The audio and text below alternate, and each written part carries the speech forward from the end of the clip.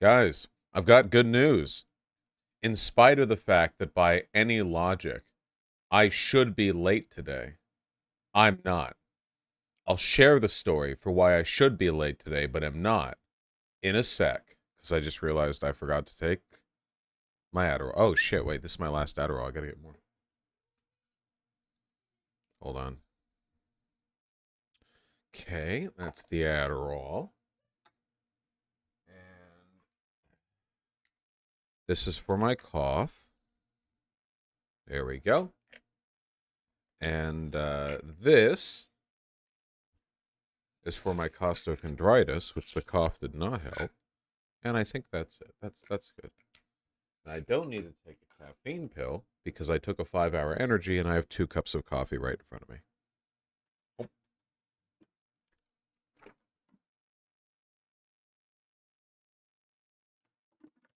Yeah, and this is for fun. They're all for fun. What's up, folks? Anyway, I should have been late today because when I woke up to get my day started, you'll never guess who barged in. Artemy, being so cute, just jumped up onto my bed and flopped next to me and stayed there for an hour. How can I get up under conditions like that? I ask you, how am I supposed to get up out of bed when Artemy flops next to me and purrs loudly? How am I supposed to do that? You know, at one point I thought he was going to get up and leave, but it turns out that he was just rolling towards me on his side. So yeah, he's basically perfect, and I love him. How'd you manage then? Well, after like an hour of laying next to him, we did eventually decide together to get up.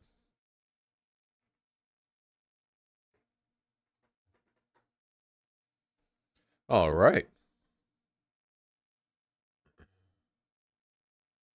There was a thread on X saying Vaush is a Fed, and this is all the proof I need. That's true. Watch the debate on leftovers right now. Debate? What debate?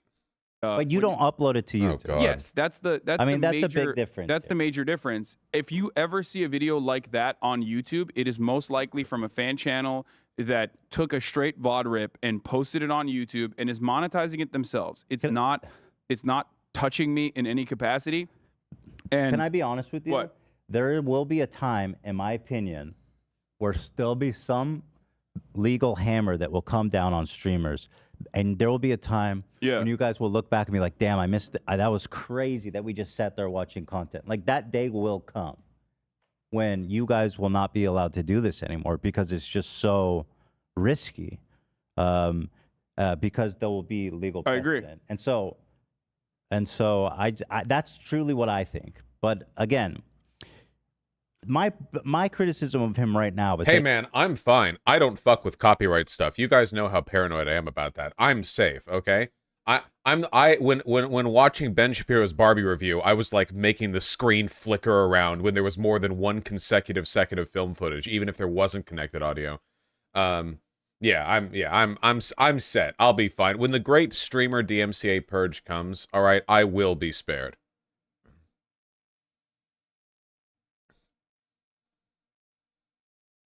that he uploaded this to YouTube. Because I understand the nature of live streaming. You sit there, stuff is going on, like you said. But for him to be like, yo, okay, so this was actually fire. I'm not going to edit it at all. I'm going to cut this unedited. Yeah, I don't think he basically thinks their about video that at all and put it on because YouTube. there's never been any kind of. I don't think he's ever gotten criticized for this even. What? Yeah, he has. He's got shit for this all the time, doesn't he? Up until this very moment, there's never been an XQC is bad for doing this. I'm telling you this because I've been getting shit on for I feel like I've heard XQC getting shit on for this before. Years, in spite of the fact that I have like these boundaries on how I make this kind of content and what I choose to upload onto my actual like owned and operated page that's like heavily edited. Just remember that when JXC got upset with Hassan for watching her like all of her video on his stream, he got really defensive and was like, this lady associates with far right people because like she went on, it's just like a podcast she went on that has like Mauser on it or something.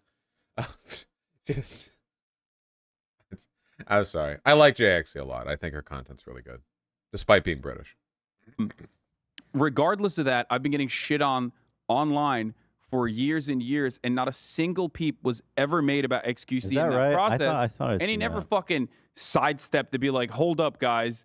Let's stop now. I mean, I do this too. It's kind of ridiculous. He's never fucking come out and like defended me in any capacity, despite the fact that he himself was a regular abuser of the same structures. Oh, wait, shit. I have one more thing that I take for my cough, but it's an inhaler, so it's like super fucking dorky. Hold on. I'm protecting myself. If we're being real. The same goes for, again, Charlie, Moist Critical, any kind of Asmongold, any kind of live streamer that is I am a coward. Yeah, I am a coward. Can always have this kind of footage cut out of them because they're live for 10 hours a day. But he uploaded this to YouTube. It's the same. I understand. Yeah, it's that is a big difference. That's why I think the important thing to mention his ass is not defeating the dork allegations. Just giant, thick lens, round glasses taped together in the center. You know, just the whole. Is that uploading that kind of VOD content to YouTube without any editing whatsoever is not good, and it's not a good product in general. But listen, the one thing I have to mention here is that it's no different than when podcasts first came out and people would get clipped out of context all the fucking time on podcasts, because that was the first time that we were experiencing like an uninterrupted 3-hour medium of content from people that were not media trained to speak for 3 hours. So you could very easily catch someone off guard and make them appear a certain way. I don't think you need to make excuses. I mean, look, just own it. You do that shit. What do you mean? You do that shit. You watch. I mean, you and all these guys. Oh shit! Yeah. Just be like, yeah, I do that shit. You don't. I say like watching this and barely talking. Like make analogies and excuses and stuff. Just be like, I did that. I do that shit. It's not an analogy at all. The point is, you have to. If we're talking about it like live reacting. Also, can somebody tell me if Hassan is getting like younger? Is this a Benjamin Button thing? He's slowly developing the broccoli cut, which he didn't have before, and I feel like there's some his facial structure. I feel like it's age regressing. Does anyone? Okay, it's not just me. Okay. Go back to like the live reacting on Twitch side of things. I like that there are no legal limitations to it. I think it's a good thing. I know that, and I know you know that the YouTube live DMCA structure is definitely ripe for abuse. That's number one. And well, it's the same DMCA structure that governs Twitch, isn't it? It's a set of laws that provide platforms. Yes, but the automated process and the way that YouTube has set it up has made it so that you can like very quickly shut down. Okay, basically the way it works is that websites did not want to be sued for having copyright content on them that was uploaded by other people. Like YouTube really did not want to be sued if somewhere out there on their website there was like there was like a 3-view video that was the entirety of like Beauty and the Beast, the animated film or whatever. And because if that was law, like it would be impossible to run any kind of social media website because people post copyright stuff all the time. So what they came up with were the DMCA laws, which was basically as long as a platform has a system for removing copyright content that is reasonably effective and can be engaged with, they will be protected from the legal consequences of having copyright material on their platform. So every social media website has its own DMCA process. It's not one legal process. It's the process is developed by the site in order to conform with an expectation set by the law. So Twitter, YouTube, Twitch, they all have DMCA process. They're all different levels of bad. And they all exist in order to do that, to protect copyright content. I think that YouTube has the most strict of them by far because it has a very robust automatic content ID copyright detection system. But you know, it's gotten pretty all around, you know. Most live productions, you can very quickly shut them down, or you can over Twitch. Twitch has more strict terms of service. In terms of DMCA and content ID, YouTube is more strict. Immediately monetize them. I mean, you've had this issue. There's a reason why like you can't even watch like a TikTok video because you're worried that if there's 10 seconds of like music that slips in, then all of a sudden your 3-hour content that you produced with a team of brilliant producers and put together all of a sudden is gone because of like a slip up.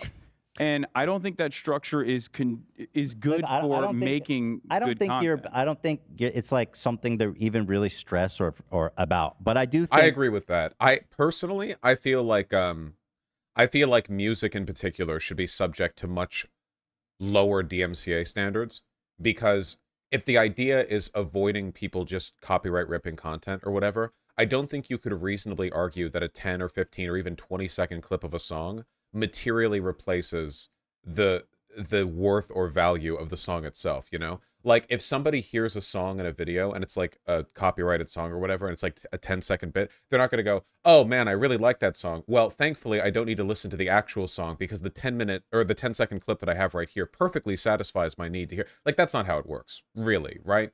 The way we look at copyright content in general is kind of stupid, you know? I think like the goal is, so there is value in protecting copyright content for obvious reasons, right? Because I'm not fully like anti-IP law, because I think that'd be really bad for artists. As long as there's some IP law, then this is going to be an issue. But I just don't know why the content ID is structured in such a way that you can have your shit shut down over 10 or 15-second clips. Does anyone seriously believe that showing 15 seconds of, I don't know, an anime detracts from the marketability of the original product? I would think, if anything, it's the opposite. Showing small clips of music or a movie or whatever else probably massively increases its reach, at least within that audience, because it's like, oh, well, that was a nice 15-second clip. I want to go see the whole thing, you know? It's like with video games. Like, Nintendo made an effort to kind of, like, content claim the ad revenue from a bunch of Let's Play videos for their stuff. But I think it's been demonstrated, or at least I think you can make a really strong argument, that putting entire video games online doesn't hurt video game sales, right? I don't think it does. I think it's the opposite. I think it spreads hype, if anything. But that's the weird thing, right? You can't play 5 seconds of a movie on YouTube without the automatic content ID claim locking you down. A song, likewise, but you can play an entire video game. Like, there are video games that have hours and hours of cutscenes, you know, like Metal Gear Solid 4 or whatever, or like The Last of Us or God of War. Like, you're playing any of that shit on YouTube, full Let's Play uploads, and you're playing like a $100 million game that has full cutscenes that might as well be a Hollywood movie. Um, you know? You know what I'm talking about, right? But it doesn't hurt the video games. So I don't know. I feel like we could probably get away with, like, you know, way more leniency.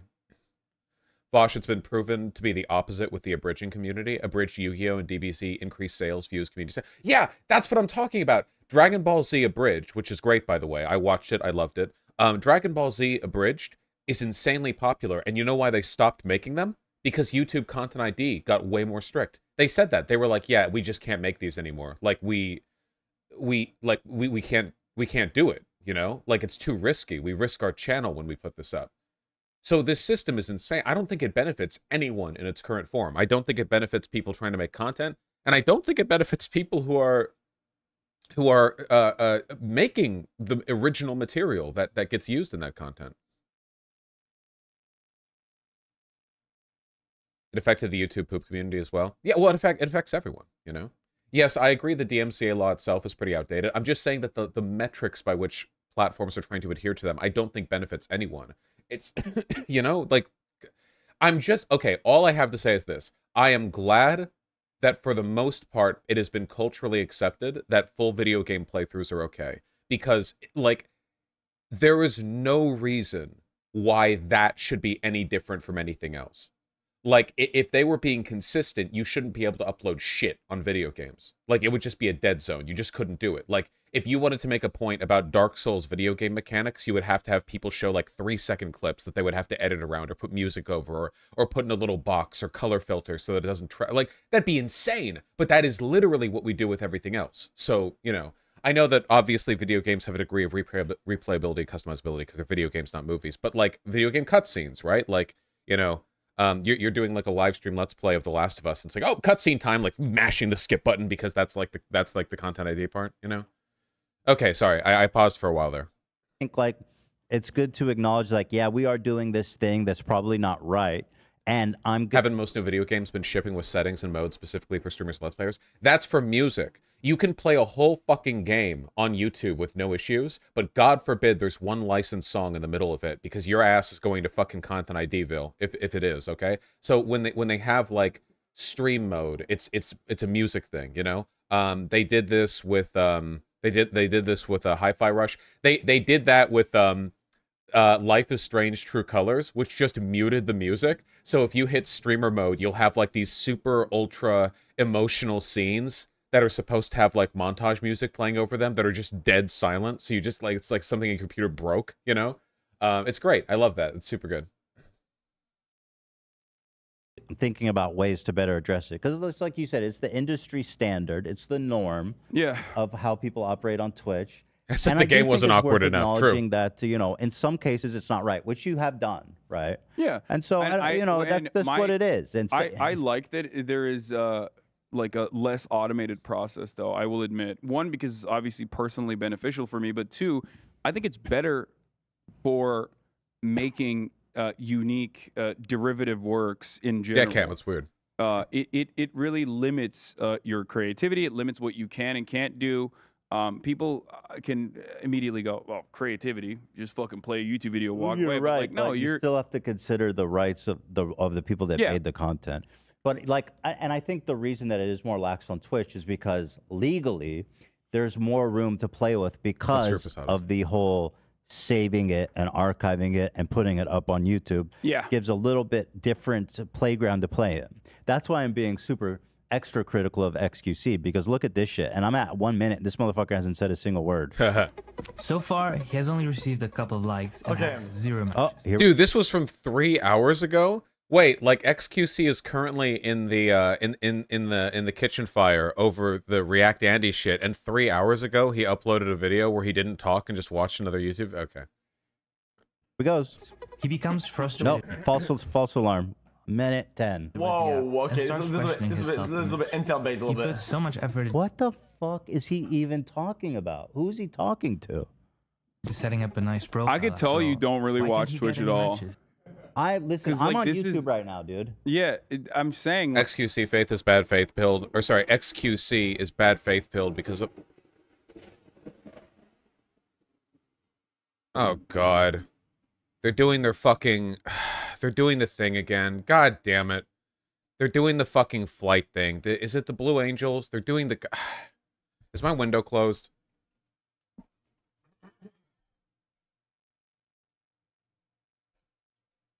Yeah, my fucking window's closed. Do you know how loud that has to be for you to hear it over my mic gate?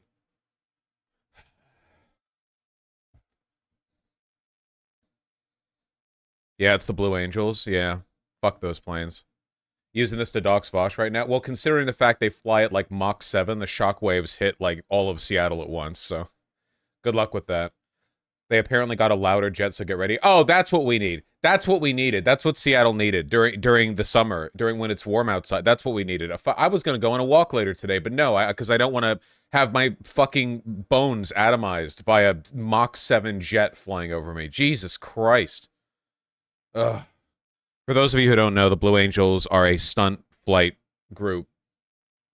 I used to see them when I was a kid because my grandpa was a commander in the Navy, which means he's based in military field. And basically what they do is they fly really fast and break windows.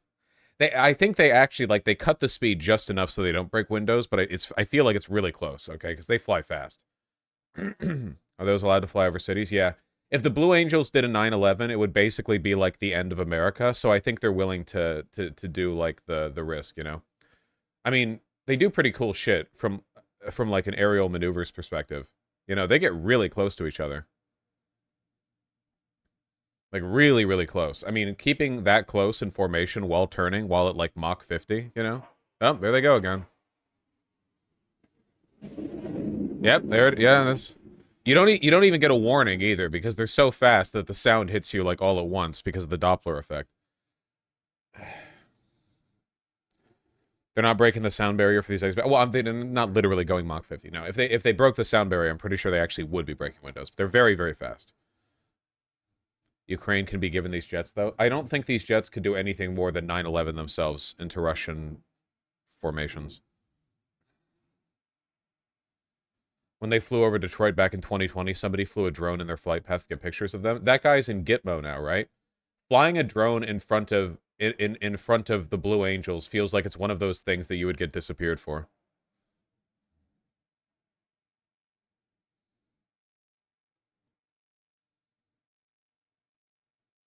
Markiplier made a good statement on stealing content, did he?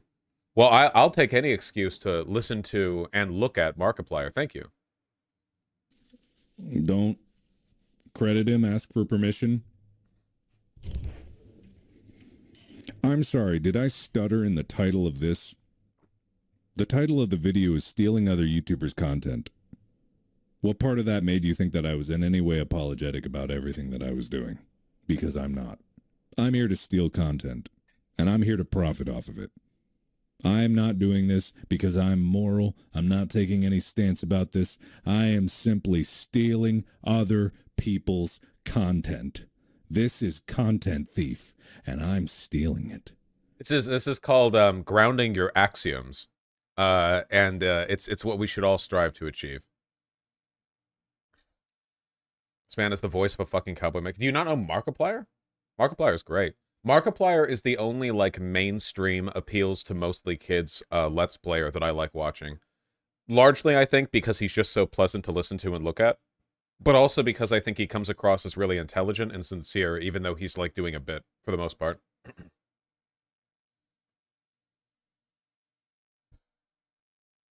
Like, I could tell you don't really... YouTube live streaming is very different due to the automated DMCA structure. I'm judging you this. would not be able to do this on YouTube. I'm judging this as a YouTube video, which is what it is. I understand that. I know. It's hard for me. It's hard for me to separate the two in my mind because I'm like. I know you're feeling defensive because you feel like. Because I'm looking at that and I'm like, well, that's if I was watching this on Twitch, I would be perfectly understanding that it's like a YouTube video. Yes, that's what I'm criticizing. Fair. Yeah, that was really nice, Furman. He's ugly as fuck, yeah. To answer that question, good comment. you need to understand the numbers 120. Is he a lefty? I don't think Markiplier's a lefty. I think he's progressive. I think I remember him saying progressive stuff. I made a simulation of a dating app with 1,000 dummies to try to understand why men get so few men. Minute 30, no commentary. Dating apps can... Yo, because they gotta. Oh, we got a big screen. Here it is. Compete, guys. I feel like this is just like. Jack, can you just break this down? Just evolutionary, like it's just like normal, like animal type shit, dude. It's like you gotta compete, bruh. Can we transcribe? Dude, it's so fucking hard for me to be mean to XQC because my content businessman brain is reminding me that, like, hey, you know, Destiny got a lot of good attention by talking to XQC, but that's, like, never gonna happen for me, so I need to, like, not, you know, like, oh, maybe you could explain to it, but, like, holy shit, he comes across so fucking dumb whenever he says that. I feel like this is animal shit. He's trying to talk about evolutionary psychology and saying that like the reason for this disparity on dating apps for men comes from. You're giving him a lot of fucking credit. I mean, I understand what he's trying to say. Oh, did you guys hear about that paper that like really substantively challenged evolutionary psychology from like a basic level because there was a ton of evidence of there being female hunter-gatherers back in the day? The origin myth of all evolutionary psychology is that 10,000 years ago, all men were chucking spears at mammoths and all women were breastfeeding and like weaving baskets, you know? And if you challenge that, it basically all falls apart really quickly afterwards. Nice. Well, you can do all these tricks and add all these feathers that are all these. See, there's editing. Men, and we got the bird, we got the Rolex. The women, it's just a brown bird, because the men has to appeal the best and do all these tricks. This is an edited video. And because they have to compete. I'm just this part's fine, even though I think he sounds like a moron. It's okay. Fine, right? But it took him 2 minutes to fucking say a goddamn single word about it. Well, first you got to establish a narrative. What are we watching? You know what I mean? Well, he didn't do that. Well, he let the video do it, I think. Well, he needs to do it. I mean, you know. If he's not going to talk for 2 minutes? I mean, listen, I'm just telling him, this like, is constructive. This is what it is, dude. Critique. This is engagement. A distorted picture of what the real dating world is like. Whatever. But yeah, XQC's a moron. I really dislike him. I don't get the hype. Did we make any do we touch any new ground on the ethics of live streaming? I feel like we need to summarize it, like a TLDR of it. Here's what I think. I don't think what you're doing makes you a bad person or wrong or something that you should feel guilty or even get dogpiled. I don't. Now Ethan is stealing both of his, and I'm stealing their video too. So the cycle continues. You know, it's like the human centipede. Feel guilty about what I'm doing. Okay. But what I do think is that it's good for streamers to start acknowledging there are boundaries and there are certain things you can and cannot do, or there are things that make it better and there are things that make it worse. And I think it's good for React streamers to start acknowledging those things and trying to work to make it better. Yeah, I mean, as one example, walking away well. I've gotten criticized. I've gotten criticized a lot for this for many years, and regardless of the personal vendetta or the genuine interest that like my interlocutors in those situations had about like whether it be generating clout for themselves or whatever, even though I very swiftly apologized for it and tried to make amends for it. And they just refused to recognize that and just continued hammering on for years and years about how big of a piece of shit I am, which made me drop. The JXE thing was such a fucking meme, too. Oh, God. I'm going back down here now. Up any pretense of trying to respond to these people altogether. There are truthful aspects to their criticism, which I've taken to heart and have changed the way that I live stream even on top of that. Good. Great. Holy shit, that's so much caffeine. 2 cups of coffee and the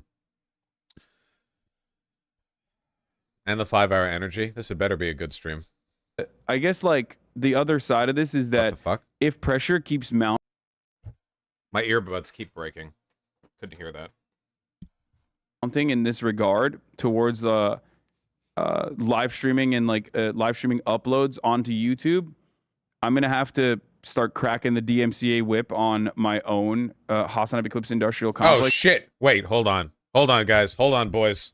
It's like fan channels, right? Because one, it's not good content in general if you're just like leaving that dead air, and if you're not editing it in order to make it transformative. Just to be clear, you're talking about fan channels that upload your clip wholesale. Yeah. Not you. Yeah, VOD rips. Yeah. Yeah, just not me. Because you will not find, I don't think you'll find a video from my own personal channel where like I'm not in You won't. I can good vouch faith, for that. like watching a video. All right, I'm bored of this now. All right, nice. What matters is that I've never stolen content, except for when I do, and when I do, it's good. Okay, what is this? 1 hour 33. Oh, God. Sam Cedar debates actual Justice Warrior. Oh, Jesus H. Christ.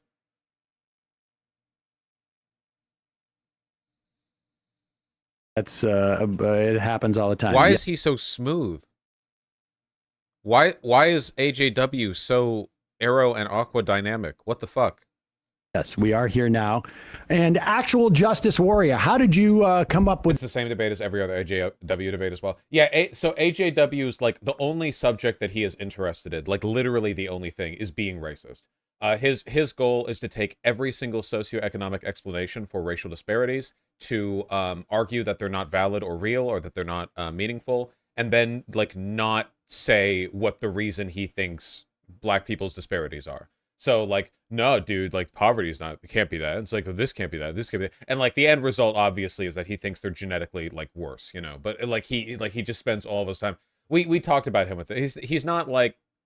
Okay, by the standards of right-wing debaters, he's actually pretty smart and pretty, like, great. It's possible that he actually has a functioning brain that's just tainted by racism. Like, he's not, like, holistically retarded. He might just be, like...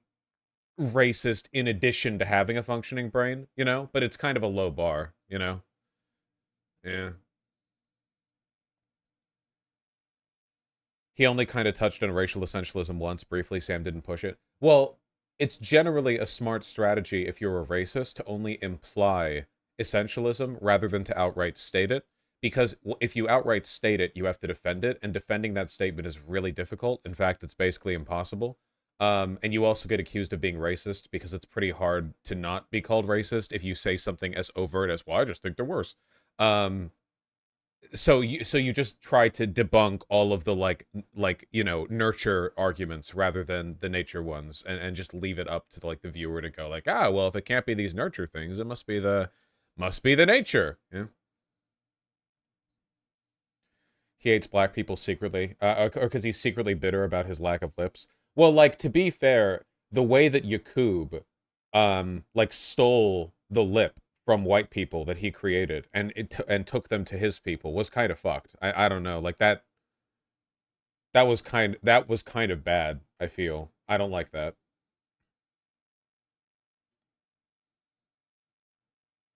He loves Anna Kasparian now. He runs defense for her. Well, all the right people on the right fucking love it when somebody obviously shifts the right. I like how, yeah, people, including Anna, are like, you know, I'm still on the left. I'm just focusing on economic progressivism, and all the right wingers are like cheering. You know, I saw Ben Burgess doing this as well, and also getting kind of roasted by Juniper, the best poster on Twitter, IMO.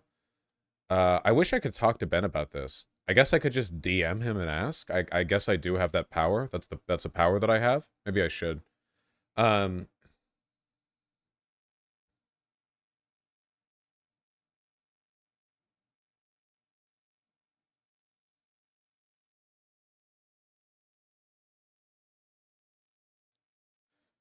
He wasn't really engaging with what Juniper said, though. So Anna Kasparian is doing the whole, like, I'm not leaving the left. I'm just going to focus on real issues, like economic stuff, and leave aside the petty divisive identity politics, blah, blah, blah. And Ben Burgess is defending her, which is weird, because Ben Burgess is, like, a socialist. You know, I know he has class reductionist tendencies, but Ben Burgess is not, like, a liberal, right? But Anna Kasparian's, at most, a liberal, and is moving away from that, too. So I don't know where the alignment is. And then Juniper asked, can you explain to me why trans people losing medical rights in states like Florida isn't a material issue? And Ben Burgess said, when on earth have I ever said such a thing? You're just making shit up. And then Juniper said, I was curious because you seem to be reducing what trans activists and people are talking about as, quote, identitarian scolding, as if Anna giving validity to right-wing framing of discourses of birthing people isn't identitarian. Her entire complaint comes from reactionary framing. Additionally, you are framing this as an issue of trans rights versus material issues when they are inextricably linked together, so I was wondering why you seem to separate them. And then Ben Burgess said, again, you're just making shit up. I never suggested it wasn't material. And then Juniper responded to that, and then Ben Burgess didn't respond to that. So it's like he's not even engaging with what she's saying. So I don't know what's going on. Like, yeah, he's not even, like, engaging with the talking point here. I feel like you should always be really suspicious of lefties who go on the material issues diatribe, because all issues are material. There is no separation between identity and material issues, because people's identities are the axes along which they are materially discriminated against. You know, like, you can't argue, well, race isn't a material issue. What the fuck do you mean? Race is like the anchor around which, like, 98% of, like, coded economic discourse in this country takes place. What do you mean? Like, basically every economic policy that's ever been made since the 1950s has been in some way, shape, or form, like, affected by racial politics. There's no, I mean, before the 1950s as well, but still, you know, there's no meaningful separation here. Yeah. I hate that framing. I don't care for it at all. Watch it, Lacan. Go back to 1940s and tell people that, tell black people race isn't material. You should tell them today. You mean material in the sense that the problem stemmed from something physical? No, like, okay. For some reason, and I don't know why this started, okay? Lefties started saying material issues as a way of linking their analysis to historical materialism. Apparently not realizing that historical materialism is just a contrast to like the Hegelian dialectic, and that means that in a material sense they're literally just referring to facts of the world, as in facts of the world and the material holdings of the different economic classes are what determine the progress of history. That's historical materialism. So when they say material issues, what they mean is issues happening in reality, which are all issues. There are no issues happening outside of reality. What does that mean? Like, I don't know. They say like material issues, meaning like gas prices or something. But from a materialist frame point, all of this is like, it's not as though Marxist analysis of history would discount race as an axis of change. Like that Marx wrote about this, you know? So yeah, like I don't know why. Yeah. They issue, it's like, well, there's material issues and imaginary issues. There's no such thing as an imaginary issue. It's all material from a Marxist frame point. Material doesn't mean it has to have a physical. It's a misreading of the text. Okay, and I'm not normally the one to browbeat over theory. Okay, but like it's very weird to me because it seems like a misinterpretation that always is conveniently applied to distract people from like social issues. I thought material here meant issue relating to everyday life. No, there's tons of stuff that even they would consider material that have nothing to do with everyday life, like, say, corporate tax law. And there's plenty of stuff that they would not consider to be material that does affect everyday life, like trans people in bathrooms, you know? Just whatever. For me, it just seems like a long-winded way for reactionary Marxists to go, oh, well, we don't have to care about this minority group because it's an identity thing. You know, it's like a theory cloak that they can throw over an issue so they can go like, well, you know, we're concerned with the real issues. Except by real, I mean Marxist. And by Marxist, I mean my interpretation of the text. I don't think that Ben Burgess is like super reactionary or whatever. I guess, I mean, he does have class reductionist tendencies though, so I don't know. What is not a material issue then? From a Marxist framework, anything that affects the world materially is a material issue, like literally anything. A gender identity in a vacuum in one's head is not a material issue because it's purely in the head. But then if there's like public discourse or debate over the nature of gender and the social meaning of that role, that is now a material issue because it's affecting the dynamic between individuals and class, right? You should just don't, the term material issues should not actually be used as like an anti-identitarian talking point. It doesn't track. Keep in mind, again, the term material in the Marxist context is just a contrast to the Hegelian dialectic, okay? Hegel, when he presented his dialectic, was arguing that synthesis was achieved between iterations of people's ideologies, that society was all about having an ideology and having that idea challenged and reified in different directions until the internal contradictions result in some superior conclusion, you know, synthesis, right? Thesis, counter-thesis, synthesis, right? So that's the Hegelian dialectic. It's focused on ideas. So a Hegelian might say, you know, well, we had an initial idea, right, which was American white supremacy, where white people are the only ones who can vote and own everything. But then we have a counter idea, which is the idea of like all men being created equal. So the contradiction between these two ideas clash against each other until eventually we arrive at synthesis, which is racial equality. And then Marx was like, that's fucking stupid, dumbass. Hegel, stupid ass piece of shit. Why did I listen to your lectures? Why did I read your shit? Ideas aren't what evolve. It's the material relations of the classes that evolve. People in America didn't get racial equality because the idea evolved. It's because different groups had different levels of power. They competed and fought, and it was the material engagement between those groups that allowed for that. We never would have had racial equality in the United States if it had been materially beneficial for all parties involved to maintain the oppression of black people. It was through the power and prominence of black people and the split between the North and the South, another material issue, and like so on and so on. And these things arose. These things brought about class conflict and literal warfare, literal military conflict. And that's what brought us eventually to what we're talking about today. You know, you can look at the history of racial equality in the United States, and so much of the reason why the Civil Rights Act got passed, this is why it's bullshit when people say, you know who gave black people rights in America? White people. So maybe they should be thankful. If you look at the reason why things shifted, black people didn't get rights in America because white people just grew more enlightened with time. There was fighting over it. Internal and external pressure pushed against existing systems and eventually broke and bent things until racial equality was the more amenable idea. It was the material result of the conflict. A good example of this would be the fact that the Soviet Union put a lot of pressure on the United States abroad by accusing the United States of being racist. The Soviet Union, which was also racist, mind you, would publish international propaganda lambasting America for its racism against black people, with the goal of alienating America from third world nations that were sympathetic to socialist ideals. So one of the reasons why American politicians grew more insistent on the idea of maybe having a little more racial equality was because it was losing them ground in the international war against communism, because other countries were like, why would we side with America? They're fucking racist, you know? They wouldn't like us. They wouldn't like us for our skin color, you know? So that's not like the idea growing, you know? That's material conflict that pushes forward the dynamic. Of course, Mike from MMA. Yeah, 100%. Black soldiers fighting and dying in World War I and World War II were expressions of their, you know, investment in, you know, the American ideals, their participation in the nation as a whole. There's, look, okay, I'm sorry, I'm going off on a whole tangent here, okay? The point that I'm trying to get at is that Hegel is dumb and he writes too much, and he's probably an incel, and I don't care. You know, and materialism is good. All right, sorry, okay.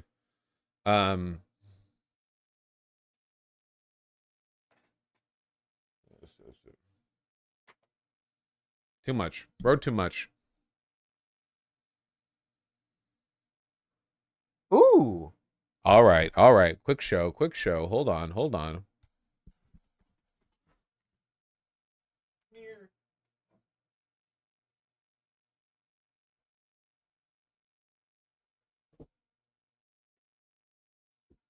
Wow. Yeah. Hungry for foot? Uh-huh.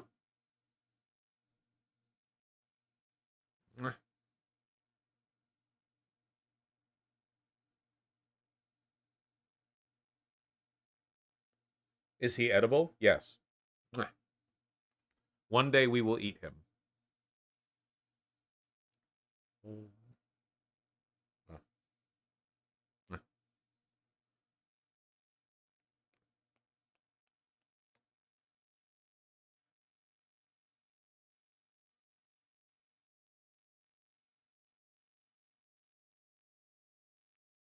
I love him. Ooh, look at how comfy he is. Wah!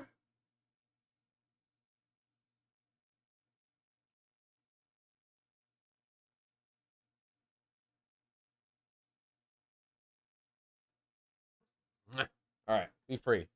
Be free, you little goober. Yes. How old is he? Like 3 months.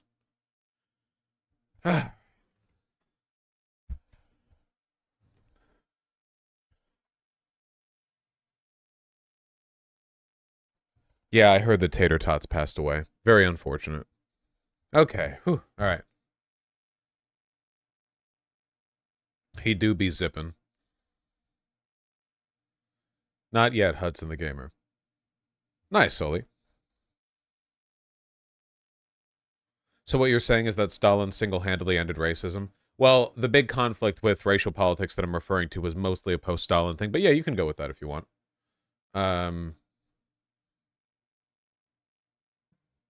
He's so cute. He's so distracting. I love him. New statement from Trump and his arrest.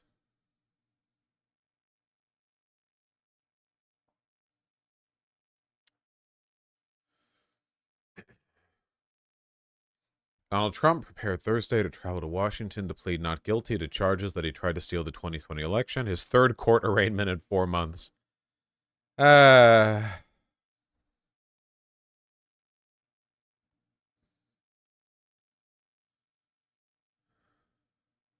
His arraignment in D.C. is scheduled for 4 p.m. That's 1 p.m. over in my time, or in 1 hour and 17 minutes. And they indicted me.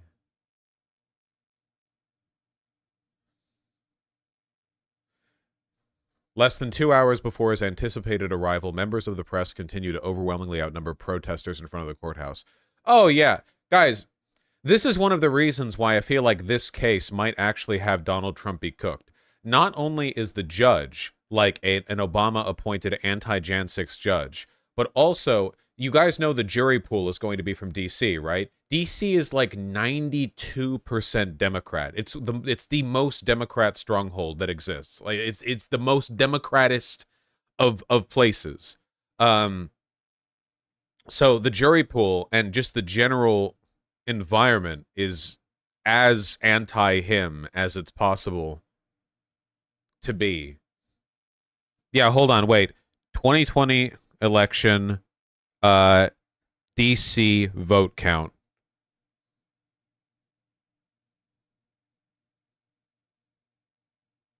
Here we go. 2020 in the District of Columbia. Yeah, look at that. 92% went to Joe Biden. 317,000 votes went to him, and 18,000 went to Trump. It's 92.15% to 5.4%. It is the most Democrat-heavy stronghold.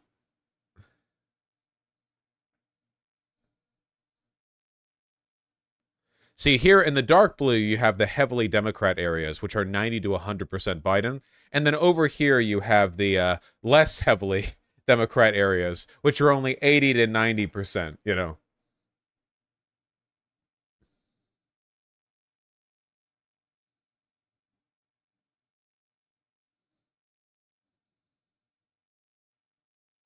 I thought people in DC don't get to vote.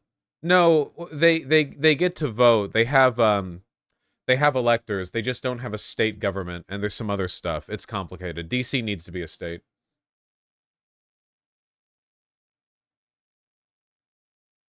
I wonder why Republicans don't want DC to be a state, because it's 2 guaranteed blue senators. They really don't want that.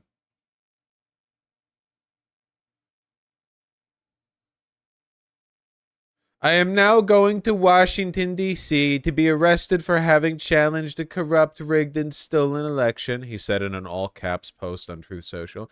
It is a great honor because I am being arrested for you. Make America great again. Hope he's having fun. They indicted me. God. Hope they take his picture this time. Oh yeah, did you guys see this? Last stream after Artemy knocked down our potted fake plant. I did everything right and they indicted me when I caught the criminal at hand. At the crime scene, even. Ooh.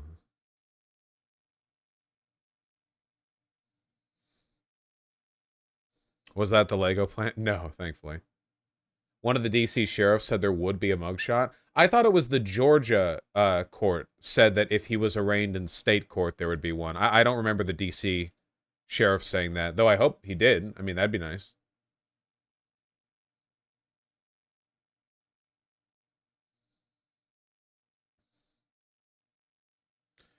Objection, Artemy is innocent. Denied! Okay. Holy shit, he's so fucking distracting. Oh my god. He's like a little bullet. Yeah?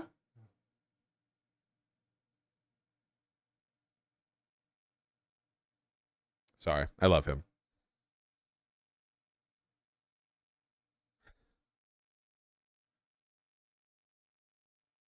Question, even if Trump gets convicted on at least one of the 4 cases he's got, we both know the Supreme Court is going to try to let him off the hook. What do you think will be the political fallout if they do that?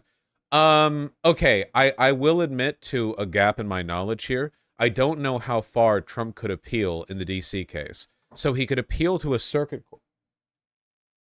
Jesus Christ. So he could appeal to a circuit court, right? But then if there was a retrial, what, he could go up one further? I don't know what the I don't know how far that could go exactly.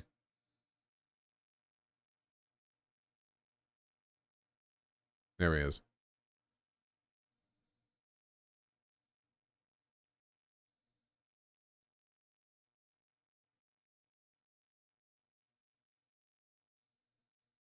Chat is so stupid, that's not how it works. Yeah, I'm not actually sure what the rules are for appealing court cases. Here. How do appeals work? This is good to know. We should find this out. The appellate court.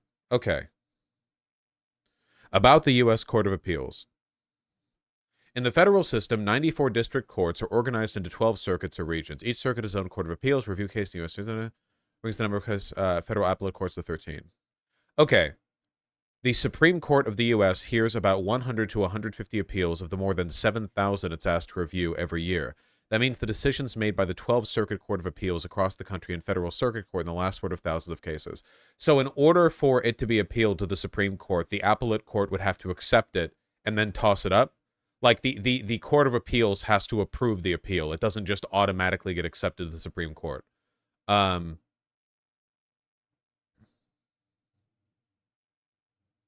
Appellate.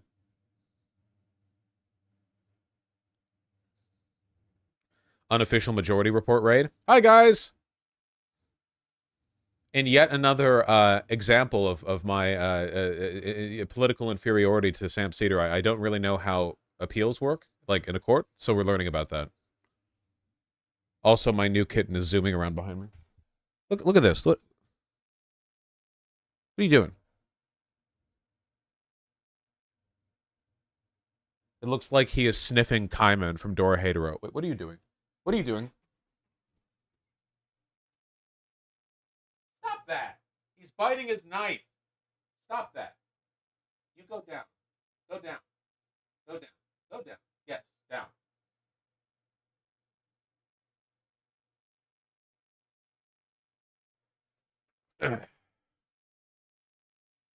All right, Godspeed. Ooh. Yeah. Yeah. Wow. Wow. Oh, now he's eating my earbud. Ooh. An appeal is available if, after a trial in the U.S. District Court, the losing side has issues with the trial court proceeding, the law that was applied, or how the law was applied. Generally, on these grounds, litigants have the right to an appellate court review of the trial court's action. Criminal case, the government does not have a right to appeal. There we are. Sorry. Looks like we had internet hiccup. We back? I thought chat was being quiet for a second. All right. Marco.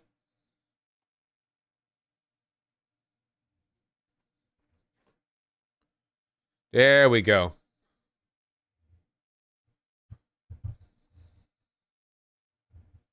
Thought the cat had turned off the PC. Nah, just a little internet hiccup. Seems fine.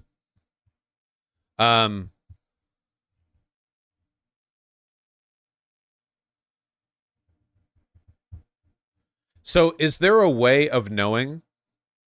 Can we find out what the appellate court is or would be for his DC case? Like which group of judges would oversee it, or is it too wide of a pool to really know? I'm saying appellate. Appellate? Appellate? Appellate. Appellate? Like that? Oh, I hate that.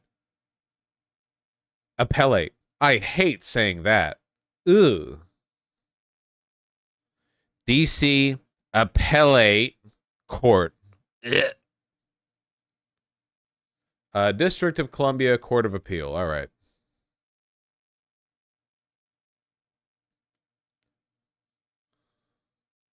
Appellate. Yeah, not 8. Why'd somebody say 8? Appellate. That's what I've been saying.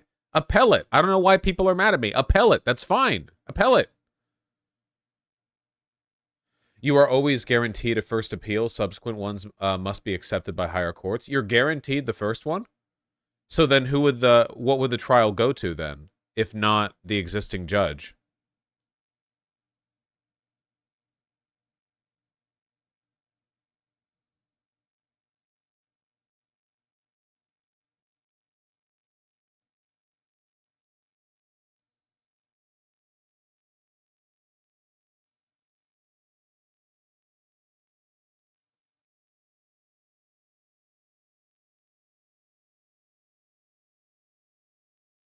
Yeah. 4 of the 9 current U.S. Supreme Court justices were previously judges on the D.C. Circuit. John Roberts, Clarence Thomas, Brett Kavanaugh, and Ketanji Brown Jackson. Nice.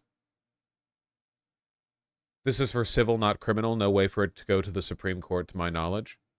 I thought the government can't appeal on a criminal case, but in this case, it would be the defendant appealing.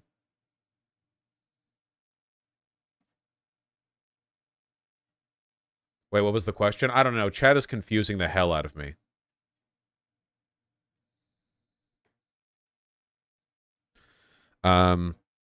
Trump DC case, what if he appeals? You guys aren't being helpful at all.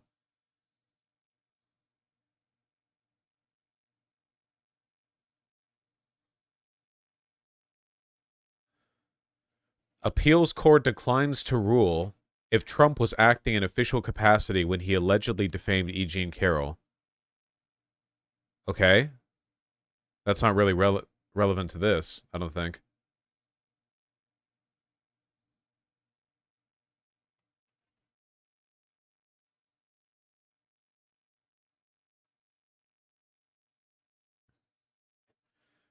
Court of Appeals is authorized to review all final orders, judgments, and specified interlocutory orders of the Supreme Court District of Columbia. Court has jurisdiction to review contested case decision of ministers.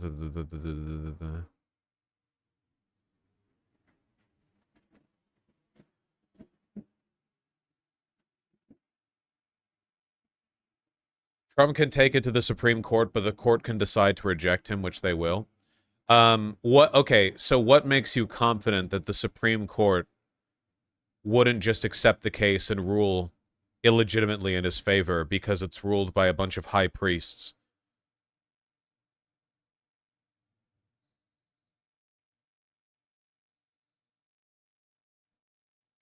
Trump can appeal after the trial, but it's a matter of whether the appellate judges, separate people, decide it's warranted. If they decide the trial was fine, no longer need to appeal, then Trump goes to jail. The Supreme Court can't go. Yeah, that was my impression, that the you don't get one free appeal that doesn't go through the appellate court. You still have to go through that for all of them.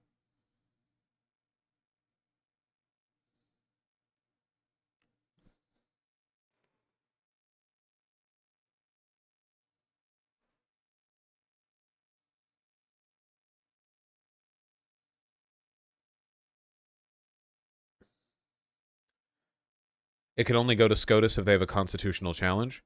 Okay, but is that one of those rules that can be enforced by another body? Or is that one of those things where it's like, you know, they don't do that, but they actually could? I'm just trying to find out how bulletproof this is. Because if it's like, the Supreme Court would never do that, but they technically can, then that's very different from SCOTUS does not hear criminal cases. Ever?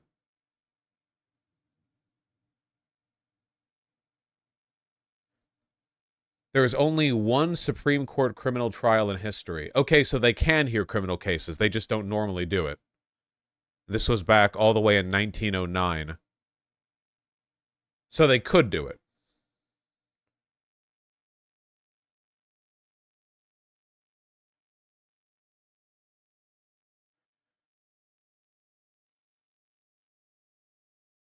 They don't try criminal cases. They can hear appeals about them. Right. So the most that could happen would be an appellate court.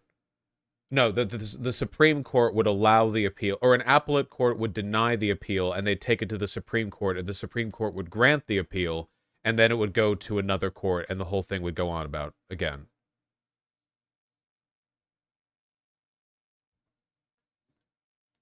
Hello, Boobin. You want to climb my lap?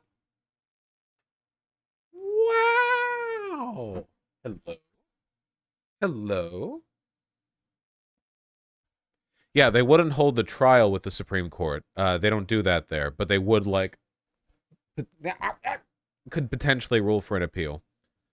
That would be the end of the country. I'm not asking whether or not it's likely. I'm asking whether or not it's, like procedurally possible. Can you scamper less? What are you doing? Why is your butt hanging off the edge? Go. Good Lord.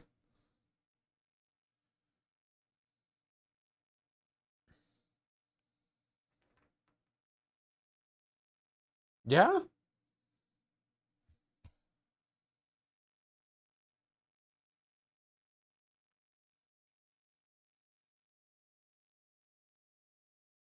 Got any plans? Just, uh-huh. Okay.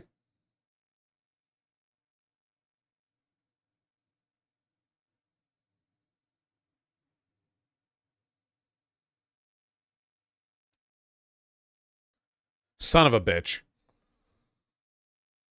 The stream's still up? Okay, he just hit the button that turned off both my monitors. Okay. Just making sure. I didn't even know there was a button for that, to be honest with you. I don't know what button that was. I have no idea. It just cut the title card for a second. Oh, okay. It shut off both of my monitors. What button does that? I'm not going to start randomly pressing buttons to find out. Okay. Now he's trying to eat my yogurt. Jesus Christ. Ruben. Ruben sandwich. Ruben sandwich. Hello, Ruben. Boobin. Little Boobin. Little Boobin. You have to stop. I have to make money to buy your cat food. And your cat sand so you can shit in it. What? What?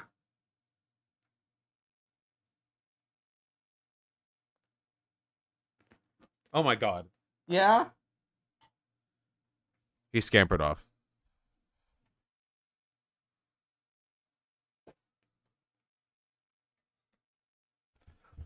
Yeah, he fell 6 inches. Simba! Oh my god. Okay. For your appeals question, 2 hosts from the 5-4 podcast. Love the 5-4 podcast. I had a live chat on YouTube about the likelihood of Trump going to prison. Oh, fuck. Can we listen to that, like, purely for info? The 5-4 podcast is a good podcast. It's lawyers talking. This is an advertisement, okay? I'm doing it. I'm content stealing. Advertise. Ad. It's for them. 5-4 ad. Hello, ad. Okay, hold on. It's 1 hour 40. God damn it, it's 1 hour 40. Let me see if I can get to, like, the core info. Like, maybe they'll open with the conclusion, and then they'll elaborate on it. Oh, shit. Hey, everybody. We're here. Full disclosure, Michael and I thought we were live for the last 3 minutes. I would say 8 minutes. We went live right on the dot, Peter. Don't. No, we were late. The gist of the indictment is the fake elector scheme. That's right. The basic idea being that in a normal presidential election, you have electors who represent each state, and they get certified, and they trot on over to Washington, D.C., and they cast their vote for whoever their state voted for. And John Eastman and company over in the Trump camp thought, hey, what if... Skip to 112.16 for appeals talk. Thank you so much.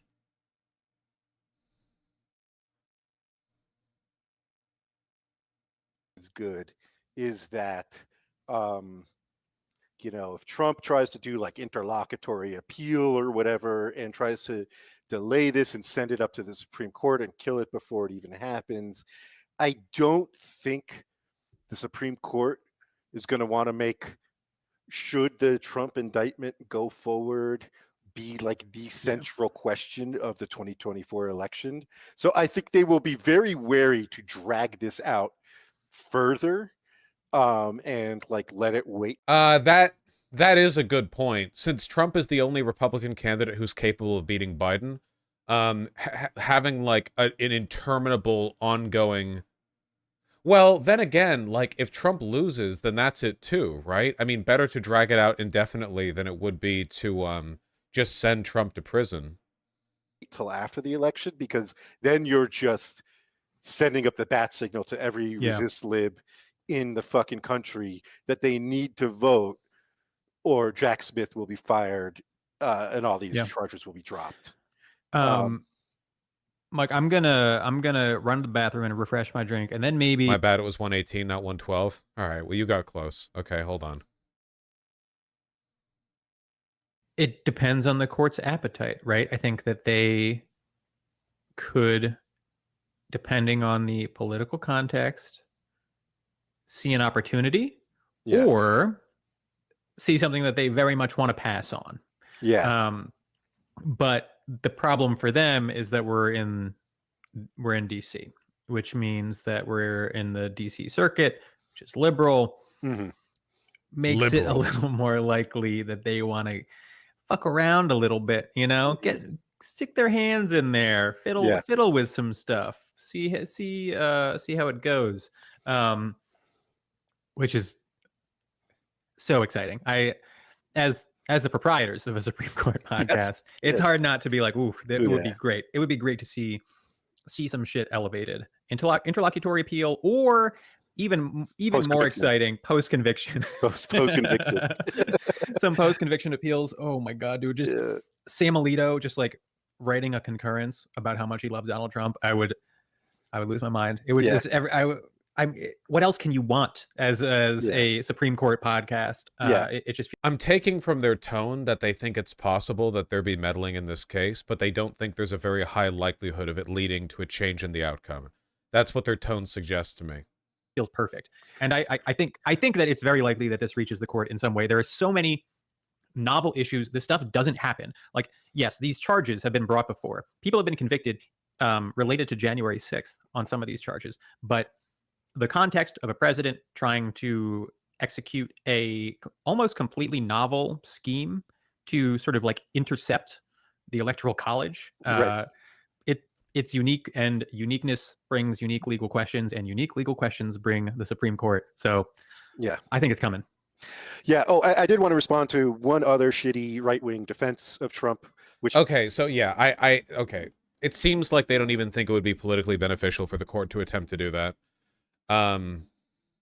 Yeah, I guess. Because it would be like the bat signal for resist libs. I mean, it should be, right? Like, that's a pretty good reason to get people off their ass, you know? Trump attempted a coup, and then the court that he mostly appointed, or that slants in his direction, like, tries to get him off. Like, you know. Yeah.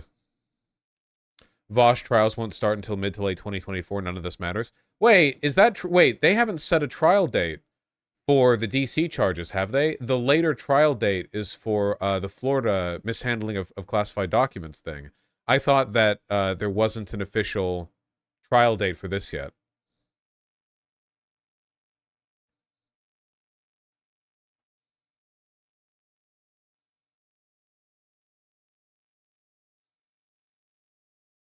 Yeah, I guess so, Quoteth, yeah.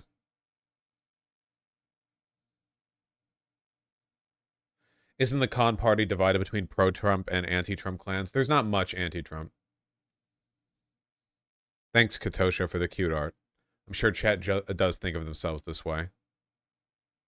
Looks like I'm doing something else here. There isn't, they'll set it at the arraignment. Yeah, the arraignment is in less than 1 hour, or it begins in less than 1 hour. So I assumed we would be finding out about the trial date, like, really soon. Yeah. More good GOP news drop, by the way. Yeah, I saw this.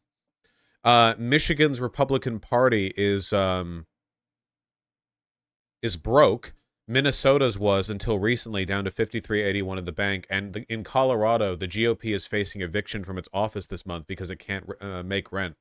That is very funny. That is extremely funny.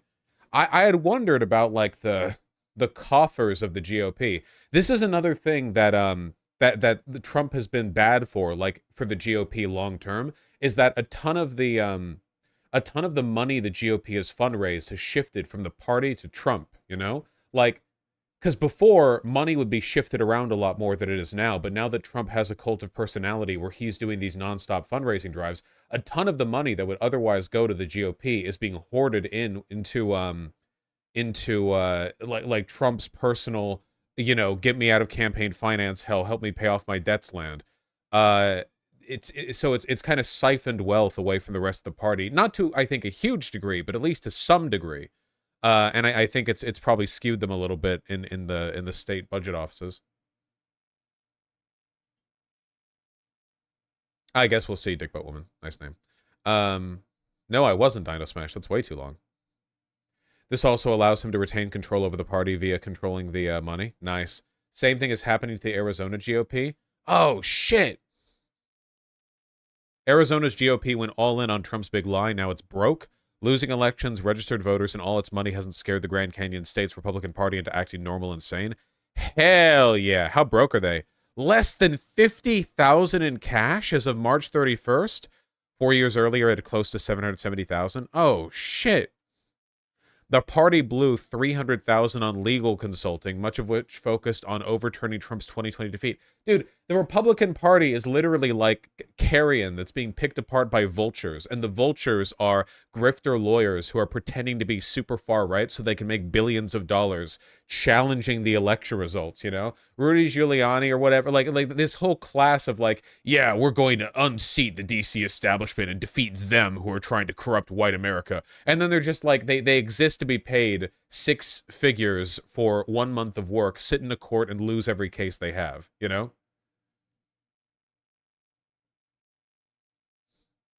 Yeah, they're being bled dry. No, I think so. Yeah, Bolshevik Y2K. It is overplaying their hand. The Minnesota GOP imploded due to Joe Biden winning, idiot spending, and sex scandals. Nice.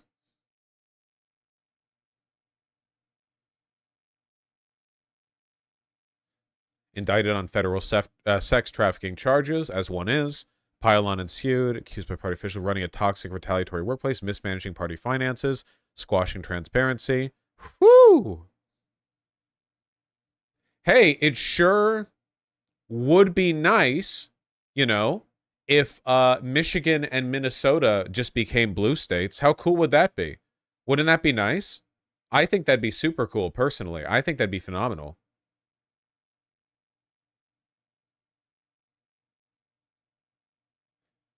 Are they not? Michigan? Here,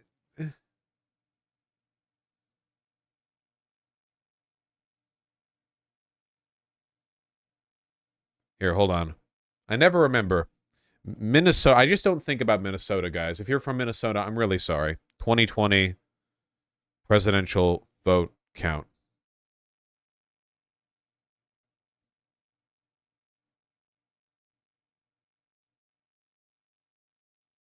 It was 52 to 45. That's still definitely swing state territory, right?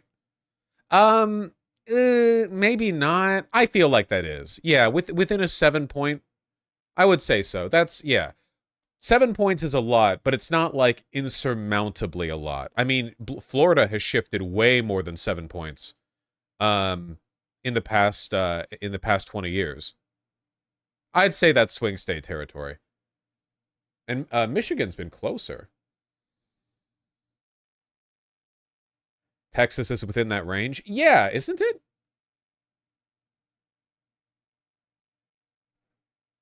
Yeah, look, in Michigan, it was off by a 3-point balance. Okay, 3 points is swing state territory. 100%. Absolutely it is. So if you know, if Michigan shifted to be permanently blue, that'd be super cool, in my opinion.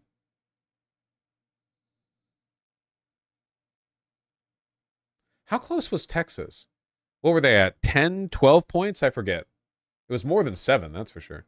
Whoa! I must have been thinking of Florida. Dudes! Texas is 5.5. Okay, so yeah, if Minnesota has a 7-point lead and that's swing state, then the 5.5 lead the Republicans have in Texas is absolutely Blexus incoming. Well, I regret to inform you that the Texas GOP still has money. I think we would know if the Texas GOP ran out of money.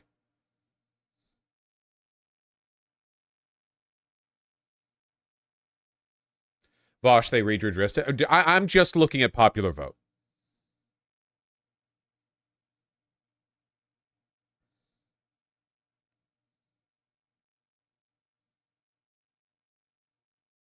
Imagine if Dems won Texas. It's not undoable, you know? I actually think, I remember there was a paper, not a paper, but like a news article that I read, that if Democrats had as good of a reputation with Latin Americans as they did with Black Americans, then it would be over for Texas, you know? Then Texas would be Blexus for all time, I think. Or at least it would be close enough that it would be like a real swing state, like a real nail biter, you know? Unfortunately, Latin Americans shifted right over the past 8 years, like proportionally, so we'll have to see how that goes. The GOP has lost cat turd. Dear loser Republican Party, you have officially pushed us too far with your weakness. I, along with millions of others, will never vote for your party again. All right, I'll retweet this. Thank you. It still says retweet here, but on my phone it says repost. You are spineless, worthless, neocon, do-nothing cowards. You give zero value to your base. Stop sending me requests to give you money. You'll never get a dime from me. After 40 years, I'll be registered as an independent this week. Fantastic. Good luck winning in the future. This is because Elon Musk did not restrict his shadow ban enough times. Elon Musk only replied directly to him 417 times when he actually made 493 appeals to him, and that's not enough, so he's changing parties. I'll vote for Trump, but never one of you useless cowards again. Save your breath telling me this will be a vote for Democrats. What difference does it make? They're actually arresting their political opponents, and you won't give Adam Schiff a $5 fine or impeach anyone for anything. You're utterly useless. Yeah, independent, open parentheses, Nazi. Exactly. Hey, folks, remember, I've always been a huge supporter of voting third party. As long as you're a Republican, okay? As long as you're a Republican, I am a massive advocate for destabilizing the corporate duopoly. Go right ahead, man. Go right ahead.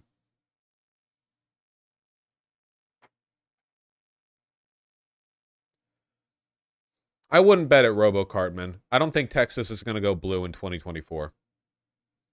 I think it could go blue in the future, but, you know, we're a bit of work away from that. Do you think we'll see a drop in voter turnout among Republicans or Dems? I think we might see equal or slightly less turnout for Republicans, but I expect a higher turnout for Democrats, personally. I guess we'll have to see. I can't predict the future, you know, I don't want to hype people up too much. Chat, I see your messages. I'm focusing on one thing at a time. Do you think Ted Cruz will lose in 2024?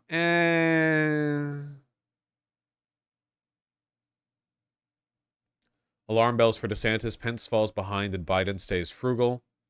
Takeaways from new campaign finance reports. The Florida governor, DeSantis, raised $20 million, a strong total, but his campaign is burning through cash at a rapid rate, spending nearly $8 million since he entered the contest in late May. All $8 million of those went to that one Sonengrad Nazi Wojak edit. That was the consultancy fee for that one was a real wallet buster. Travel and payroll expenses each topped $1 million. More than $800,000 went to digital fundraising consulting, according to the campaign's report. DeSantis, the funny thing is, DeSantis is not only fucking himself in terms of like wasting money on a losing presidential campaign. I think he's also done. Like, I think I don't think he can be governor for much longer. Florida has the highest inflation rate in the country right now. Rent prices in Miami and other major Florida cities are skyrocketing. He gambled all of it on like culture war bullshit while the economy crumbled. I need you guys to understand it because it sounds so insane that it sounds like a joke, okay? Thanks to the increasing hard-hitting consequences of climate change, several like property insurance companies pulled their plans for Floridians. Hundreds of thousands of Floridians lost their plans for insurance protection on like houses and stuff. And DeSantis's finance guy accused them of being woke, and that's why they were leaving. Imagine being a Florida voter, Republican or Democrat, and then like losing your insurance, and then it's because you look at the guy above you, the guy you voted for, and it's because he said they were woke. I mean, like, it's insane, you know. I think he's really going to fuck over the right in Florida. I don't know. Maybe Cuban Americans might just vote in another guy. I don't know. Yeah, facetious. Why would a business want to be headquartered in Florida? The state's going to be underwater, like, pretty soon. Fuck that. Here's that article as a reminder. Yes. Florida GOP outdoes DeSantis, calls insurer the woke Bud Light of insurance companies.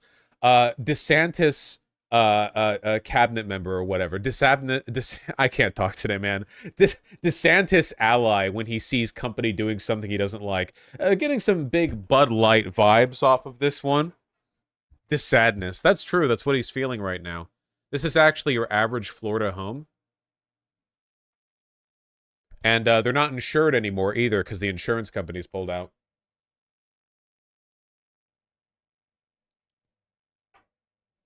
Wow, nice links, guys. DeSantis was majorly violating election funding laws, too, we know from a car crash. Wow, a Republican engaging in financial corruption. This is news to me. I'm really taken aback by this. Tennessee car crash involving 4 vehicles in Ron DeSantis' motorcade revealed his campaign has misused government vehicles by using cars owned by the state of Florida in his presidential run, a report claims. Dude, it's great. Man, I hate fascism, man, but you gotta love fascists. No one's better at tearing themselves apart. They are, to a man, too stupid, zealous, corrupt, self-interested, and myopic to, like, maintain any kind of long-term strategy or plan. It's fucking incredible. It's so good, man. Holy shit. I love it. It's too good. Do you think DeSantis will lose the presidency and re-election for governor if he does? I don't think DeSantis will be governor again. Or he's not going to be president. I don't think he can be governor again. I don't think it's happening.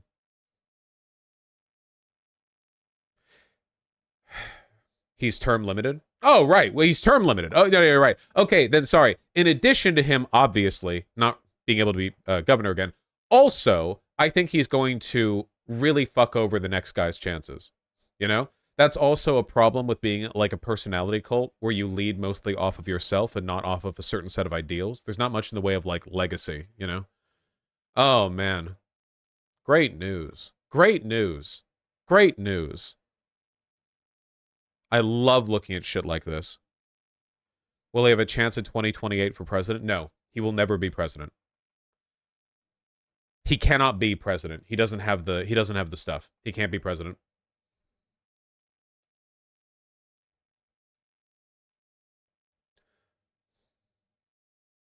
This article was from July 10th, so like 3 weeks ago or whatever. Florida is now America's inflation hotspot.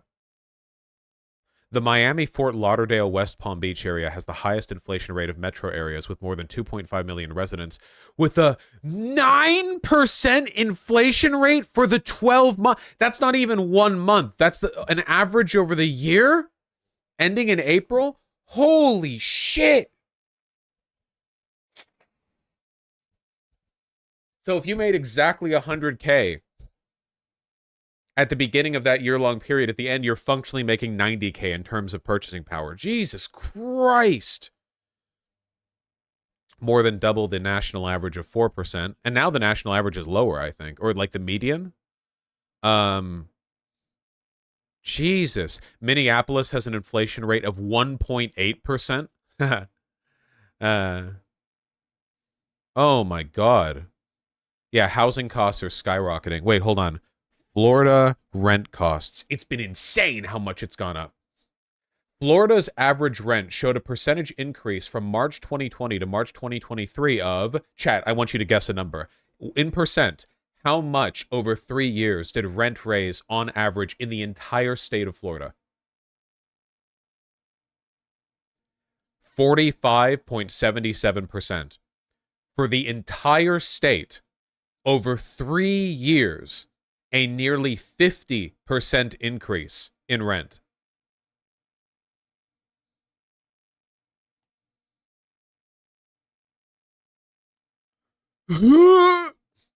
Average rent has gone from $1,459 to $2,127.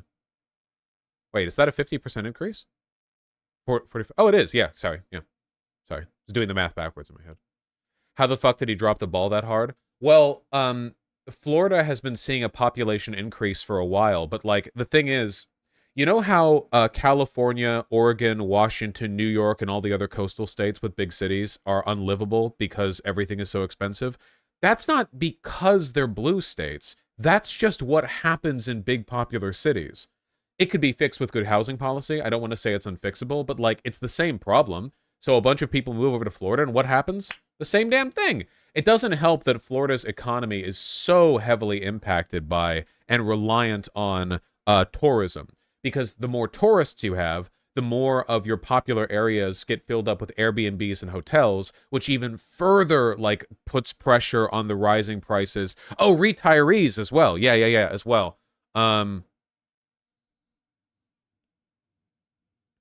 There's no income tax in Florida, which also pulls a lot of people in. Hey, there's no income tax in Washington either. Just saying.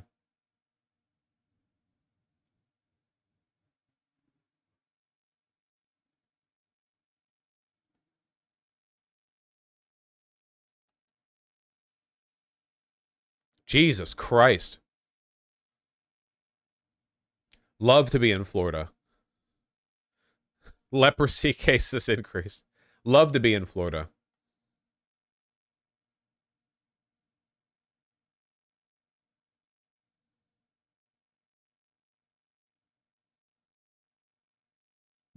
What is this?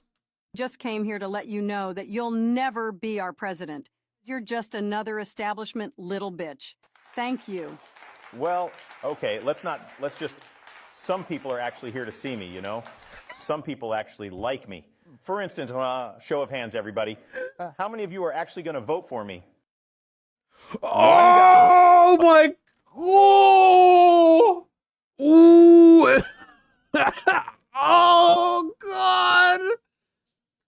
I need, like, spiritually, I need DeSantis to debate Trump. I need to see the hammers nailed in. Oh my God! Oh, that hurt. Oh, guys, gotta tone down those sympathy heart palpitations, huh? Woo-hoo! Okay, I guess this is just really awkward. I think this is AI. Is it AI? Ah, that sucks. Ah, that sucks. That's unfortunate. What if we believed that it was real? What if we just chose to believe that it was real? I think that Snopes is fake news. It's controlled by DeSantis, and I think he's trying to hide the truth from us. I want to believe. I'm sorry I spread fake news. Yeah, careful with that.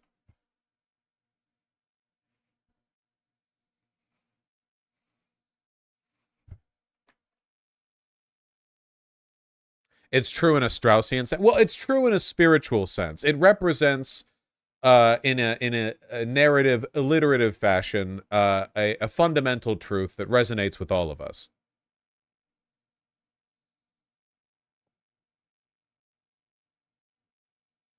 We're still rambling, Tempest. Ron DeSantis agrees to debate Gavin Newsom. Gavin Newsom is a pretty charismatic guy, right? Like, he's not Obama or anything, but he's a hell of a lot more charismatic than Ron DeSantis is. Gavin can slap though, right? Yeah, he's California's governor. He's if I remember here, wait, let me listen to him talk for a second. 1 second. Gavin Newsom. Just give me a bit. Yep, that's pretty loud. All right, you might remember earlier this year I interviewed California. I'll say, Governor Newsom, I'm all in. Go out. Love it. You minute, then you go at it. Next topic. Right. And I'll moderate it that way, and you have my word. I'll moderate it that way. I'm all in. Count on it. You would do a 2-hour debate with. Oh shit, dude! He's got like the Biden smile. This is like the Biden smile? It's like the old guy with the white hair, and he does this like like this, you know what I mean? Yeah, like the silver fox smile. But he's got that. That's good. That's a good like trait to have, I think, for electability. You would do a 2-hour debate with. He's a miserable human. Well, he's a neoliberal, and he presides over California, and California is a shithole. So yeah, sure, but over DeSantis. Ron DeSantis. I make it 3. Wow. That would be. How many of you would like to offer? Your answer is. Ugh. Absolutely, I'm game. Let's get it done. Just tell me. Okay, just that's all you need to see right there. The immediate difference right there. That's all you need to see. we could probably do to pay more attention to Gavin Newsom because he's almost certainly going to be the frontline blue candidate in 2028. When and where, we'll do it. And here's the thing, Sean. I mean, in one respect, the debate between California and Florida, you know, has already been had, as you suggest. People Better than Kamala? Oh God, yes, better than Kamala. Here, can I just get him talking for like uninterrupted? Can I just here? Hold on. Gavin Newsom, just speech, sure. Just give me him talking for a bit. Here, his speech after winning the election for California governor. Glad you're all still awake, and I'm honored that you took the time to be here. And look, the votes, you know, goes without saying, the votes are still being counted, and clearly your voices are still being. Sorry, I only have one earbud in, so it doesn't sound bad to me. Here, there. It appears we are enjoying an overwhelmingly number of fake fraud or voter suppression. We said yes to women's fundamental constitutional right to decide for herself what she does with her body, her fate and future. Probably the most left-wing out of Dems. No, he's not the most left-wing out of Dems, is he? No. Sorry, he came in. I haven't really paid that much attention to him. He's not the left-wing. He's like a Buttigieg type, right? Like kind of a soulless corporate shell, but he's more handsome and he's more charismatic than Pete Buttigieg, so it's not as transparently awful.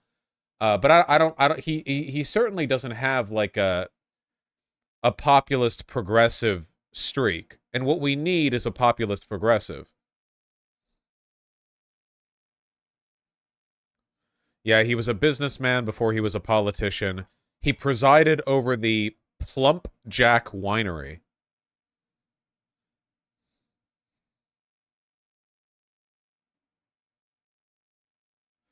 Mayor of San Francisco. San Francisco's progressive community tried to field a candidate to run a strong campaign against Newsom.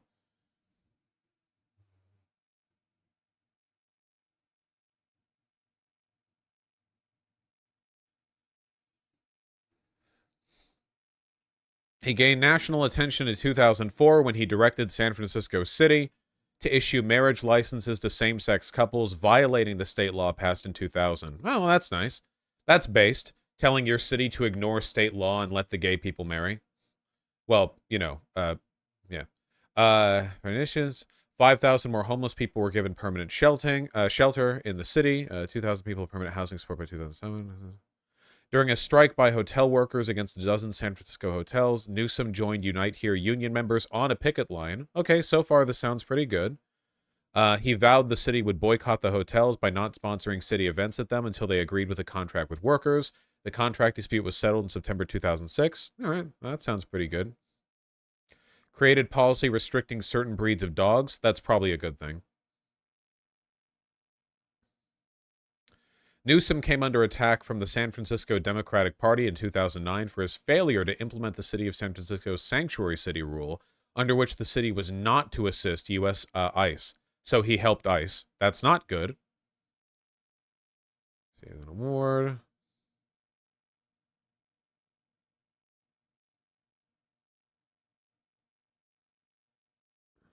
Lieutenant Governor of California.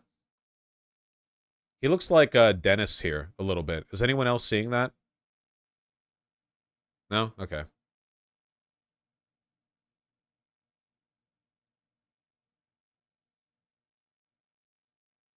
No, it was a pit bull ban, I think. Oh, it was a pit bull ban. Oh, not like a weird, unhealthy dog. Okay. He supported a failed measure that sought to end capital punishment in California. He supported Prop 62, which would have repealed the death penalty in California. Okay, so far this seems good. He was the only statewide politician in 2014 to endorse California Prop 47, legislation that recategorized certain nonviolent offenses like drug and property crimes as misdemeanors rather than felonies. That's good.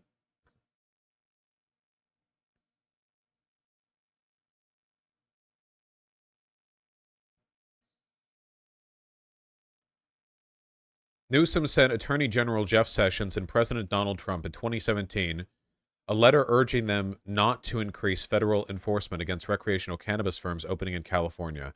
He wrote, quote, "The government must not strip the legal and publicly supported industry of its business and hand it back to drug cartels and criminals. Dealers don't card kids. I urge you and your administration to work in partnership with California and the other 8 states that have legalized recreational marijuana for adult use in a way that will let us enforce our state laws that protect the public and our children while targeting the bad actors." Okay. So far, I feel like we're seeing a lot of dubs. So that's good. I mean, I like it when good things happen, I suppose. He's basically an establishment dem who knows his base. He's in Cali, so of course he's progressive as fuck. But otherwise he's a neolib. Yeah, okay.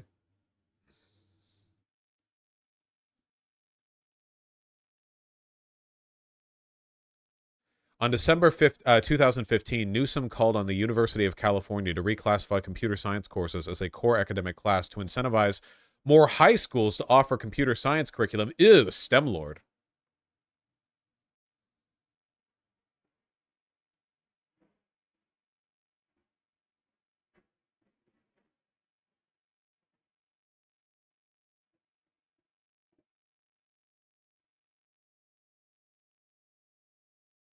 Declared a moratorium on the state's death penalty.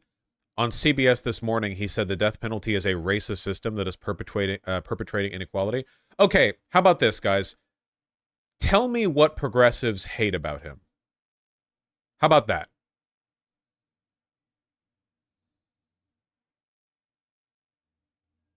Perpetuating. Hungry.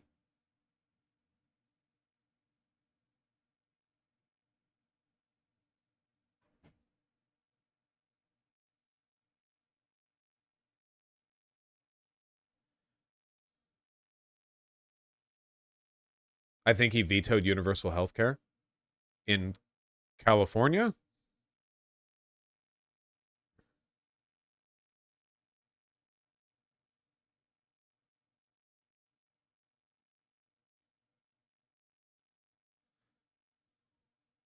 I don't really care about the COVID-19 stuff because COVID-19 is fake. Pandemic, unemployment, fraud, and debt.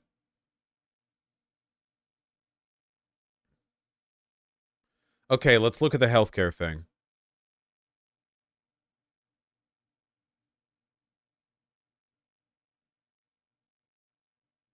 Gun control. Has anyone else been seeing all of the big promoted gun control tweets that he fronts on Twitter? I'm so tired of seeing those, man. I really wish Dems would tone back the gun control shit. If you don't live in a coastal state, if you live in middle America, the whole like militant anti-Second Amendment shit you see from the left, or even like regular Dems or whatever, is so off-putting. Like, they seriously need to tone it down. It's not that big of a social issue, okay? The number of people who get killed by AR-15s or assault rifles or whatever is not that high. It's so much less than, like, every other thing, okay? Seriously, chill out in it. Most people who die by guns die to suicides or handguns anyway, because concealability is much more useful than having a fucking 30-round magazine. You alienate a lot of voters. Just chill out with the gun thing a little bit. You can still promote gun control legislation if you want, but, like, they moralize the fuck out of it.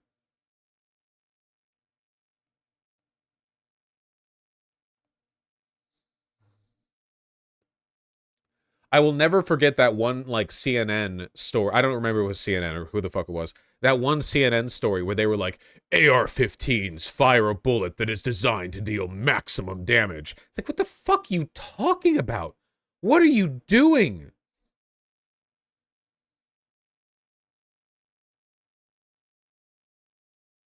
Remember fully semi-automatic? Yeah, fully. Yeah, I remember. I remember, man. Can somebody find that bit? Wait, hold on. Where's that? Hold on. News story, semi-fully automatic, maximum damage, AR-15. Here we go. Was this Kehon 2? Okay, this wasn't CNN. Or maybe it was. Oh, fine. The shooting at a nightclub in Florida has led to renewed debate over gun control. It is also assault rifle. Each time he wants to fire a round. Is it this one, right? Guns and buying rifles. Be afraid the person the safest. No, it's not. It's not this one. It's a different one. Ah, fuck, man. It was the one that it was the one that internet historian went over. See how AR-15 style guns create explosion in body? What the fuck? This one? Okay, I see it. Thank you, chat. Yes. The same. So this is it is CNN for military rifle. Right. This is the AR-15. Right. A lot of people will buy this just because it's cool and they want to appear like soldiers. If you're a gun collector or a gun aficionado and you want an AR-15, you can certainly buy one, and you should be able to buy one. The problem is when it gets in the hands of the wrong people. Originally built for the battlefield, a defining characteristic of the AR-15 is the speed and power of the bullet.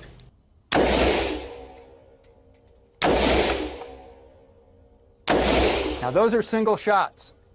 If I wanted to fire this on full semi-automatic, all I do is keep firing. Now I won't probably hit the target when I do this, when we look at the target later on, but I'm going to fire about 5 shots. Okay. It's a weapon designed to inflict maximum damage. Then it's just okay. Sorry.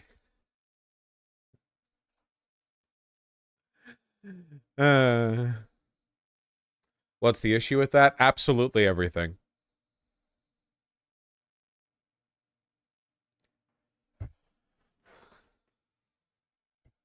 What caliber are AR-15s anyway? 5.56, which are, by the way, the smaller rifle bullet. Or the smaller rifle bullet used in this kind of rifle.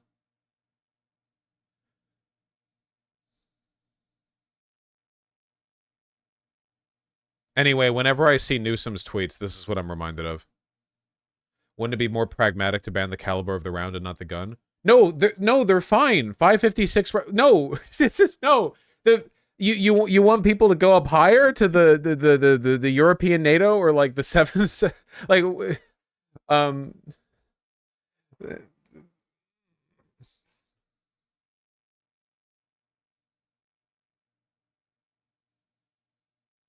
Yes, it was yes. The AR-15 specifically was made for civilian use. It's not an automatic weapon. Automatic weapons are not legal to own in the U.S. unless you've grandfathered them in, or there's very specific licenses and provisions. You generally just don't get an automatic weapon, and blah, blah, blah, blah. The issue isn't the size, it's the fact that it spins and shreds your insides. All bullets spin. But rifles have rifled barrels. All bullets spin. Well, not all, but pretty much all. Because it stabilizes them in flight. That doesn't shred your insides. It just leaves a hole in you. If you want to leave a hole in somebody, like a large shredding your body hole, you would use hollow point rounds. But you can use those with pistols. That's not a rifle thing. I mean, it can be a rifle thing, but it's not specifically a rifle thing.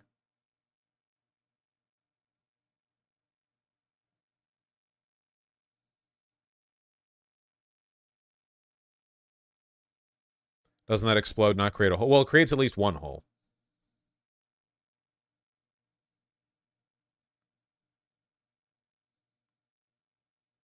They tumble, all rifle rounds do, though? Yeah, but not necessarily shredding your... Oh, God, guys, please.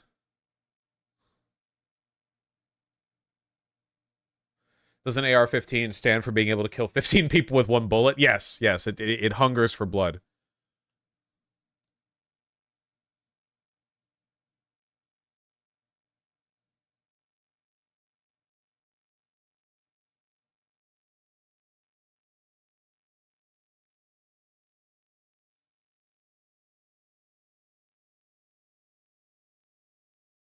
Can't a pistol blow lungs straight out of the body? What is happening in chat right now? Guys, look, the vast majority... Okay. Firearm deaths by source.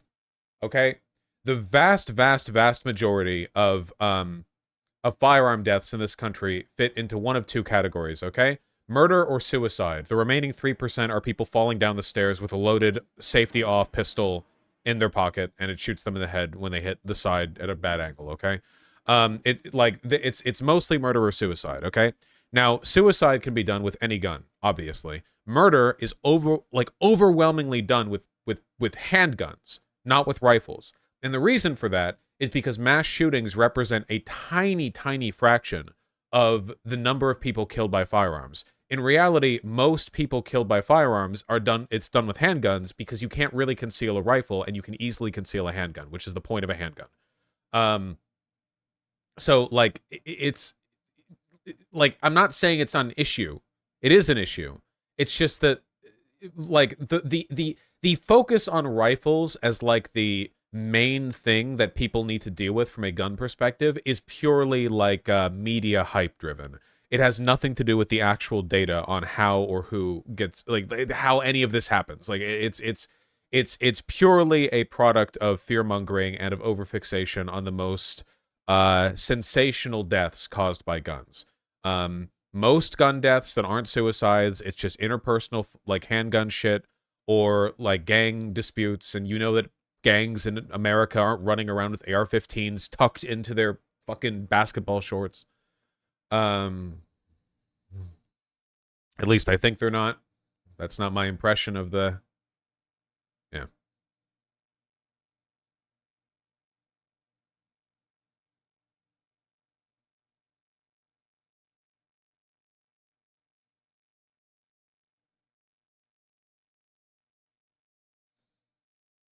Trying to see if I can find some reliable data on that. But the problem is that it doesn't always get counted what kind of firearm gets used in a shooting. So I'm trying to see, but yeah, here we go. So just so you know why I get bothered by the hyperfixation on AR-15s or whatever, here we go. From FBI sources. Total firearm deaths 11,000. In 2016, okay? The orange is handguns, and the gray right here is they don't know which gun it is because nobody bothered to write it down, all right? And then these three tiny colors over here. Yellow is other guns, which I have no idea what that could include. Green is shotguns, and light blue is rifles. So when people are like, you know, we need the AR-15 maximally deadly, like they're referring to this sliver right over here, and not this. No, I know, but I know, Thana, but people hyperfixate AR-15s as, like, the scariest one, and it indicates that they're relying more on, like, media-whipped fear-mongering than the actual, like, info on this, you know? And by the way, right-wingers and people who own guns know this. If a person owns a gun, they can almost always see through that shit. That's the thing, okay? It's not like that, like, weird discrepancy between the data and what Democrats, like, fearmonger about bothered me before I owned guns. And then as soon as I did own guns, it was, like, obviously really silly, you know, because I had looked into it for any amount of time. So if there are, like, even, like, because there were tons of people in, like, middle America who own guns who aren't even far right or whatever, or conservative. They're, like, centrist. There are Dems with guns all over America, you know. We're all, like, coastal elites, okay? So we don't see this. But you go, they're all over the place. And then they go online, they're like, what are the Democrats talking about today? And it's like, oh, they're saying some crazy bullshit about guns. Like, oh, okay, great. It, like, alienates a lot of people for no gain. Whereas a more sensible approach towards, like, gun control advocacy, I think, could do a lot more, in both not alienating voters and also in actually getting the gun control done in any place other than super blue states, right? Like, wow, you got gun control passed in California, New York, and Washington. Congratulations. You know, that must have been a real fucking uphill battle. If you want sensible reforms on a federal level or like in other states, you're not going to do it by constantly alienating the people in those states with this weird bullshit.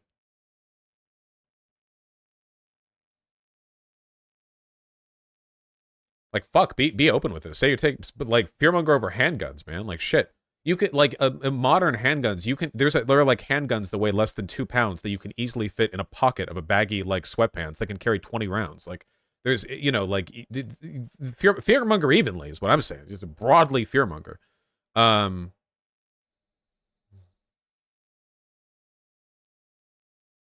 You can 3D print them shits now. And 3D printed guns have been more hype than reality. The problem is like, you can 3D print a gun to fire some bullets, but there's a reason why pistols are expensive, and it's because if you want a gun to fire lots of bullets without breaking, you need very precise machine parts. So the whole 3D, I mean, not like you need a 3D printed gun in this country anyway, because you can just fucking buy them at your local Walmart, your local mom and pop store, you know, like sure, you could buy like a big fucking 3D printer or CNC machine or whatever you need and like engineer this, or for a quarter the price you could go down, you could just buy a gun. Yeah, I guess if you wanted to get it by a metal detector.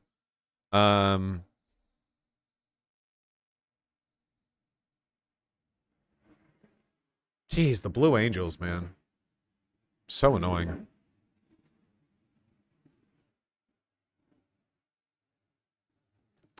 Isn't the problem that rifles are kind of disproportionately used in school shootings? Yeah, but school shootings are a tiny portion of overall gun deaths. That's all I'm saying. They're the ones that we focus on, but they're like, okay, hold on. Total gun deaths in USA 2020. Sure, 2020. 45,222. So if we were to divide that by the number of days, I'm not going to do the math in my head. I'm just going to get Google to do it.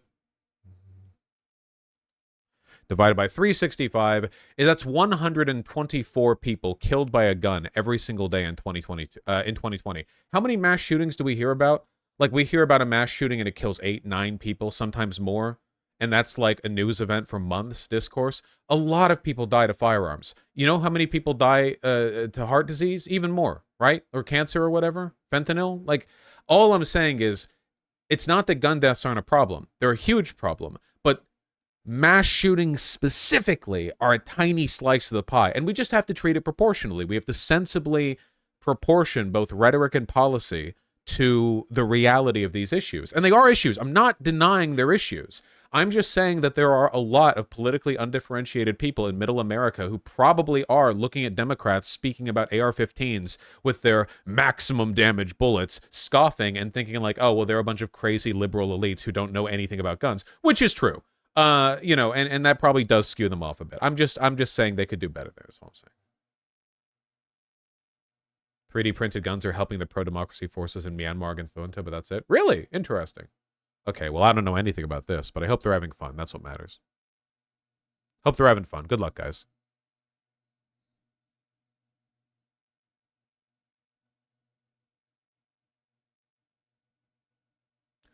The lobby fighting against gun regulations are bigger problems? Yes, of course. The pro-gun lobby from the Republicans are insane. They're lunatics. They're monsters, 100%. Yeah, forbidden Nerf guns. Forbidden Nerf war with the family.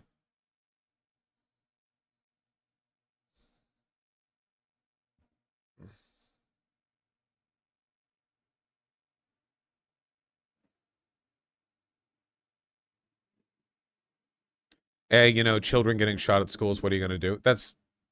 Okay, Little Morphine Annie, okay? I see the pink tag by your name, so I forgive you for your emotional outburst, all right? But, like, think for a second, okay? When you say a tiny amount is still too many, what you're doing right now is excusing yourself for not thinking, okay? Like, only one person dies every decade from shark attacks? Well, that's still too many. That's why I'm gonna spend $20 billion on anti-shark. Like, no, come on. Don't, like, I'm not saying it's not a problem. Nobody here is pro-school shooting, but you have to proportion this out properly. Otherwise, like, what? Like, policy doesn't matter if you can just arbitrarily determine how much you're going to care about any issue. This is reactionary thinking. Like, a reactionary will look at all the data and evidence of how, like, trans women in women's restrooms are not a statistical issue. But then they'll be like, well, I saw this one news story about a trans woman in a Scotland prison who ended up assaulting somebody, and one woman is still too many women assaulted. So, like, you can't do it that way, okay? You can't do it that way. Isn't one person being assaulted still too many? Oh, I guess trans rights are in the bucket. No. We have to think. We have to think. We have to think. We have to proportion. That's it. Every time when the guns come up, man. You know good and well a shark attack is not the same thing, but that's fine. No, it is. You're not proportionally scaling the threat here is the problem. You can't...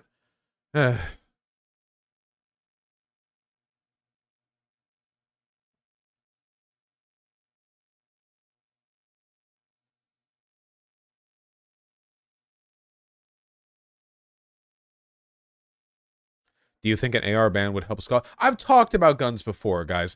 I don't think gun bans, like flat out, are going to fix problems with it. If a person is psychotic enough to do a school shooting, I genuinely don't think they're going to be stopped. There are 50 trillion guns in America. All they would have to do is go fishing in a sewer line to pull up some half-rusted AR-15, okay? I don't think that'll fix the problem. I think if you want to fix stuff like that, like, it's going to take a lot of time and effort, but it's mostly going to come from social reform and stuff like that. Like, for instance, right now, shootings and gun crimes are on the way up. Like, they're going up right now. But gun availability hasn't gone up in this country. Guns have been omnipresent for a long time. Why are gun crimes going up? It's because of social alienation and loneliness and economic inequality and blah, blah, blah, blah, blah. Like, crap like that, you know? School shooters aren't made for by the availability of firearms. School shootings were basically unheard of you know, 40 years ago, and they had guns back then. They had rifles that could fire 30 rounds of it. That was the thing back. That's not like a new thing. The AR-15 is just a standardized mass platform that has like a ton of mod kits available. It's not like the first time a rifle like that has been around.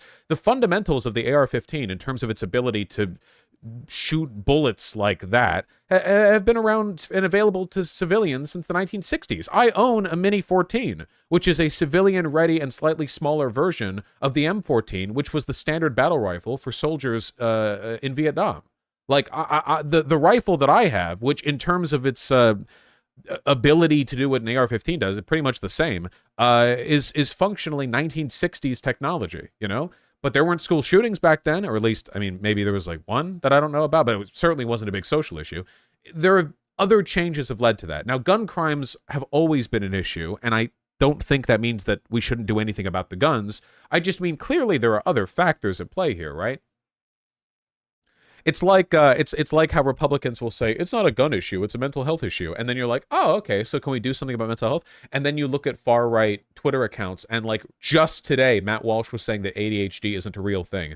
So it's like they don't believe in mental health being an issue either. They just don't give a shit, you know? They just don't care.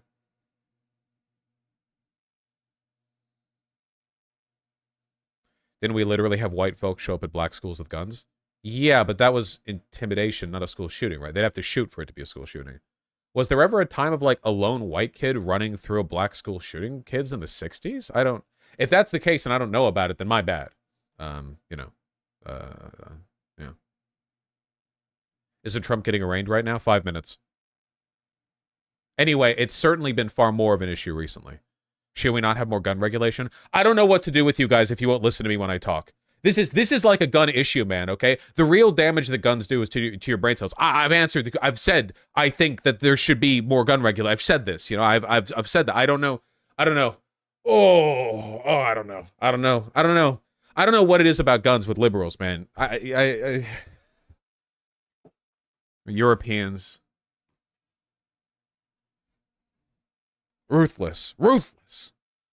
Sorry, not trying to be mean.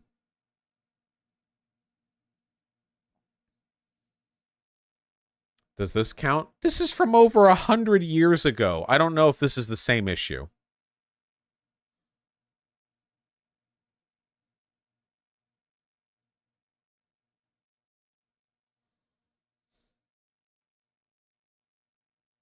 I don't think that Europeans or like American liberals understand guns, right? There are a lot of people who have grown up in like Los Angeles or New York or whatever the fuck else, where they just have never seen a gun, and they barely have, and they don't understand what it means that there are like 400 million guns in this country. Like, they don't know what they're dealing with as a social issue and as a cultural thing.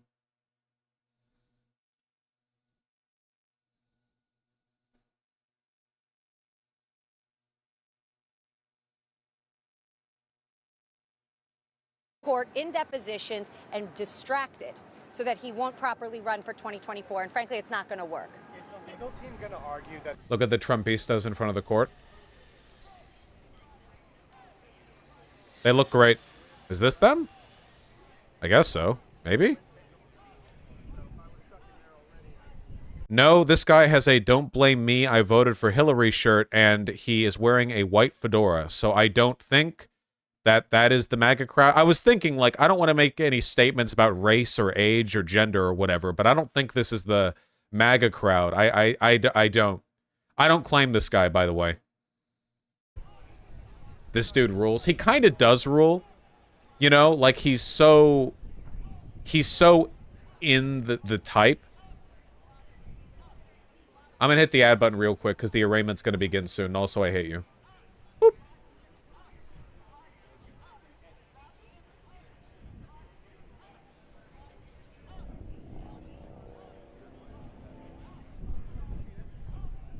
All right. Well, I'm glad they're having fun. Any chance that fedora guy is gay? Nah, he's straight. I can tell.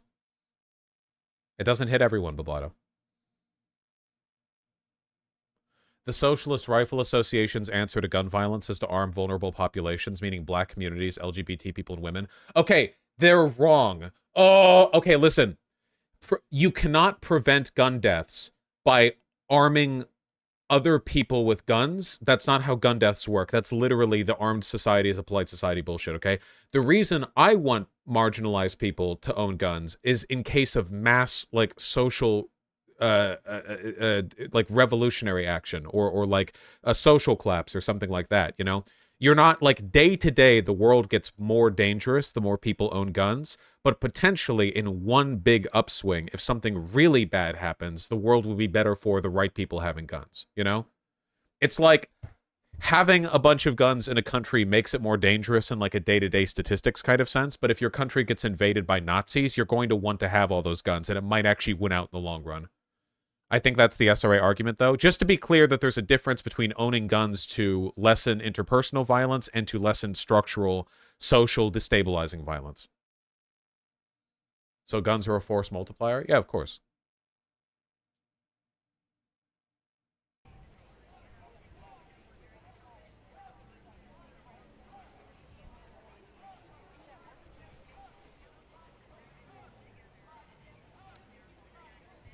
Your motivations are meaningless if the result is the same. Wait, what does that mean? How would the result be this if the possession of firearms by liberals, black people, trans people, whatever, ends up protecting them against like mass stochastic violence in a social destabilized setting? What does that have to do with like the interpersonal?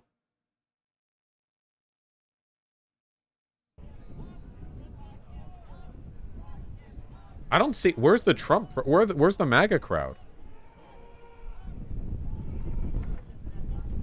Is there like 5 MAGA dudes here?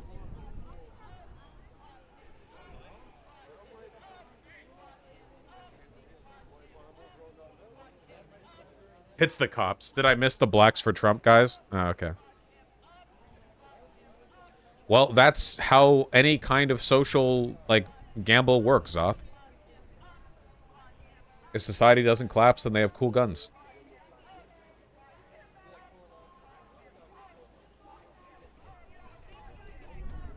Hi.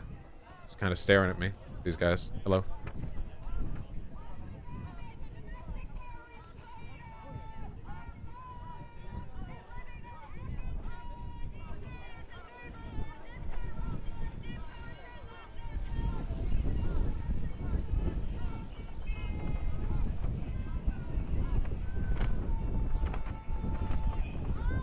Surprisingly quiet video. What are they shouting? I can't tell. Also, can we talk about how guns would be pretty unreliable if society collapsed? You don't get to reload, guys. You're supposed to stockpile an ammo if you think you're going to use your guns in a socially destabilized sense. That's that, Dan Eater 1. If you don't think you can own a firearm because of, like, mental health issues or rates of suicidality or whatever, then don't own one.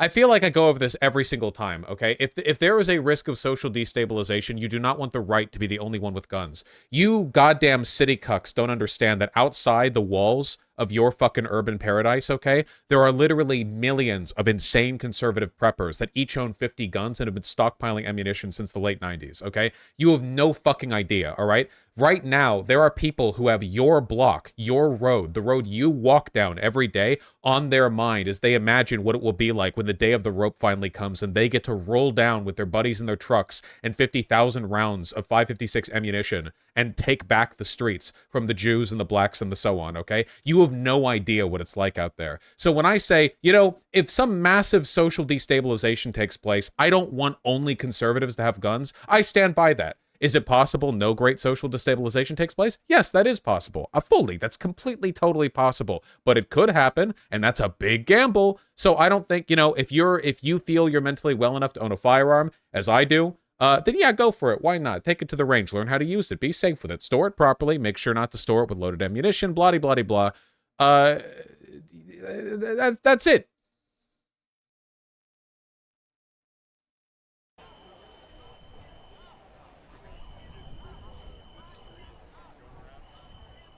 Aren't the guns the source of potential future destabilization? No, not in the hands of liberals. and in the meantime, thousands die. Will you stop? Oh, my, I can't. Oh, my God, dude. Holy shit. Seriously? You're killing thousands by encouraging a marginalized population facing genocidal violence from their oppression. Shut the fuck up. Jesus Christ. You all would have been collaborationists in the Weimar Republic. God damn it. Shut up. Quit fear-mongering about guns, okay? Oh, go buy a gun.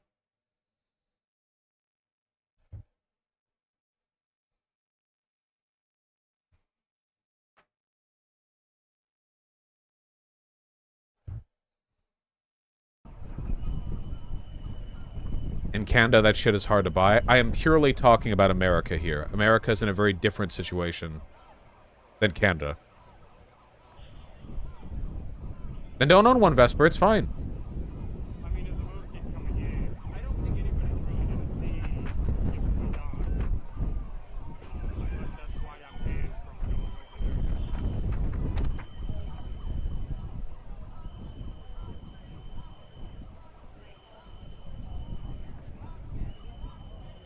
What I'm talking about right now is purely an America thing. America's in a very different situation.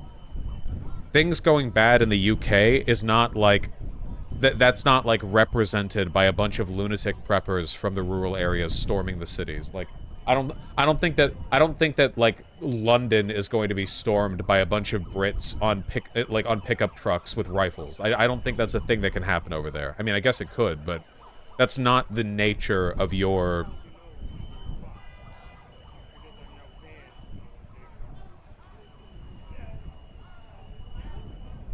It is, Teal Josh. Yeah, they'll storm it with knives. So, if you live in London, train for knife combat.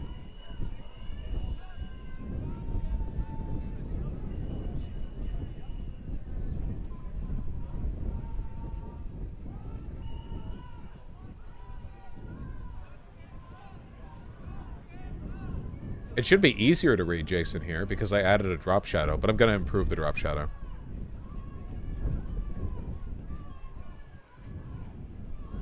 Vaush, my grandpa literally has a stockpile of guns in the fake event for when Biden comes from them. Libs don't understand what they're up against. Yeah, it's just, I genuinely feel like it's one of those issues where liberals arrogantly assume that because they're generally on the moral right over conservatives, they don't have to do any research or, like, understand the issue at all. Like, for the most part, liberals get a pretty easy informational and moral one-up on conservatives. They're like, oh, well, guns are bad. And they assume, like, it gets to end right there, and they don't have to learn anything more about it. Also, Trump is late. Late!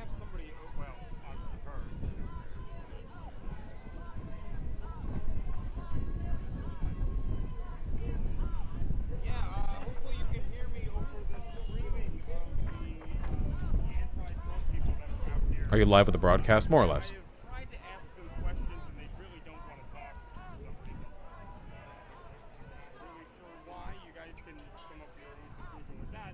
A lot of interesting looking people in the crowd, you know?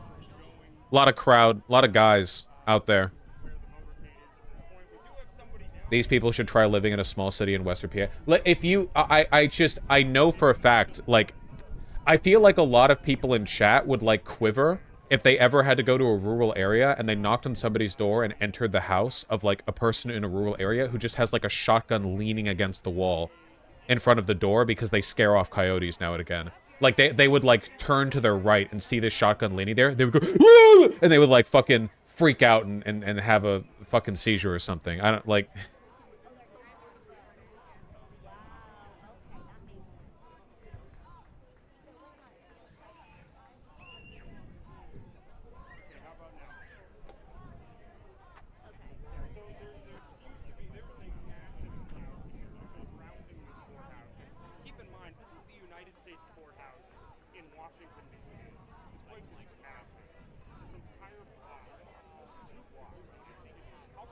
Well, I mean, they can be, Jerberar. Guns can be artful and entertaining. But, like, yeah, obviously they're killing machines. That's what they're for.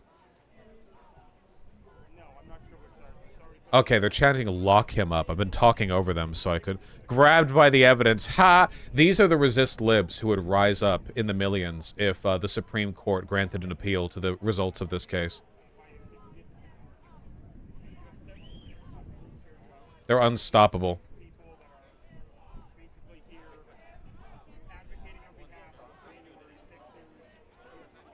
TYT fans? No, all TYT fans are neo-Nazis now, actually.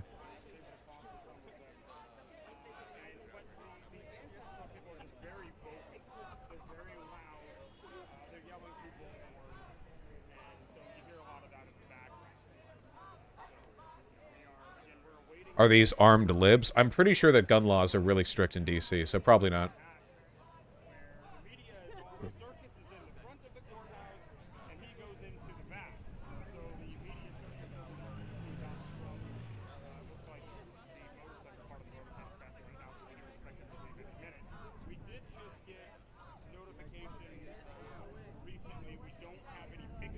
Now, Zoth, I feel like what I say is motivated by a pretty rational understanding of, like, good gun policy and how to move forward. I just feel like a lot of people are really, really reactionary on gun issues when it comes to, like, their opposition to them, even, because it's just something that evokes a very strong moral response. People who live in cities I'm reminded of how back when I was, like, 16 years old or whatever, and I wasn't a leftist yet, like, it was my first job, and I had a black coworker who commuted to work from East LA over to Beverly Hills, and he told me one time that he had a gun. I was like, oh, what? He was like, oh, yeah, well, it's like an unlicensed gun or whatever, like unregistered. And I was like, oh, man, that's not good, man. You should get that registered. The reason he had an unregistered gun is because he lived in East LA. The place he lived in was under, like, actual threat of gang violence. So I, like, when he said, like, I have an unregistered gun, the only thing that I could imagine that being was, like, posturing. Because even for somebody who lived only, like, 40 minutes away from me or whatever, that was enough of a gap in terms of social experience for me to not understand where he was coming from.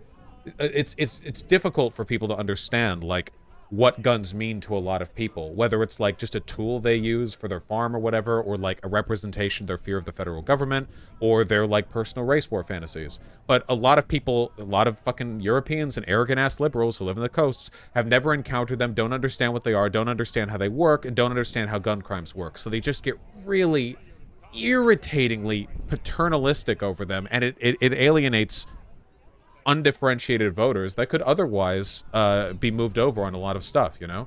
Like, whether you guys like it or not, it is cultural elitism. I'm not joking. Like, when people talk about how Dems are all coastal elites and they don't understand middle America, this is unironically one of the biggest elements of it. Because it betrays so much, like, unawareness of how many Americans live, the way it gets talked about, the condescending attitude, like, all that crap, you know? It actually is, like, a classist line that gets drawn. Not to say it's classist to, like, hate crazy fucking preppers who have 50 guns or whatever, but, like, there are a ton of Americans to whom guns are just a regular part of their life, a thing that they got normalized around and so on and so forth. And the attitude the liberals take on is just really off-putting. And we could really do with more blue voters in those states, guys. So all I'm saying is that, like, it's not achieving anything anyway. Do you guys think you're getting, like, a bunch of, like, gun control laws passed in Montana by being super paternalistic about it? I'm just saying maybe it would be better if we tried another approach.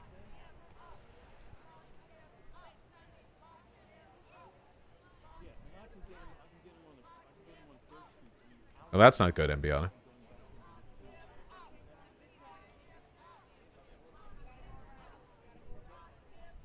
Can you explain why people in those situations don't usually have registered weapons? Yeah, because the ATF wouldn't let them have them. Like possession of firearms, felony convictions, anything like that. Depending on the state. I see, Lex D. I saw the last few times you posted it as well.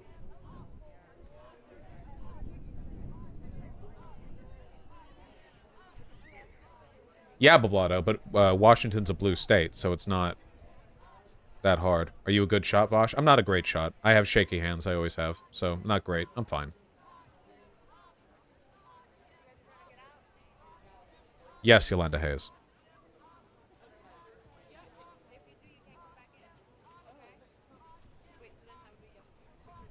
Felony? I mean, don't we not want dangerous people to have guns? Oh, well, there you go, Glittering Positive. We're doing the thing again. You know, do you really think it's, like, that simple? Like, a person's done a felony, they can't own a firearm? Like, a lot of people who get charged with felonies over bullshit you know, or like drug charges or whatever the fuck else, and then they live in areas where they're genuinely under threat from gang violence. You know, it's stuff like this, right? But I'm talking about that's like more gang violence stuff. I'm mostly talking about like rural fucking red state stuff, you know? It's all really complicated.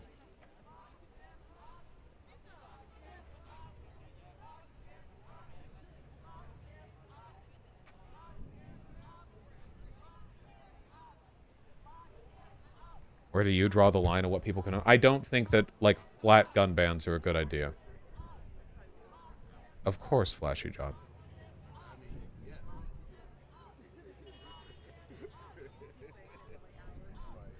I'm curious, how often do people in the hood being strapped having a gun on him actually prevents them from being tarred by gang violence? It doesn't. Like, if you guys want to, you can go to East LA and you can, like, argue with black people who have, iron bars in front of their windows on a residential property, and you can go like, hey man, owning firearms doesn't protect you from gang violence. And you can, like, have that conversation with them if you want.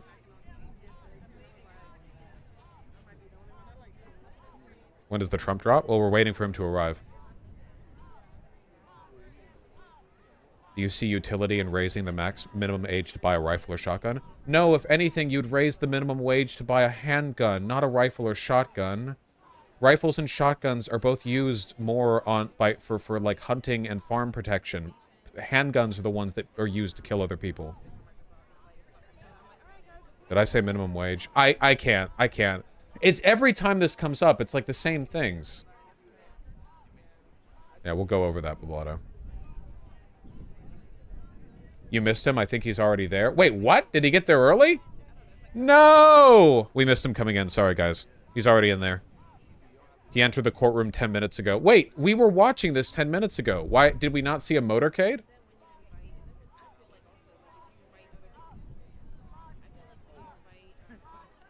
Vaush with guns is like a converted Christian who just discovered Christ, lol. Jesus Christ, man.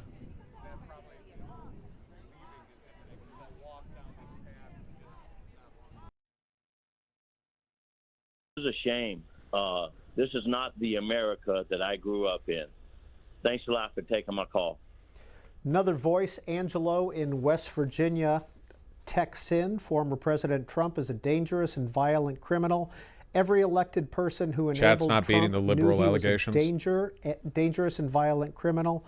I hope the accountability continues and those deceived by Trump and his enablers.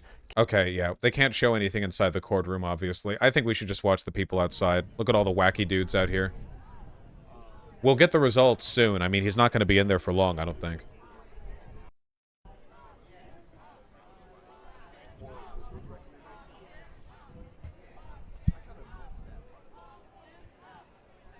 Wait, we're getting results today? Like the trial date potentially, or not necessarily, but like the outcome of the arraignment.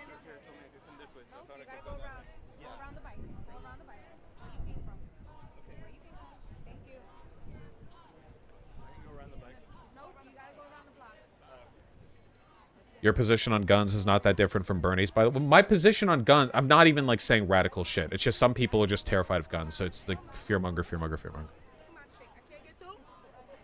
You can see Trump's lawyer taking questions from the press. Oh, happily. Yes, please. Where is it? In El Paso, Democrats line, Bobby. Okay, well, I don't... Do you have a timestamp?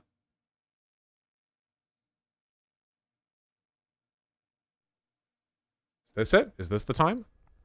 Well, for the third time, former President This is from the Donald beginning. Trump has been on. It's the number for you to dial. By President, we have the... Convicted and his role toward the little lackeys. These are just callers, or I think. servitudes, as the books have said. So what do you think about today's events? I think he should be slammed in jail and True. Okay. Like 25 minutes in. God damn it. never allowed out ever again. He is the most wealthy and who has Here we go. Right now, the Maryland was the one attacking our belief. One of President Trump. is not a co. How are you all? There we go. How you doing? Hi, how are you all? Good. The fact that I am standing here for the Chat. third time in 5 months is not a coincidence. This is the Biden political lawfare that we have seen time and time again. It is a deflection from everything that they have done. And if you don't believe me, look at the facts. On March 17th, Hunter accidentally admits that it was his laptop from hell. Okay, so so she's gonna do, oh man, they're fucking cooked, dude. So so what she's trying to do right now is she's trying to raise more money for Trump. This is the strategy they're going with. We're gonna do the same, yeah. It's not a coincidence that he's in this courtroom today. All right, as you can see from this girthy photo of Hunter Biden's cock. Yeah. The next day, DA Alvin Bragg indicts President Trump. June 8th. He had the perfect cock, but they indicted me. An FBI document is released showing that the Ukrainians paid the Biden crime family millions and millions of dollars. The next day, the Mar-a-Lago raid and the Mar-a-Lago indictment. So obviously everything she's saying is bullshit, so I don't need to debunk it or whatever. However, think about strategy, okay? This is the exact same thing that led to Donald Trump losing millions and wasting a ton of time back in 2020 when he had his lawyers and co-conspirators challenge the election results. When the only people who will work for you as a lawyer are like hardline ideologues who are loyal beyond anything else, they're also not very good at law, you know? Let me put it this way, and this isn't even a gender argument. Isn't she a bit young? This is the attorney for a former president who's being indicted on criminal charges in D.C. Like, you would think that he would have, like, the A-team, like a team of 5,000, like, ancient lawyers who are, you know what, like, this is, like, if ever you had a time, she's 39, that's insane. She's 10 years older than I am. That's because the only people who will associate with Donald Trump at this point are, like, ideologues, grifters, and wannabe pundits. But no, it's not a gender thing. It's legitimately, like, isn't it strange? Imagine what, like, a team of Disney lawyers would look like. Like, imagine in your head. They'd all be, like, old, wizened, super experienced people. But then you get, like, Trump's legal team, and it's like, yeah, here's like, the MyPillow guy. Here's Rudy Giuliani, you know? You get ideologues. You don't have, like, seasoned, like, technocratic experts to come in and help him out, you know? He's looking for people to drum up support for donations, not actually get a legal dub. Last week, it would be weird if she was a 39-year-old man too, right? Yes! Just, come on, guys! Imagine, former president, criminal indictment, D.C., here's 139, let me... Okay? Fucking my lawyer rolling out the building, except this guy's like 10 years older than 39. All right? You see, my client, like this, except this guy's a decade older. No, it's seriously, it's very strange. But again, the point is to raise money, so. Hunter Biden's sweetheart plea deal fell through when the judge realized it had blanket immunity. The following day, a superseding indictment. Too quiet? I'll turn it up. July 31st, Devin Archer goes to testify in front of the House. That was only after they failed to put him in jail prior to the fact. What happens the next day? The January 6th indictment. She's not on the defense team for President Trump. So she's just an adjacent attorney who's like doing the presenting stuff. She's not actually on the defense team for this case. I wonder who is, because there were the two lawyers who quit when the document handling indictment got dropped. I wonder who. Let me see if I can find them. Indictment that we're here for today. This is not a coincidence. This is election interference at its finest against the leading candidate right now for president, for either party. President Trump is under siege in a way that we have never seen before. President Trump and his legal team and everyone on his team will continue to fight, not for Trying to him, get a list of names. but for the American people. I'll take some questions.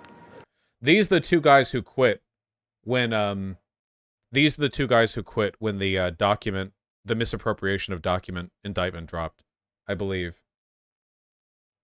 I can't see people from his current legal team. I wonder who he has on there. I mean, keep in mind, it's probably like a bad bet to be on his legal team because a bunch of his previous legal team have been named as co-conspirators in this indictment. So being associated with Donald Trump in the form of being part of a legal team is historically been problematic. I see his legal team for the impeachment trial, but not... Yeah, from 2020. Donald Trump's lawyers on his dysfunctional legal team. This is from June 8th, 2023. So this would have been after the other two lawyers left, I think?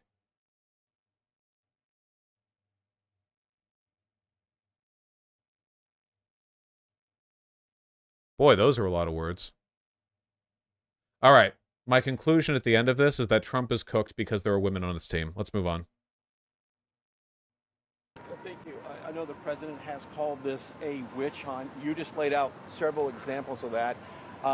Any other thoughts that the president has communicated to you in terms of why this is going on and then why he calls it a witch hunt? I think a witch hunt is really the way that anybody should describe this because it's not something we've seen in our time. This is not even political. This is beyond that. A witch hunt is when you relentlessly attack your opponent, when you relentlessly attack the thing that you are most afraid of. People are afraid of somebody that cannot be bought by Washington. People are... Here we go. Okay, thank you. Who just linked that? Thank you, Dino Smash 69, very much. Okay, there's her. Wait, is this it? Is this the whole team? These guys and her? No way. Is it just 3 people for the legal team? There has to be more than that. Okay. Oh, holy shit. Christina Bobb. No, she's Alina Habba. Wait, that's not her? No, that is Alina Habba. Okay, the picture is of her. Then who's Christina Bobb? A former anchor on the One America News Network, a.k.a. OAN. All right. Great. Like I said, hardline ideologues. Right, okay. Todd Blanche, New York attorney, former federal prosecutor, leading his legal team, classified documents. Okay, the classified documents case. Took over the reins after the last 2 lawyers left. Also, so this is for the classified documents case, not for this indictment. He's in a lot of trials. Was also the lead counselor in the Manhattan District Attorney's hush money investigation, the trial of which is due to start in March 2024. Okay. Blanche resigned from top law firm Cadwalader, Wickersham and Taft in order to join Trump's legal team. Holy shit, guys. You know for a fact that that is a top legal team because all of these are like 19th century last names. Cadwalader, Wickersham and Taft. Like, yeah. You know for a fact, like, these guys were like the fucking, the leading men in their field. And then there's Chris Keiss.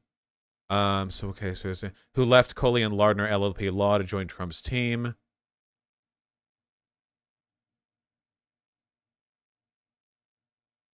James' office is suing the former president $250 million. Yeah, this is a different lawsuit. There's a lot of lawsuits going on.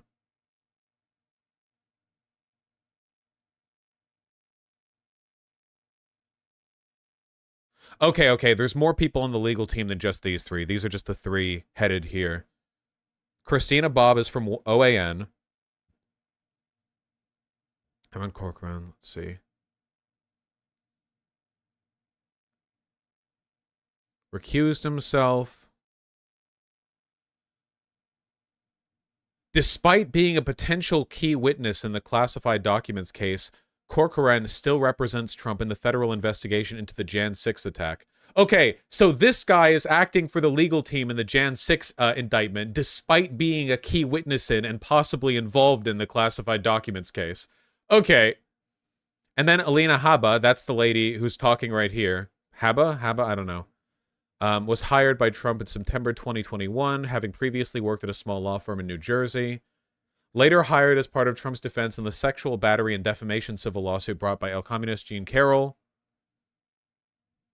Habba was later replaced by Joe Tacopina before the case went to trial, where a jury found Trump liable for sexually abusing. Okay. And then Joe... Okay. During her time as lawyer, Susan Nicheles also previously represented Genevieve's crime family underboss, Venero, quote, Benny Eggs Mangano. What? What the fuck is going on with this legal team? Holy shit. Benny Eggs? How do you have to kill people to get a nickname like that? Okay, we have a wide range, though this is the broad legal team, not necessarily everyone working on the January 6th case.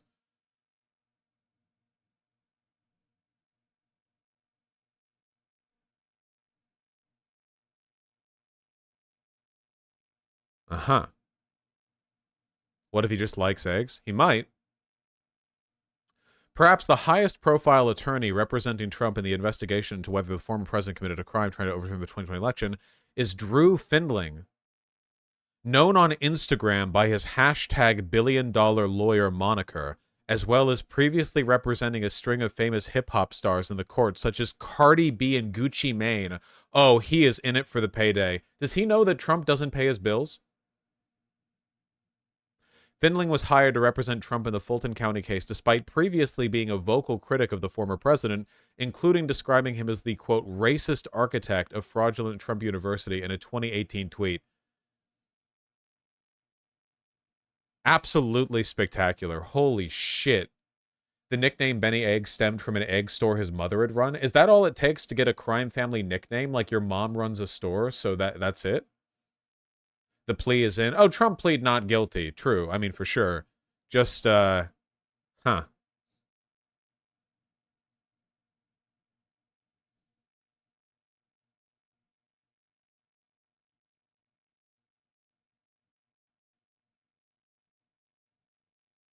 Interesting. Well, that was definitely something. Afraid of somebody who is independently wealthy and who has given up his good life to fight for this country. And that frightens a lot of politicians who are career politicians, unfortunately, because he'll get back there, and I know he'll be fighting for every one of us so that this doesn't happen to us. I just don't think a lot of people, especially younger people, understand how strange it is to hear an attorney for a former president facing criminal charges talk this way. Like, normally, I would imagine it to be like a 64-year-old lawyer who's like legendary, and he's like scathingly critiquing the framework of the charges laid out against the president, not some like lunatic wannabe pundit stepping out here going, oh, well, this is because everyone hates the president. The president's great and perfect, and everyone hates him for how great and perfect he is. You know? The case is about free speech, but the special counsel says Trump could have disagreed with the results and talked about it. No crime there. The difference is what he did to try and switch the votes. So what is it that he did to try and switch the votes that you refer to? By bringing... He created fake elector slates and had them sent to D.C. in an effort to get Mike Pence to validate their votes rather than the ones presented through the actual legitimate count, which is absolutely illegal, yeah. He created entire, like, separate legislative frameworks and then tried to, like, force those ones in. Yeah, that's illegal. A lot of conservatives will say that this is, like, crime for speech, which, first of all, some speech can be a crime. Death threats are speech. I don't know why people act as though, like, pure speech can't be a crime. People are like, well, I'm not comfortable with this legal precedent where pure speech can be criminalized. Yes, it can. It always has. Wait, what do you mean? What? You can say stuff that's illegal, obviously. And for two, the charges laid out by Jack Smith very clearly indicate that the matter at hand here is not what Trump said, but what he did. Cases by using the law in an appropriate manner, unlike what we're sitting here today seeing. This is not appropriate. What President Trump did is he said, go patriotically and peacefully and protest. That is an American right. That is why we are America and we are not a third world country. Although I will say that today, I don't feel very much like we are in America. Yes. This case should go forward before. Is she trying to pivot into modeling after this? Like, 'cause she's voguing here. This is a 2022 photo of Alina and Trump in his private jet. This is a very ostentatiously fashionable outfit for a lawyer. Is she trying to pivot into a modeling line? If that's the case, I respect that. I respect the hell out of that. This is Trump? That is Trump, not the one sitting. The one sitting isn't Trump. That's Trump, the one who's standing. She used to work in the fashion industry? Really? Oh, she actually did. So she's pivoting out of fashion. The glamorous former fashion executive. Oh, okay. Well, there you go. Okay. Is now one of the top legal minds defending the ex-commander-in-chief in some of the country's most high-profile civil cases. Yeah, well, yeah, there you go. So she went out of fashion. Oh, it's okay. Yeah. Or after the 2024 presidential election? I think that every court needs to look at Yeah, this from as fashion a to whole, fascism, right? sure. It's not about the January 6th case. It's about the fact that in the matter of a couple months, we have seen them try and tie up, and me as an attorney, I've never seen this, tie up one individual who's running a campaign, running for office for president, so that he is in court, in depositions, and distracted, so that he won't properly run for 2024. And frankly, it's not going to work. Don't do crimes then. Just don't do crimes. It's a skill issue, I think. Just don't do crimes then, and then that won't happen. I hate how much time my former president is spending in court for the crimes that he did. Well, don't do crimes, and it won't happen. Going to argue that the election was stolen? I don't think that that's the argument that needs to be made. I think that anybody that believes that is misreading this. The truth is, as an American, there were questions that he had regarding the election integrity. We've seen documents come out, we've seen documentaries come out showing that there were issues with the election, and frankly, There were not. They've been disproven. All of them. by bringing this, I don't think Jack Smith really thought it through.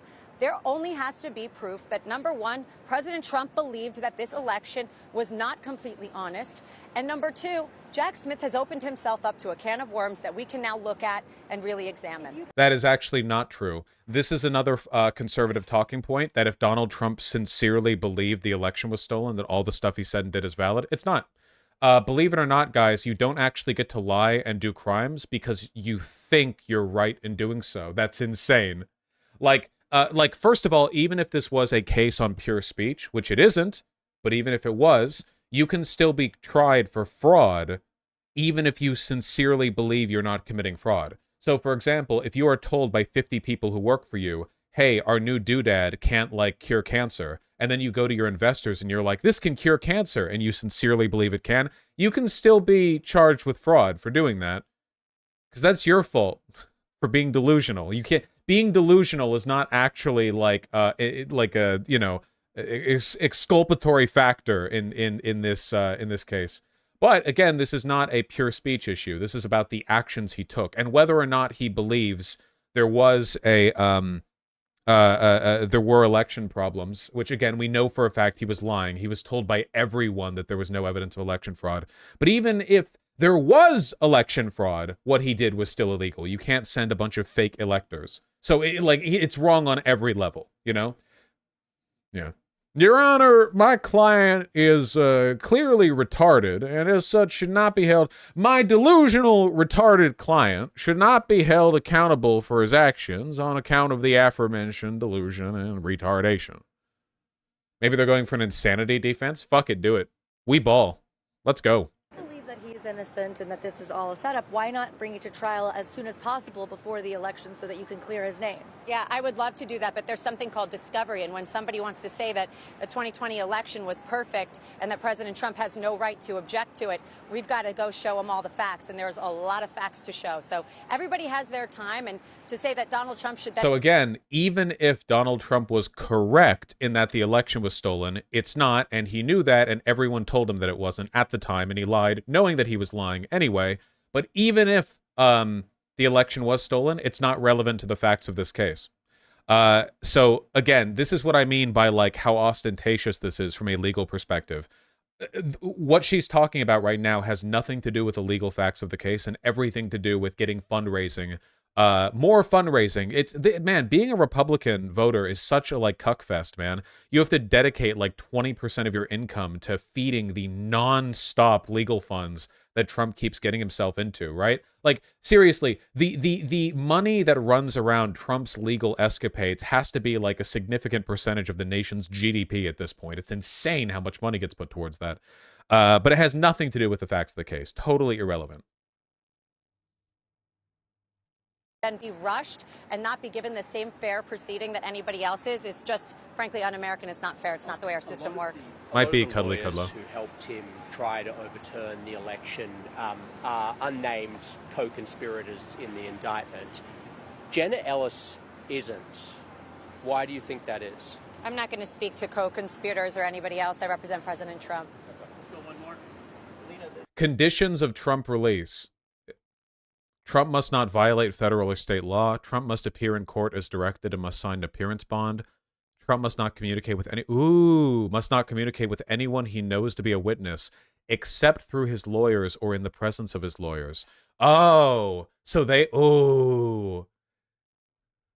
could potentially be a lot of people. A witness to that's like really wide-reaching. Witness to Donald Trump's sending of fake elector slates potentially involves hundreds of people, even thousands of people.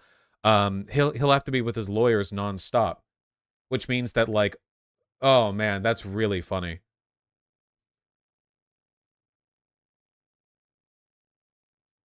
What were the conditions set for his release from the documents case this harsh? Like, was there any condition of no contact from the documents case, or was it only like, you better not violate law?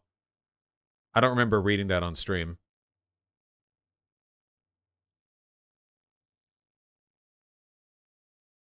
He wasn't supposed to be talking to the aide? The co-conspirator? Okay, gotcha. There are a number of, there's testimony and there's a number of aides that have said that the president was made aware that he lost the election and yet continued to argue that it was stolen from him. How do you reconcile those two things? Well, I think that everybody was made aware that he lost the election, but that doesn't mean that that was the only advice he was given. As anybody understands what happens in the Oval Office, there are a numerous amount of advisors and politicians and lawyers, not just one or two, that are giving you advice and telling you what they believe is true. So he may not agree with Mike Pence. He may not agree with one of his lawyers, but that doesn't literally, like, hey, just because a bunch of people told him facts, like, other people might have told him other info, and he might have chosen to believe the fake info, which is why he... mean that there weren't other people advising him exactly the opposite. And the president has a right, as every one of us do, to listen to several opinions and make their decision. Yeah, I remember hearing Hillary Clinton and Stacey Abrams argue their elections were not right. Absolutely. I mean, how in the weaponization of the DOJ didn't happen then. Okay, so the guy asking this question is from OAN or Newsmax. No, of course not. But if your last name's Trump, it's very different. So Hillary Clinton could have a problem when she lost the election, and we could have a complete liberal meltdown, as we all saw. But when we have dignified... Hillary Clinton did not create fake elector slates and then send them over to the White House and then send a mob over to the White House to try to force Mike Pence to validate the fake elector slates and therefore turn over the election. Hillary Clinton didn't actually do that in 2016. That didn't happen. Disagreements, we take them to court. We say do things patriotically and peacefully. He's to blame for things that he did not himself do. And that's what we're seeing. Frankly, folks, this is not about that. This is about politics. This is about 2024. Period. The end. Thanks, guys. Thank you. Thank you. And that was just a few minutes ago outside the Prettyman Federal Courthouse in Nice. Washington, D.C. Alina Habba spoke about the 2020 Haba, election. not Haba. Haba. Okay. That sounds better anyway.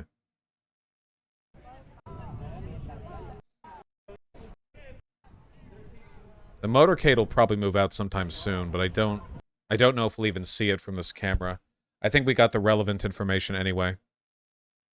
Yeah, I don't know, guys. This is pretty bad news for Trump's chances as president. This is just so much to deal with.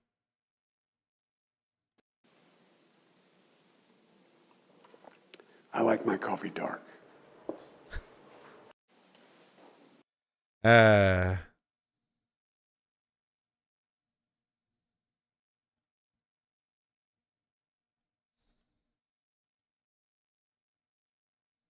It's a good mug.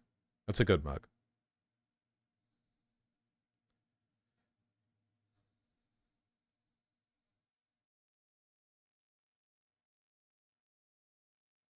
All right. Well, I think those were segments. I don't even know. I'm gonna hit the add button anyway.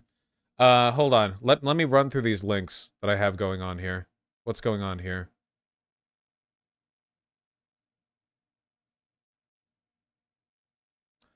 I agree.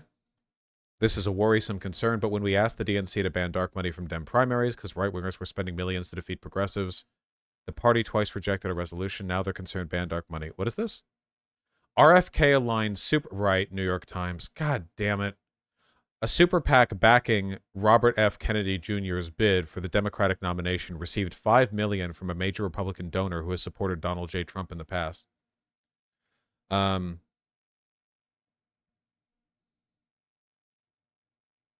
Is anyone surprised by this? What can you even do? Like, what is the DNC going to do? Like, block any candidate who receives money from PACs that have previously donated to Republicans? I don't know if that's something they're going to do. RFK doesn't even have any, like, real influence over the Democratic election. Thank you, Yolanda Hayes. The reason why he's polling at, like, 15 or 20% right now is because of name recognition. You know? The only places that he's actually attempted to make any buzz are in, like, the intellectual dark web or the right-wing circles. He's not actually engaging in any way with the modes of communication that liberals engage with.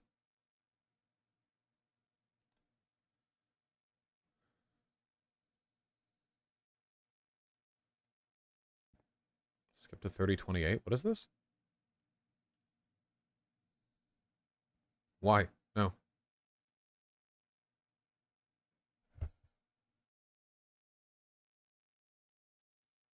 Timothy Mellon, a Wyoming Republican who contributed $53 million in stock to a Texas fund paying construction, gave that super PAC $5 million. Nice, nice.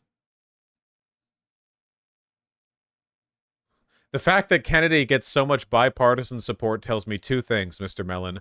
Previously a top donor to former President Donald J. Trump said in a statement issued by American Values 2024 that he's the one candidate who can unite the country and root out corruption, and he's the one Democrat who can win the general election. And this is from a historic Republican. I trust him. I trust him completely, by the way. This guy has no ulterior motives for backing and promoting RFK Jr. Absolutely none.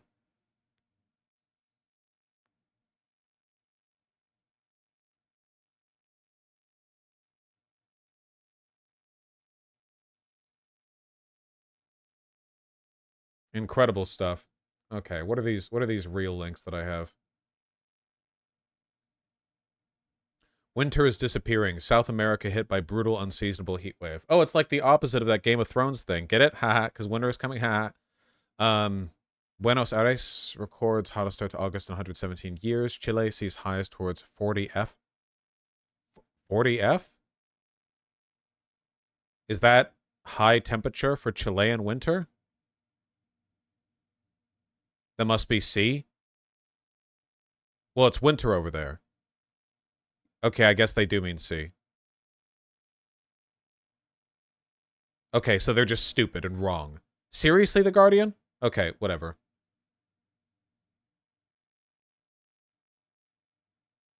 Okay, so 40 degrees C winter. Gotcha, gotcha. Great.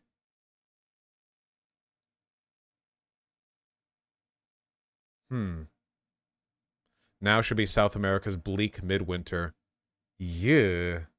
How far from the equator is Chile? Hold on one second. South America map.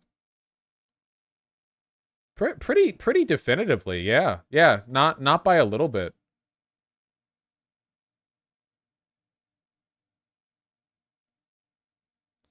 It's not like the winter-summer divide there is very ambiguous, you know? Yeah, that's Chile down there. Wow, southern Chile is about as low as you go, right? I've never actually thought about that. Southern Chile is about as low as you go. I don't know much about the southernmost tip of South America. That'd be an interesting place to look at on Google Maps. I don't even know what the environment looks like down there. Yeah, so I think 100 degrees Fahrenheit during the winter is probably too warm.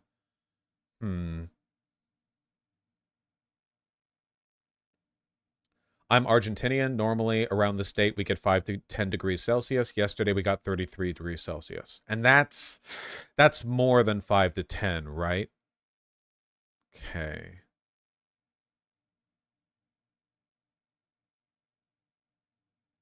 Yeesh.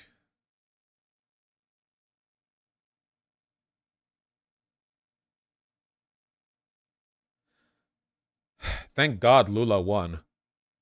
He gives a shit about the Amazon burning.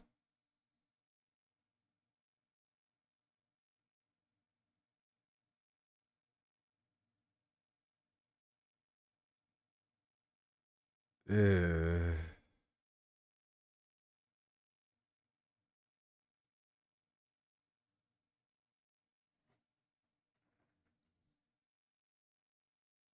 No, that's not good. Hold on, let me sate my curiosity real quick.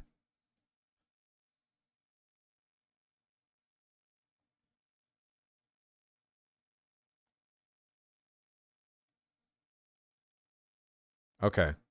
What are you guys doing down here? What's happening? Let me in. Let me in.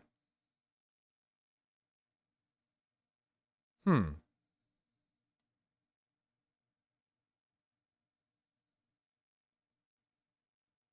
Cool. It's very windy down there, is it? Interesting. Who dat? I don't know.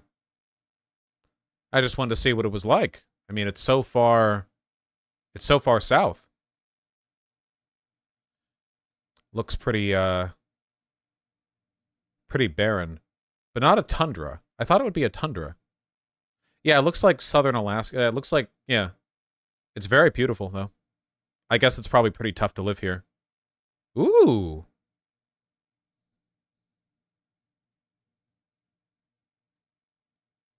That water's probably freezing. Well, I guess that right now down here it's quite a bit warmer than it should be. So, All right, one more. One more.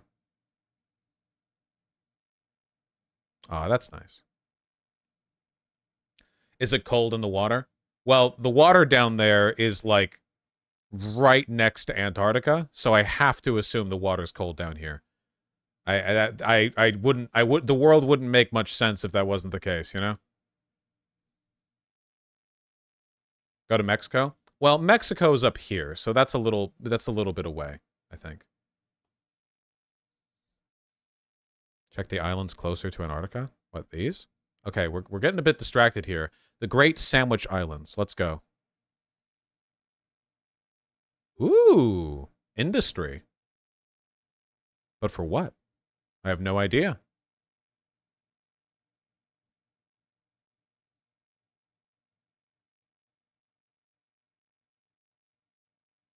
Huh.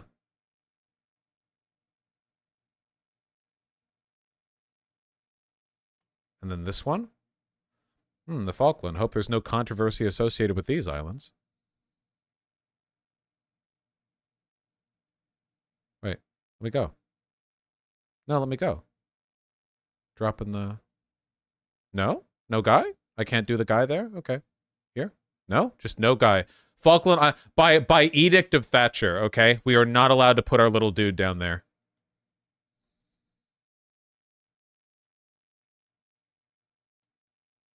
Well, now it just doesn't want me to put the little dude anywhere. Ooh. Yeah, right now, here, it's actually 500 degrees. This is a outdated photo. Okay, that's enough. Close that, close that. Oh, yeah. I saw this. This is actually funny, okay? Get ready to learn just a little bit more about the anti-establishment candidate who's going to unite the left and the right against the corporate duopoly, okay? It's ya boy, Cornel West, who owes $500,000 in unpaid taxes. Hey! He shorted the IRS more than the median salary in 6 of the last 20 years. That's nice. It's so bad. It's so bad. Working class king, folks. Doesn't pay the feds. Anti-establishment, you can tell. That's right.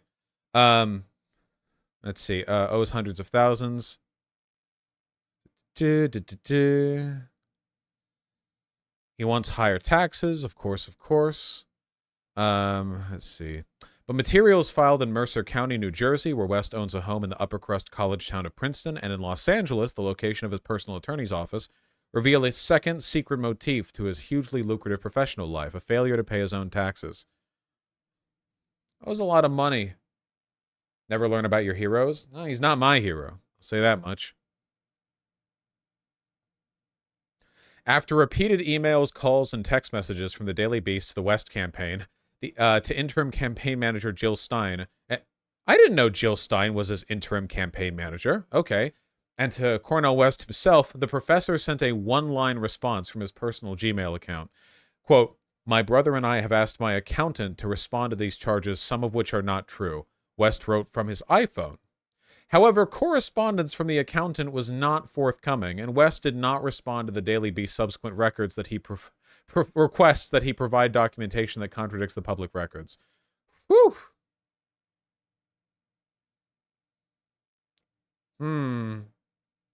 Based as fuck response, TBH. Yeah, I mean, I'll drop the bit. I actually think not paying your taxes is mega cucked. Sorry, you know, I do want to raise taxes on everyone, including me. You have to pay your taxes. Sorry. You got to pay your taxes.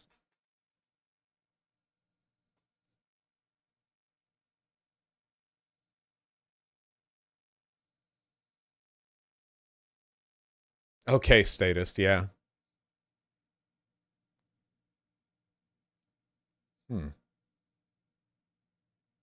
Wonder what he's been spending this money on. Or, well, not, I mean, spending this money, like where the money is going. Saving this clip for next April. Thanks, Tempest.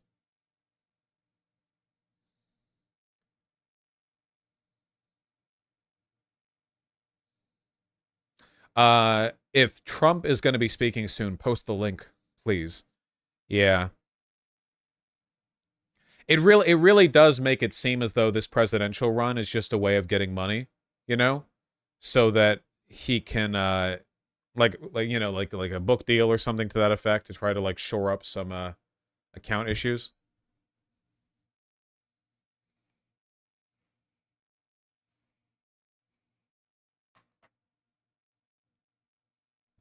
Be right back running for president. It's a pretty lucrative deal, you know.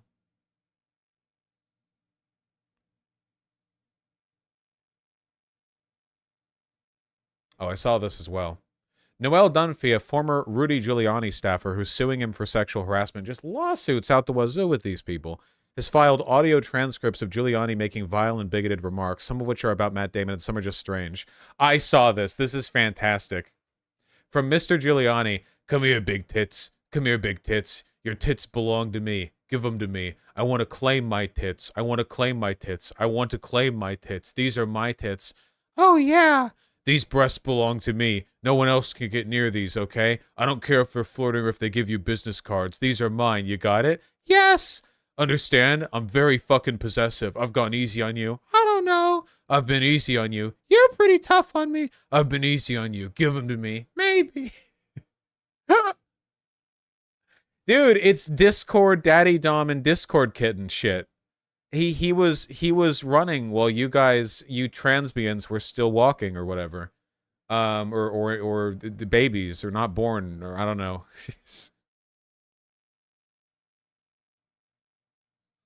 Jesus Christ. Yeah, it really is Frank Reynolds shit, you know? Just being told all of this by to the guy who hired you. And he looks like this, and he's saying that shit. Oh, man, it's so fucking funny. Holy shit.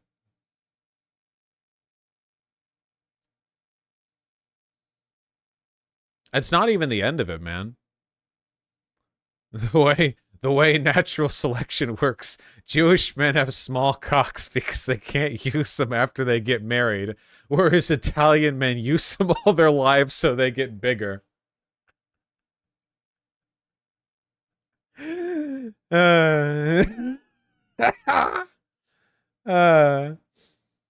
Yeah, what kind of fucking race science is that? Jesus Christ.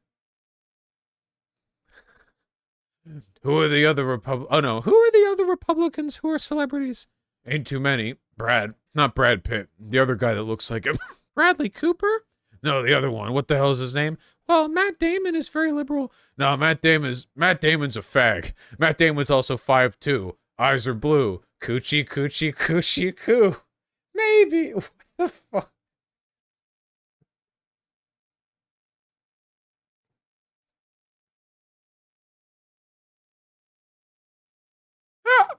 My favorite bit from all of this is from the Rolling Stone article, where Giuliani railed against how Jewish people, quote, want to go through that freaking Passover all the time, and how they should, quote, get over the Passover because it was 3,000 years ago. Okay, the Red Sea parted, the transcript reads. Big deal, not the first time that happened. Giuliani doesn't elaborate on other instances when the Red Sea was parted.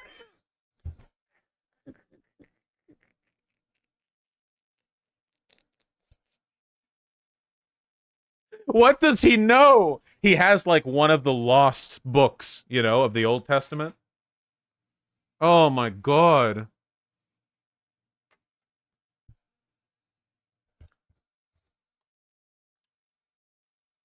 Yeah, he's got the Dead Sea Scrolls, exactly. He personally possesses them. His Borat 2 performance could have been so much crazier. Yeah, the 15-year-old girl they baited him with, or pretended to bait him with, should have, like, mentioned Jews and see what he said. Fuck, that would have been funny.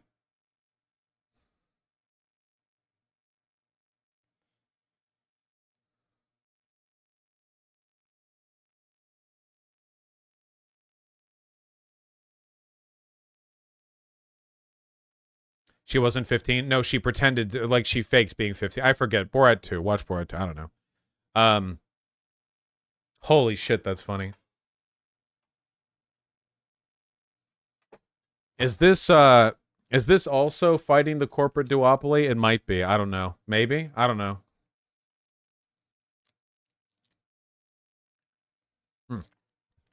Cough drop. Don't want to cough. No coughing. Militia part of the C2? I have no idea what that is.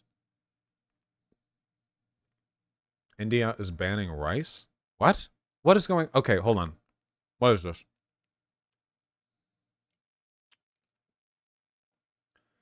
I've been sent baby pictures, it seems.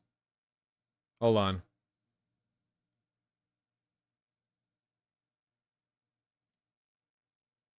I have to present these in their original format to preserve the artistic integrity of the images. Okay, here we go.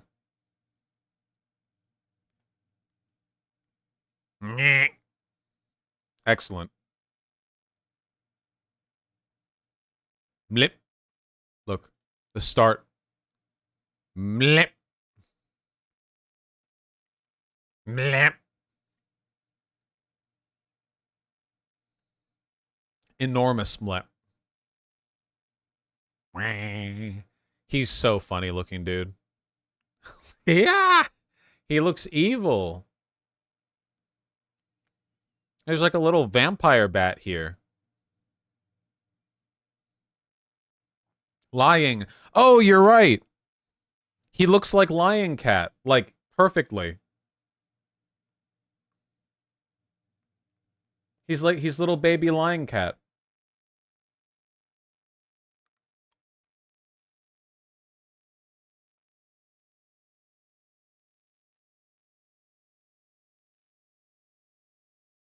What's that from? Saga.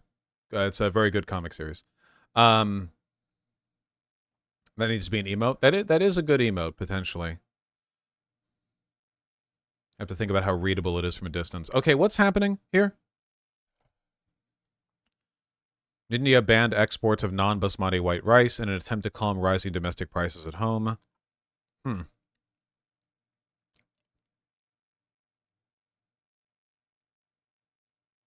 I can't really blame them for doing this. If they're dealing with rice inflation at home, I mean, it makes sense they would try to keep the supply local. I don't know how much it's going to work, though. it will lead to an increase in rice prices around the world, but I can't really blame them for trying to curtail this within their own country.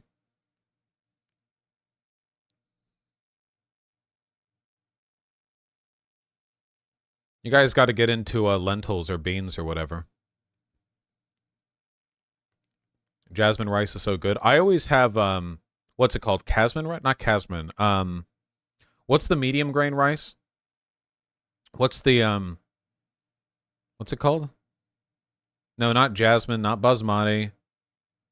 Calrose. Calrose, that's what it is. I always get Calrose rice. That's my favorite rice.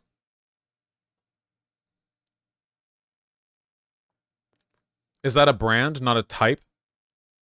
Okay, well, it's medium grain rice.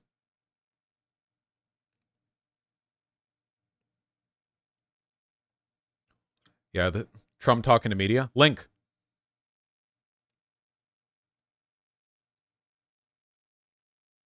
This was never supposed to happen in America.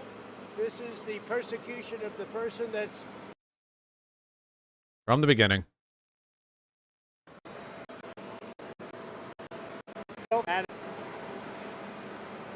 Hello.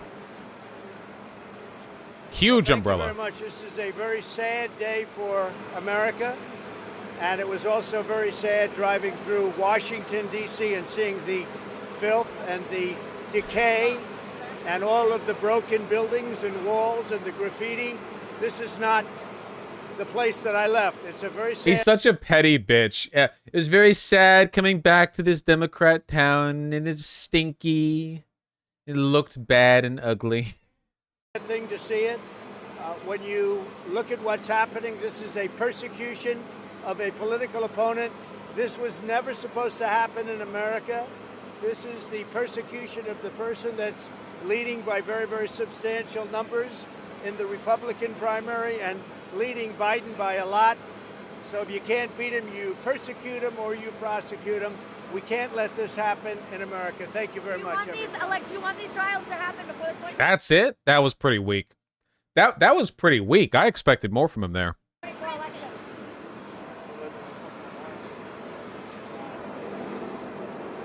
Low energy. No, it is low energy, yeah. I love his custom umbrella. Love that.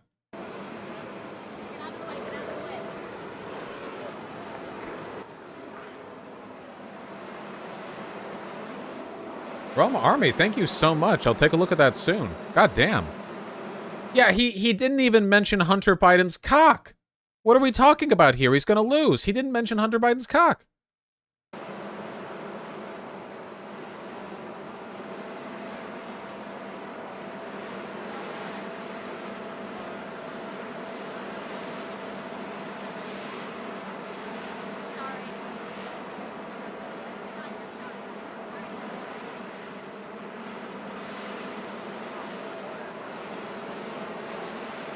Well, probably not much to be seen here. Moody Trump? I'd be moody too. Not looking good for him. What is this? One of Louisiana's few doctors specializing in pediatric heart conditions is leaving the state after the legislature passed a variety of bills aimed at restricting rights for LGBTQ people. So I was just so used to like anti-trans bills that my brain filled in trans before reading that it affected all of them. What bills specifically are they citing? Oh, look at him. He's got a little bow tie. That's so gay.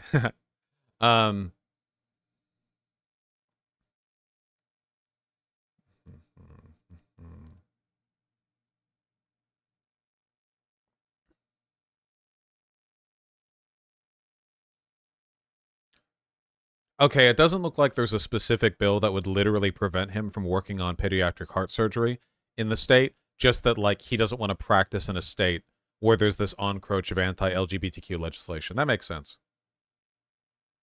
Which was a month after same-sex marriages was legal by the Supreme Court. Dr. Jay Kleimanhan is packing up his New Orleans home. These certainly are going to come with us. These are moments that we cherish.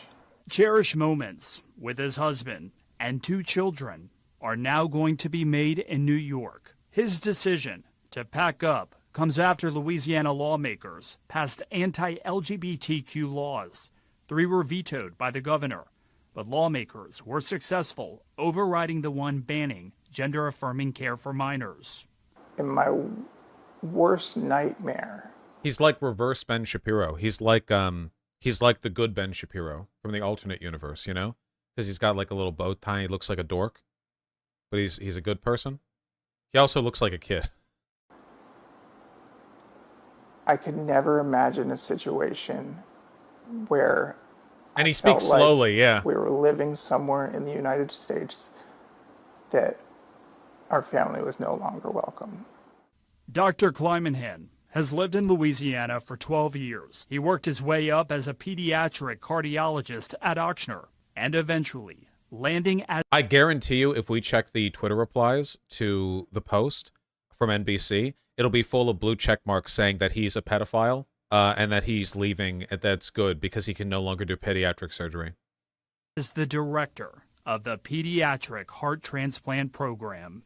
We are the only pediatric heart transplant center in the state of Louisiana. To be honest, there are only 2 other active pediatric heart transplant cardiologists in the state right now after I leave. The fact that me leaving is going to leave somewhat of a hole for medical care has been quite distressing. And he gets emotional thinking about his patients. He says his plan and dream was to retire right here in New Orleans. What would be your message to lawmakers watching your story, if you could talk to them? It must be so cool to be in New Orleans and to be like an epicenter of black and like Caribbean culture in the United States, and to be like 99% Democrat and to just be locked in to the red state legislatures, the legislators that get voted for by every other county, you know? That must be so cool. I think lawmakers need to understand the ramifications of the bills that they put forward. And while family memories are now stuffed into boxes and the walls of his home will soon be empty, he hopes his story shows the impact that these type of bills have for families all across the country. What would be your... This is going to keep happening. Educated people are disproportionately Democrat by a pretty significant extent. Teachers, university professors, even in STEM fields, like if you're talking like programmers, because like if you go into tech stuff, a lot of those people are left-leaning too. The more educated a person is, the more likely they are. Yeah, it's going to be like unironic brain drain. Yeah, from red states to blue states on basically every level. Obviously, it's not all of them, but a lot of them. Response to someone on the other end of this issue saying you have the right to stay. They've never had to look their children in the eye and explain to them that why is New Orleans Republican? It's not. Louisiana is. The state that they've grown up in has tried their hardest to pass laws against our family. Reporting in New Orleans, Aubrey Killian, WDSU News. Yeah, it fucking sucks. We just went over at Prospect 2. God damn.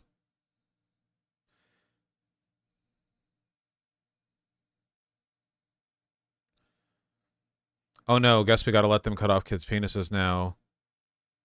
He'd rather let kids with heart conditions die than accept the world doesn't revolve around him. Got it. Bye. Restricting rights, lol. Move on, he's free to go to a blue state. Let the kids die so you can make a point, great guy. I love having blue checks at the top of every thread. It's super great. So guys, I'm in a bit of a kerfuffle, you know? Not something that I normally deal with, but you know, I'm trying to imagine if I was XQC, how would I handle this particular issue? See, I have to use the restroom. I'm going to put on a video from one of the approved friend of the streams, so that I can do that, and that also so you guys won't all leave like the dishearteningly ADHD-riddled Judases that you all are. Just a second, let me find... You know who we haven't seen for a while? Echo Gecko. Echo Gecko doesn't make videos anymore, which is a damn shame, but I think it would be lovely to to show off one of his older videos, you know? Even though Echo Gecko does not currently make content, the existing content of the channel is very worth going over. Yeah, how about the one on SUV Mania? How about that? Yeah, that sounds good. That's what I'm going to do. So I'll be back probably in about 10 minutes. I love you all very much. I will hit the ad button because I don't respect you, obviously. But I'll be back soon, and then we'll continue. You know. Or not. In every national survey since... Click the beginning. Thank the you. ancestors of the SUV were developed for practical purposes. The Jeep and Humvee originated as military vehicles, while Land Rovers were originally marketed towards British farmers working in muddy fields. But over the last 40 years, SUV sales have boomed far beyond this minor demand, rising from virtually no sales half a century ago to 35% of all US car sales in 2012 and 43% by 2017. It's clear that today the vast majority of SUVs are ending up in a suburban garage, or increasingly, stuck outside of one. This trend is dangerous, leading to booming carbon emissions and a pedestrian safety crisis. But its causes are even more sinister.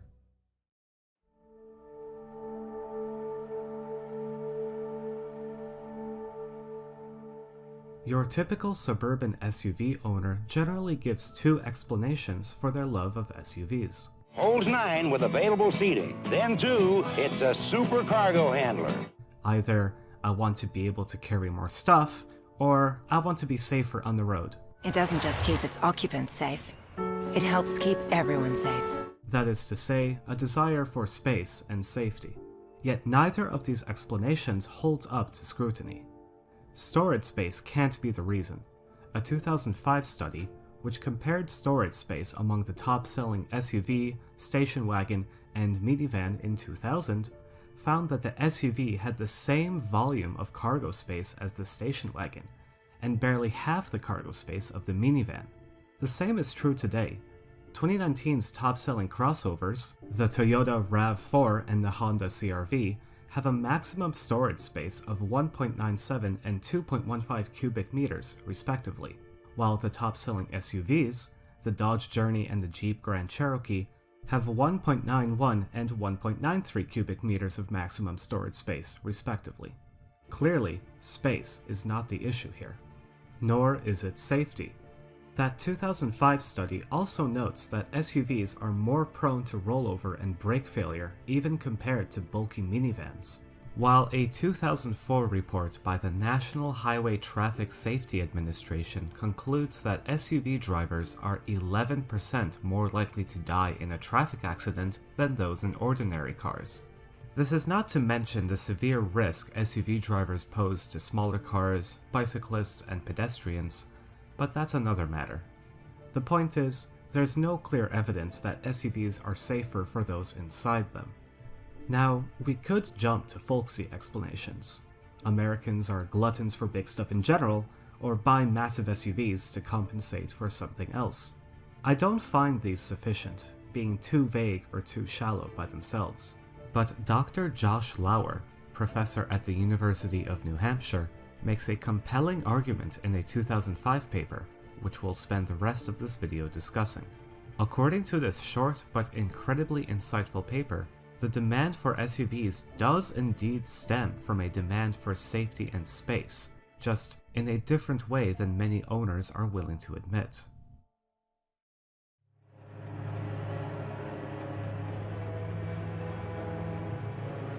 As all of you know, crime today is an American epidemic. From the late 70s through the 90s, Americans developed what can mildly be described as a paranoid fixation on crime. While crime did see a steady increase early on in this period, public paranoia about it quickly blew way out of proportion. Crime began to decline dramatically in the 90s, yet by 1994, over half of Americans claimed that crime was the most important problem facing the United States in one national survey.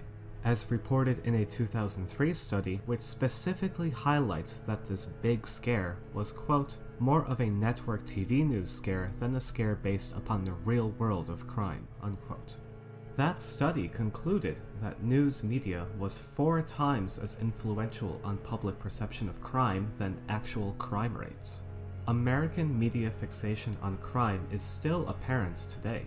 14 of 2018's 40 most watched TV shows were crime or courtroom procedurals. It's difficult to overstate just how freaked out people were about crime in this period, especially as, quote, crime spilled beyond its acceptable inner-city limits and into previously safe suburban neighborhoods, unquote, creating a pervasive terror of crime in white and suburban society.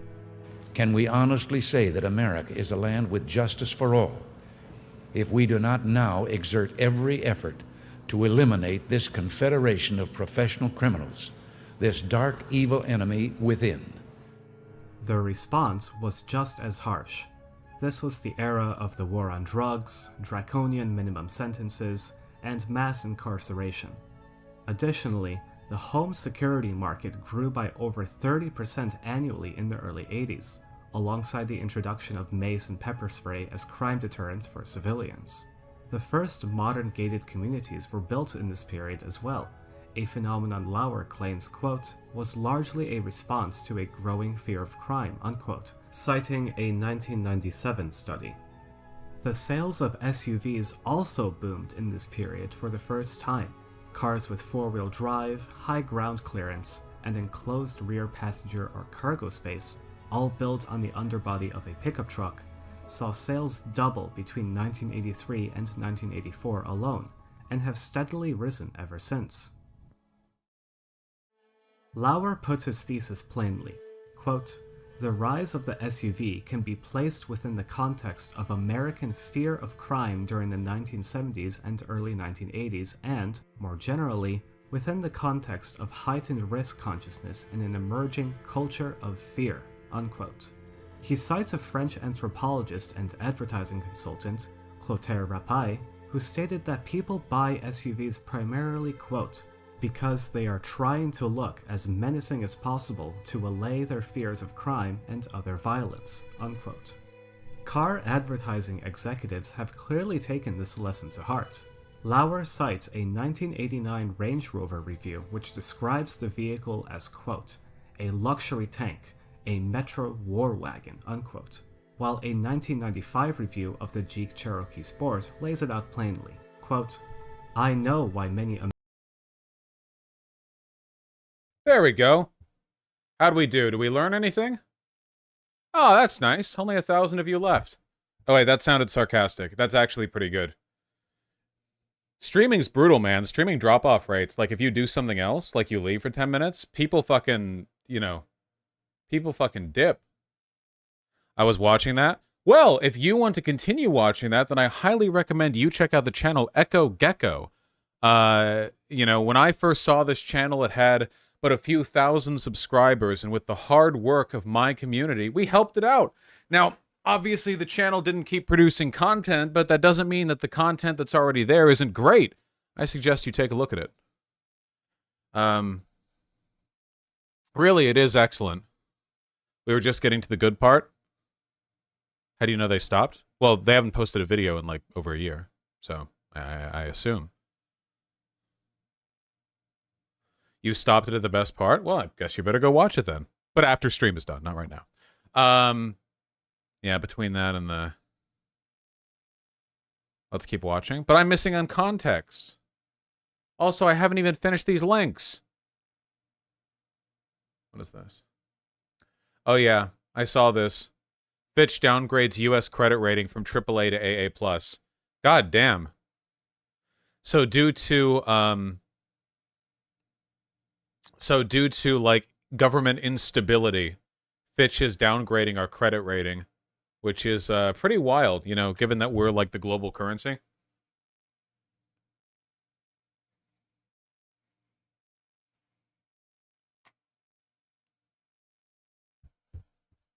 No, Fitch, not bitch. Fitch. They cited January 6th as a reason. Fair. In Fitch's view, there has been a steady deterioration in standards of governance over the last 20 years, including on fiscal and debt matters, notwithstanding the June bipartisan agreement to suspend the debt limit until January 2025. Huh. What is Fitch? An independent organization for rating the credit stability and viability of a country. Like, how trustworthy is this country as a, like, their currency, like investment there, that kind of stuff, you know? There we go.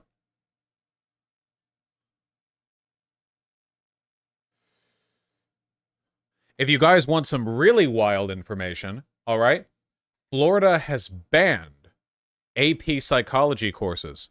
The Florida Department of Education has effectively banned AP psychology in the state by instructing Florida superintendents that teaching foundational content on sexual orientation and gender identity is illegal under state law. So basically, teaching psychology means acknowledging the identity of gender and sex as social forces, so it's illegal to do it. Listen to this. The AP psychology course asks students to, quote, describe how sex and gender influence socialization and other aspects of development. Now, mind you, that statement right there, describe how sex and gender influence socialization and other aspects of development, that isn't even a framework that necessarily validates trans identity. This is only saying, how is one's development influenced by sex and gender? Like, that's not, engaging with that question doesn't even necessarily indicate a pro-trans answer, but even this is not being permitted within the law. If they're banning AP psychology, that means that they're making it harder for people to get into psychology in universities. So it's, you know, just a reminder that under fascism and under the culture war, nothing can survive. The entire practice of psychology is something the right has gone after for a while, because the entire practice of psychology effectively undermines the cult teachings that the right relies on for their advocacy. That's why, if you've ever wondered why people on the right seem so insistent that depression isn't real, ADHD isn't real, autism is caused by vaccines, why are they so weird about psychiatric conditions? Well, it's because they don't want people to engage in introspection. Psychology is a field of introspection. It's a study of the mind. I mean, in order to familiarize yourself with psychology or to get medical treatment from a psychologist or a therapist or anything like that, it kind of mandates some degree of introspection, and fascists do not want that, you know? If people are desperate and upset and mentally unwell, that's useful for a fascist, because that means they'll make a good radical, a school shooter, anybody, some lunatic on their side. They want people who are feeling intense negative emotions to direct those negative emotions towards politically partisan issues. So if you're feeling like super anxious or depressed or whatever, they don't want you getting medicated for it. No. They want you to think that that depression and anxiety is being caused by the Jews or by wokeness or by feminism or whatever else. They do. That's what they want. Since Steve Bannon gave the game away, it's been clear the right has been deliberately courting incels online for ages now. Look at the Andrew Tate phenomena. Andrew Tate isn't only associated with the American right, he's associated with the global right, because he's one of the big advocates for the idea that, like, you know, oh, well, are you a young boy and you're miserable because you feel like women won't give you the time of day? Well, don't go to a therapist, man. What you need to do is join a hate movement against women. Like, that's like the whole line, right? So it seems like a natural extension of that would basically be like, yeah, well, just don't study psychology. Like, let's not have any knowledge of this. Yes, this is the same side that says that school shootings are a mental health issue, right? But when they say stuff like, we don't want trans people to transition, we want them to get help, what they mean is conversion camps, right? The get help that they appeal to is, we want them to fall in line, with force if necessary, to intuitive truths that we already believe in and will mandate through torture if necessary. Because, of course, conversion camps are torture. It is also true that psychology as a field is very threatening to their essentialist understanding of the world, yes. I mean, fascists are anti-empiricism and anti-knowledge broadly, so it's not a surprise they would go after academia. This always happens, but psychology in particular, for a variety of reasons. Important to remember that most of these people sincerely believe the original sin was the attainment of knowledge. Yeah, it definitely doesn't help that, you know, Christian fundamentalism is predicated on a worldview in which humans knowing things was the root of all sin. That's probably not good.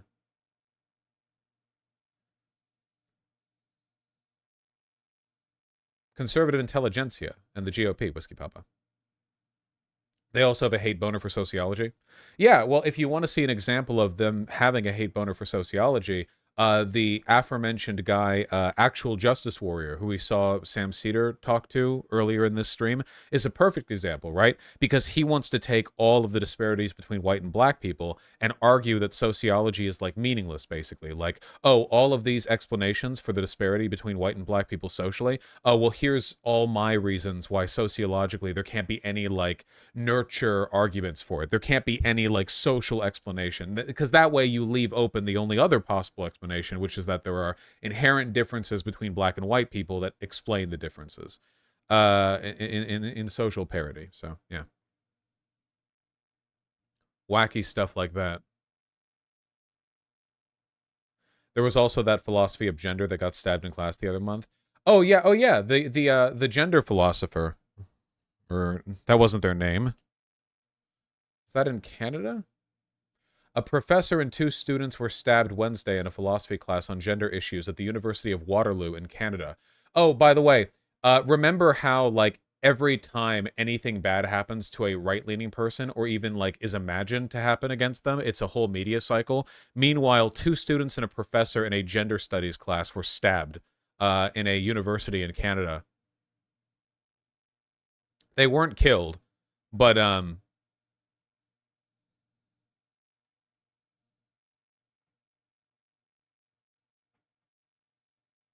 yeah, a wildly disparate outcome. And you know what? The person who did that stabbing probably could have benefited from a psychiatrist.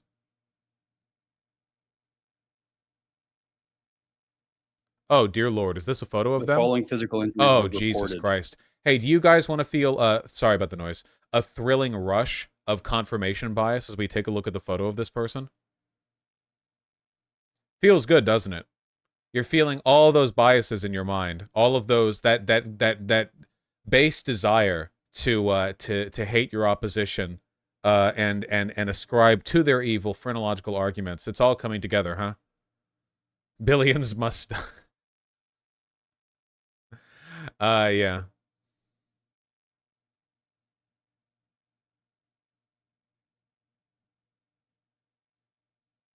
Giovanni Villalba Ailman is the name, apparently.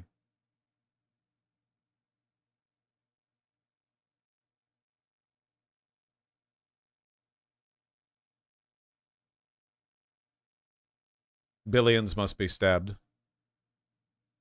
Oh, he's an international student from Ecuador, apparently. Interesting. You need that Billions Must Die soy jack as an emote? I feel like I do, yeah.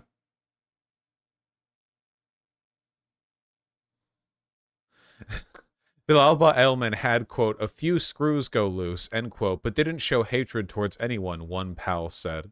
There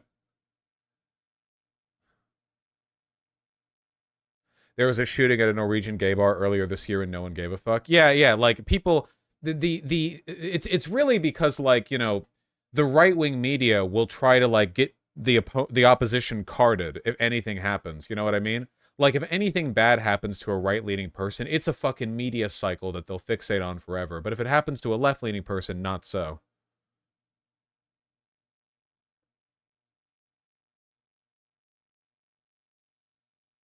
Justin Trudeau called the hate attack heinous and despicable. Ah, did he do it in blackface? The one thing I know about Justin Trudeau. Speaking of Canada, he got divorced. You hear about that? Yeah, I heard about that. Excuse me, sorry.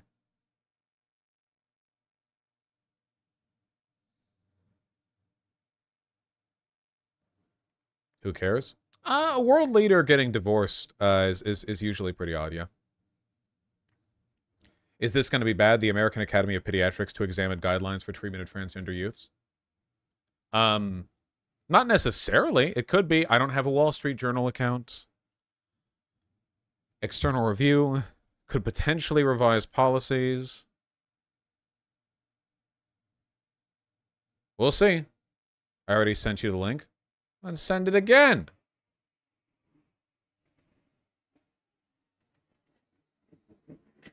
Fucking Blue Angels. Medical group backs youth gender treatments but calls for research review. American Academy of Pediatrics renewed its support for gender care minors while commissioning a fresh look at the evidence. Oh, that's fine. This isn't necessarily bad. The gender care for minors is a pretty new thing, you know. It makes sense that a constant review of the existing evidence would be like you know, necessary and valid, I feel.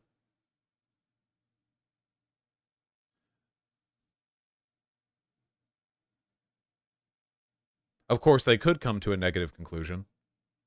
If there's anything that I'd be willing to see like some wiggle room on in terms of what they decide on, it would be like the nature of approval for like early puberty blockers. I wonder if they would have some kind of like mandatory wait period of like 6 months or a year where consultation has to precede being given those. Apart from that, though, I don't know where the evidence would really shift, because my awareness of the evidence for everything after that point is that it's really solid. We don't have that much evidence for the early stuff in terms of like the preferred time delay of consultation before procedure, but I don't know if there's any negative evidence of it either. And in the absence of negative evidence, when we do have positive evidence, it's good to proceed alongside that. But yeah, we'll see, I guess, how the specifics pan out. I'm looking forward to it because I would love a professional review of the literature, you know? It's not like I'm an expert in the field. You know, to go over it again would give me the opportunity to revise my knowledge on the subject, which would be helpful.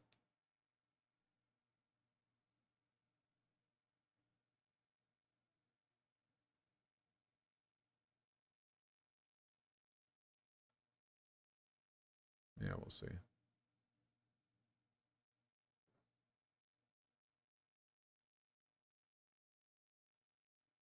Pittsburgh synagogue gunman has been sentenced to die in the nation's deadliest anti-Semitic attack. Oh, shit, they're giving him the death penalty? The man who killed 11 congregants at a Pittsburgh synagogue was formally sentenced to death Thursday, one day after a jury determined the capital punishment was appropriate for the perpetrator of the deadliest attack on Jews in U.S. history. Well, I'm not pro-death penalty, but if the death penalty is going to be used, this is one of the instances where I really don't care about it. You know, I'm against it as an institution, but if it could be magically determined that the only people who got the death penalty were like people who did big shooting hate crimes or whatever, and that like magically it was only them or whatever, then like, you know, whatever. Though I still oppose it as an institution. This is just one of the less egregious instances of its use.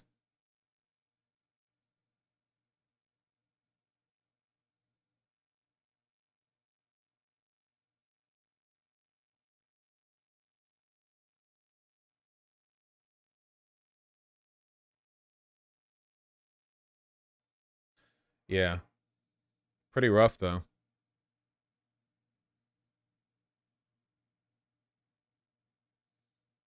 Just don't do hate crimes as a skill issue. That's true. That's true.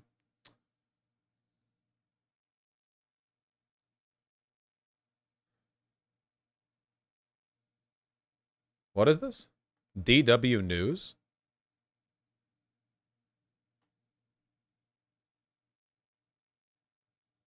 I'm sorry, forgive me for my crippling ignorance. Where is this from? DW News? 4.7 million subscribers, but I don't... It's German state media? Okay, gotcha. I was going to guess German, Deutsche something. Oh, it says right here, German Public Broadcasting Service. Right, there we go. And didn't even think to look. Okay, how America's left is preparing for escalating violence. All right, that's the last thing that I need on this, a German's take. Now, there are fears that a polarizing election will further inflame the culture war in the U.S. This week, the Department of Homeland Security warned of a rise in right-wing terrorism. The potential targets, including the LGBTQ community, as well as racial and ethnic minorities. Now, while the debate over gun controls remains deadlocked in Washington, one organization says the best protection for vulnerable groups is to give them guns as well. Hey. DW's Amian Isif caught up with them. Rob Royce knows his guns inside and out. This is for the revolver. That's 9mm, pretty standard 45 ACP for the fellow right there. He's a certified handgun instructor, but not what you might call a typical one.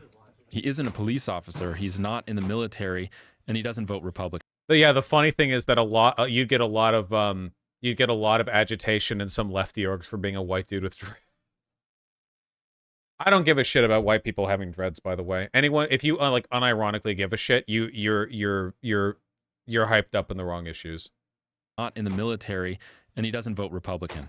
He's a member of the Socialist Rifle Association, and he knows his politics may be a bit out of place here at this rural shooting range in Maryland.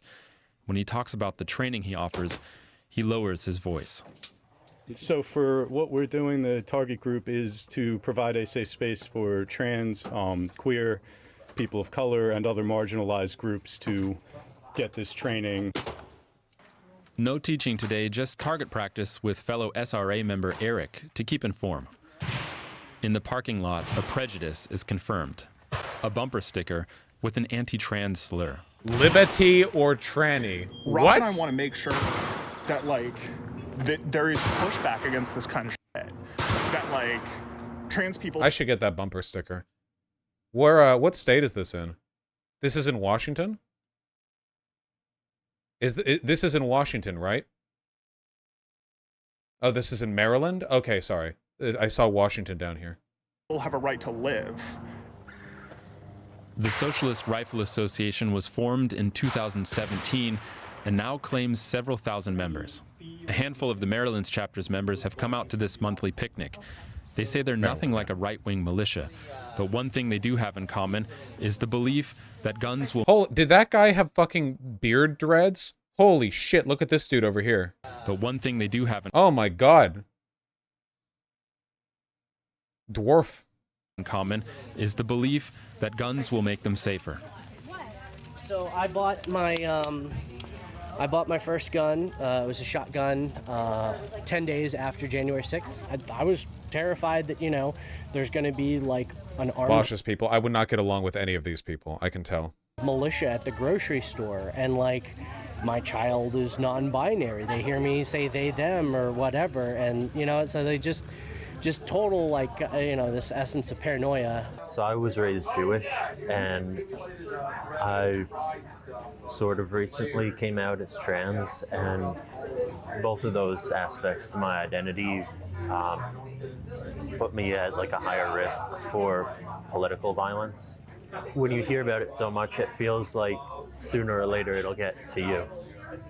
And you don't want to be in a position where you don't see it coming. Perhaps surprisingly, there aren't any weapons at the picnic, but there are tourniquets and wound packing.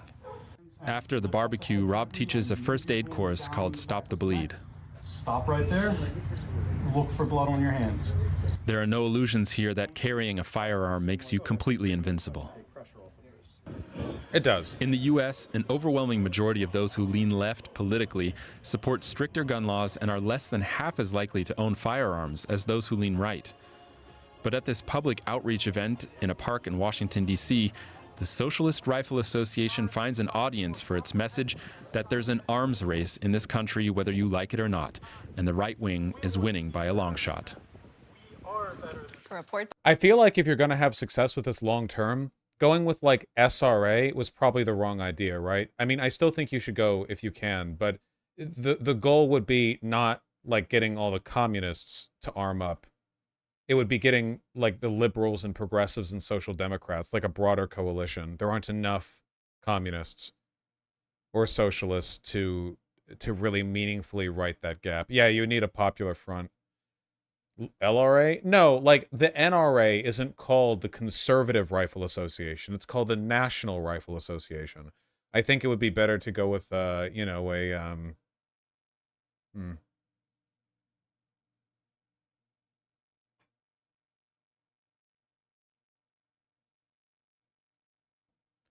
I don't think calling it rifle association is a good idea either. It should be like defense association or something. I don't know. By my colleague Amin Isif, who joins me in the studio.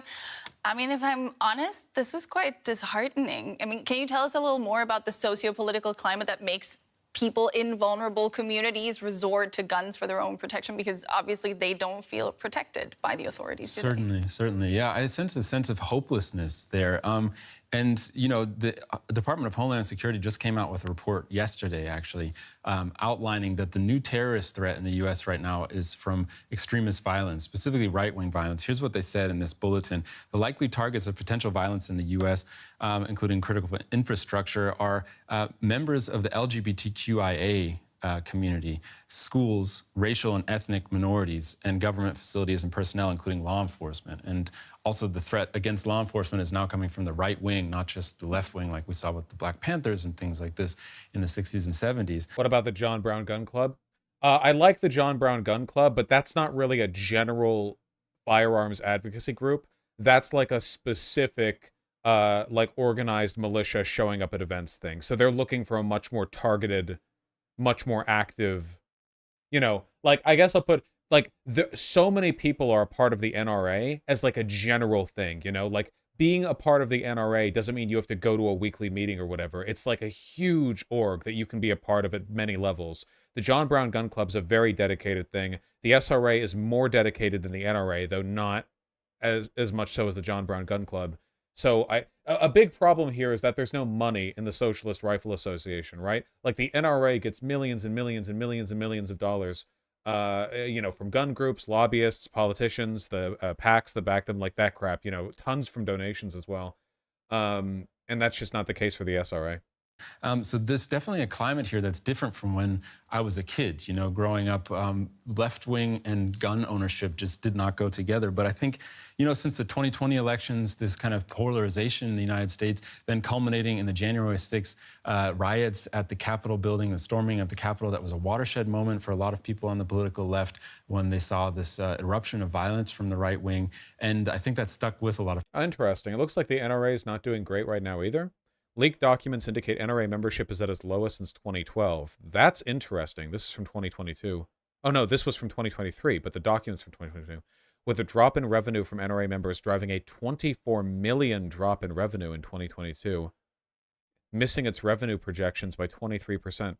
Why would NRA participation be dropping during the Biden presidency? Shouldn't Trump supporters be losing their shit, like giving money to the NRA and signing up? It's because their members are dying? That might actually be it. It could be COVID related too.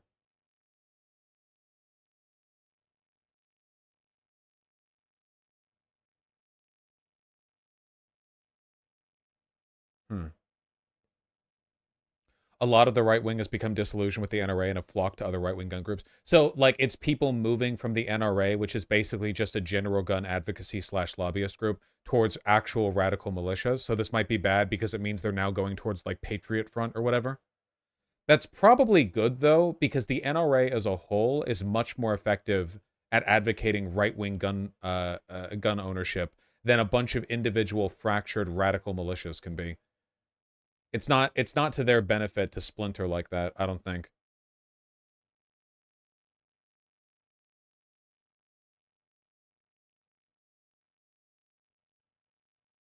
Whereas their spending is increasing. Interesting.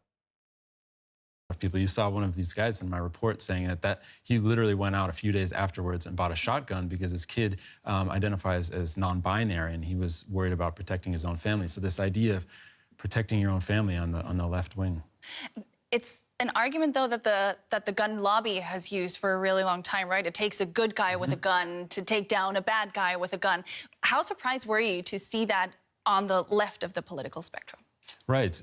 This is kind of new to this generation now. You haven't seen this since previous eras in U.S. history. Well, okay, wait. I reject this framing. The good guy with a gun versus bad guy with a gun thing is the idiot message conservatives tell themselves to make them believe that owning a gun will mean they'll get to, like, epically stop a robbery or a rape or a murder or something, which is bullshit. It doesn't make the world safer. Crimes don't go down because you own a gun.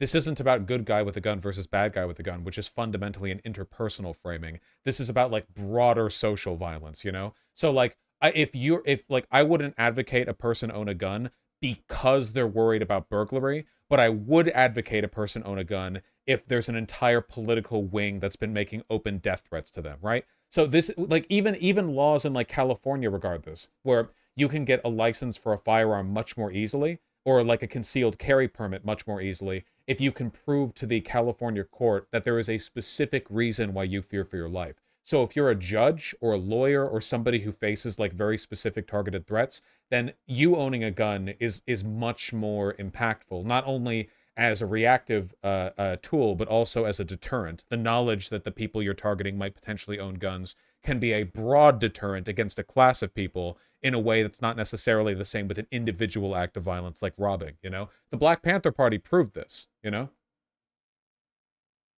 This is not surprising to a historian who's looked at the U.S. Gun violence has existed at both the left and the right. You had union members, radical socialist union members in the 30s carrying weapons to defend themselves. You had the Black Panther movement in the 60s and 70s arming themselves against police. That was very provocative at that time. But this is pretty new, this idea that the left people, LGBT members, it's very new. However, the most important thing is that the majority of the U.S. Army stays loyal in the event of a far-right takeover. My impression of the military as it stands right now is that the military would absolutely not side with a far-right coup. The Joint Chiefs of Staff, the Pentagon broadly, are staffed with, at most, neoconservatives, not fascists. Like, the U.S. military is a massive bureaucracy, like one of the biggest on Earth. And that bureaucracy is keyed towards technocratic outcomes. They're not politicians over there in the Pentagon. The attitude that I get from like looking at them and their general tendencies is that they just would not lean in that direction at the moment. Obviously that can change. What about individual state National Guard units? Well, that's a different story, but they can't, you know, there's only so much you can do with that as opposed to like the federal government broadly, Pentagon. Remember Comrade Milley calling magatards Nazis? Yeah. They're like, not just Milley as well, but there are like multiple generals who have made pretty explicit statements about the threat of the far right in this country. General Mark Milley drew comparison to Nazi Germany as Trump tried to overturn election defeat. Yeah, Comrade Milley. They would take up arms to defend themselves. So yeah, I think that the U.S. military is a bureaucracy that has been historically involved in coups and authoritarian regimes in other countries, such as in Latin America. Yeah, that's over there, not over here. Also, like, you can't really cite that as example, right? Well, like 50 years ago, we did a fascist coup. That's not, first of all, a lot of those coups weren't directed by the Pentagon. They were directed by the CIA and State Department. The CIA's head directly appointed, you know, presidency, the State Department, literally like the cabinet of the presidency. The Pentagon tends to be more technocratic and less ideologically swayed. Obviously, they still are. There's no such thing as an apolitical military, but they're not the CIA. But nowadays, like, internally, you know, just keep in mind that, like, the president was able to order paratroopers to guard black students as they entered recently integrated schools. And it's not like the whole military threw a revolt over it, you know? And that was back in the 60s. I haven't heard this argument coming from the left wing in my lifetime, but one difference that I would highlight is not this sense of like a hero who's at a shopping mall and saves everybody from an attack. That didn't exist in this group that I talked to. It was more the idea of that if I'm trans and I am specifically, personally, a target for right-wing hate crimes, then it's more about protecting myself against these crimes. It's heartbreaking. For me, it's one level even further, where it would be like, if there was mass social instability, you would have a phenomena where cities, which are generally blue, would be raided by militia groups from the surrounding countryside. Because I guarantee you guys, surrounding every major city in America are thousands and thousands of right-wingers who, like, commute to work for an hour and 20 minutes, but are like hardcore preppers who feel like at any day, like, the Great Revolution could come and the day of the rope and blah, blah, blah. So, like, I feel like it would be much more difficult for somebody like the Patriot Prayer guys, like some dudes with rifles and a pickup truck storming into Seattle. It'd be way more difficult for them to do that and, you know, get away with it if they were like running around trying to shoot people or like take over city blocks or whatever, which is what they fantasize about. You can go on right-wing militia forums or like look at leaked info from them. They fantasize about this. This isn't like made up fear-mongering. This is what they want to do. This is the thing the preppers want. They don't want to just sit out there in their bunkers forever. They want to retake the cities that they think have been corrupted by feminism and liberalism and Jews and black people, blah, blah, blah. Like, that's what they talk about. That, yeah, they fantasize about it nonstop. So if they ever tried that, like, what situation do you think they want, right? They want to roll on into a city that is armed to the teeth, or a city that is completely unarmed, you know? That kind of thing. Can you imagine what a like disorganized right-wing militia would have to go through in order to meaningfully occupy a city where there are full apartment blocks of people who already own guns? Like, it's like impossible. It's like militarily like, Jesus. The U.S. military could barely handle occupation in Afghanistan and parts of Iraq, you know? Like, can you imagine a bunch of militia groups trying that shit? No. Yeah.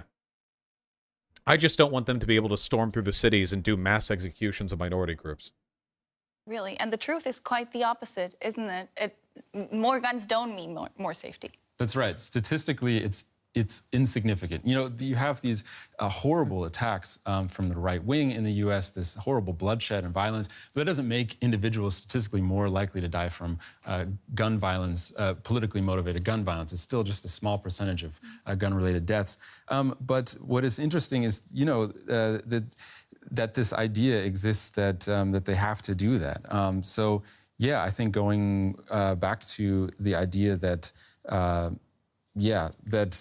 owning a gun will make you safer. This study after study shows that this is simply not true. There was one from Philadelphia that said possessing a fire. I like this guy. I think this guy's doing a pretty good job of making the kind of arguments that I would make. Basically, I'd say basically this. I think he's doing a good job. I'm happy to see this presented positively to German media. I know that Germans are nowhere near as pro-gun as we are. But they also have their own problem right now with, like, far-right militia groups, except their militia groups are, like, all fucking veterans and cops. So, you know. Firearm, it was done over a year. Possessing a firearm makes you 4 times more likely in an assault to die from that assault. And if you had a chance to defend yourself, meaning if you could actually draw your gun and defend yourself, then you were 5.5 times more likely to die. So even the idea of, like, being aware of somebody attacking with a gun, having a gun yourself, you are more and more likely, the more armed you are, essentially, to die in an attack. I mean, Isif, thank you so much. Yeah.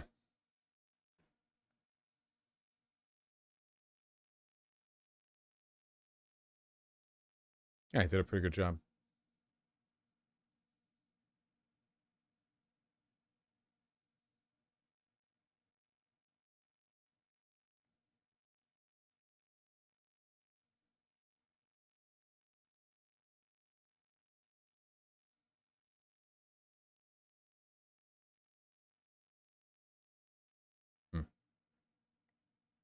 The comments aren't as bad as they could be. They could be a lot worse, potentially. Did you see this? I've seen this. Everyone has. Heart and soul of America, folks. Worry. You're a horrible person. You're a horrible person. You're literally doing blackface. Thank me later. In the middle of the store. Lester Holt did whiteface. Nobody said shit. True! Anti-white racism confirmed. Hey, if you're going to do blackface and ruin your reputation and have the video posted online and do the whole thing, why not go all the way? What's with all the gaps? Where's the red lips? Come on. Ridiculous. Where's your pride section? I need to know. We're past. This lady is mentally unwell. Yeah, apparently she has, like, outstanding criminal activity because she was stalking or harassing people at a postal service joint. She's like an actual crazy person. She's not like a rep of anything, really. She's just crazy. Oh, I thought they were celebrating this and they took our flag forever. No, I was wrong. My bad. I don't shop at Target. I just take pictures. Join me. Don't critique the quality? No, I will critique the quality. If you're gonna do some crazy shit like this, okay, I think you should put effort into it. That's all I'm saying. I hate that half-ass shit. What are you doing? Oh, look at me, I'm racist. I dipped my face in a mud bath for once. Like, come on, really? Facebook, please, my Facebook friends love it. That's the craziest thing I've ever seen in my whole life. Yeah, that's whatever. Yeah, at first I thought it was a face mask or something. Yeah, well, yeah. If you're gonna do it, at least do it like Justin Trudeau. Yeah. Modern liberalism, white cuckolds, you know, not me tripping and face planting into a pile of mud, but not getting up and just laying there bubbling, because if I know that I get up, that my face will be doing blackface, and I don't want people to see me, you know? Just laying there until I die, because I can't let them see me with mud covering my whole face.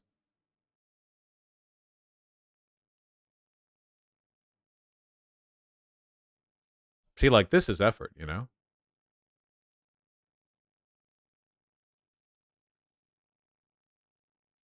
Will you give us Dutchies credit for our high effort blackface? Well, yeah, you put effort into it at least. I would respect the Dutch a lot less than I already do if they half-assed the blackface for that one thing, you know? Will be what, Alex Caruso? I think you missed a word there. Will be going image? Robert Downey Jr. is the gold standard. I've said this before, and I mean, if I get canceled, I get canceled, whatever. I feel like there has to be a difference between blackface and a white person legitimately trying to look like a black person, because those aren't the same thing, right? Blackface, historically, like in minstrel shows, they weren't actually trying to look like a black person. That's like saying a person wearing drag is actually trying to look like a woman. Like, they weren't. It was meant to be a mocking caricature. Like, I don't think this bears any ideological resemblance to blackface. You know what I mean? Like, maybe the term includes both, but it seems weird to me that it's one term that refers to both, and that there's not like any kind of language distinction. Where, like, it's at least in the term, like just the word used, it's the same whether you're doing a minstrel show in 1912 or doing Robert Downey Jr. Like, that's both blackface. Well, it's like, well, okay, maybe they're both blackface, but shouldn't there be some distinction, right? Because I feel like there's a meaningful distinction between those things. Yeah, like the one cosplayer lady with the, yeah, I remember that. Yes, Tropic Thunder is based, of course. Wasn't it explicitly blackface in the movie? Yeah, but I'm talking about, like, Robert Downey Jr., the actor. I'm talking about, like, the term. What's the meaningful distinction? In one of them, there's an authentic attempt to look like a person of a different race, and in another one, it's a mocking caricature designed to dehumanize people of that race. That, like, there's a huge difference, I feel like, you know? I mean, I don't think it's a big deal. I don't think it's like a huge, I don't think it's like socially vital that we work on this issue right now. It just seems odd to me that they're like considered the same language-wise. Fuck the Blue Angels, man. Holy shit, that's so loud. That's so fucking loud. Jesus Christ. Like, it's like this, and then there's that. And when I think of blackface, the first thing I think of is this. This is not like an attempt to look like a black person authentically. This is an attempt to mock them. Like, I just feel like there's a difference. Yes, there is an air show going on outside my house.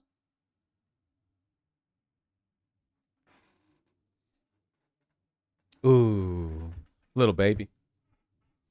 Wait. Oh. No, I'm trying to roll the ketchup. Whack.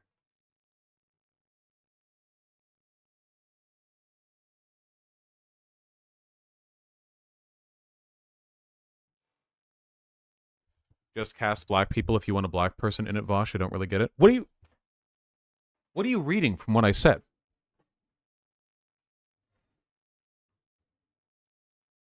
What about what I said indicates to you that I'm defending the practice of... Is he under my wheels or not? He is. Get out of there. You little fuck. I'm going to roll over you. Jesus. Mwah.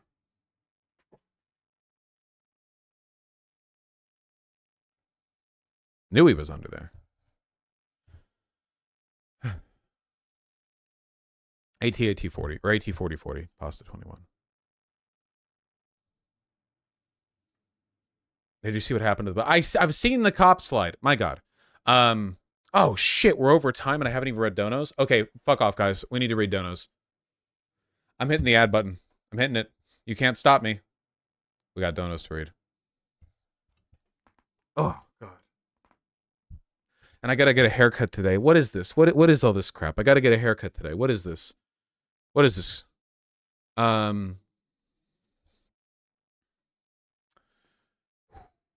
Noxamillion, thank you for the $5. Hazel's a lovely name. Little baby boy. Benjamin Gilbert Leaf, thank you for the $10. I appreciate that very much.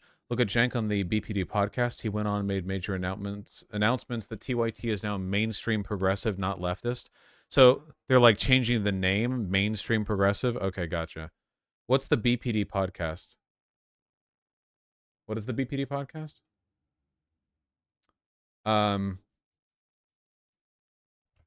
Kyler Duncan and Chunk Whiskey, thank you for the $5 both. Really appreciate it. I do need to set up YouTube to do the Switch stream thing. I need to figure that out.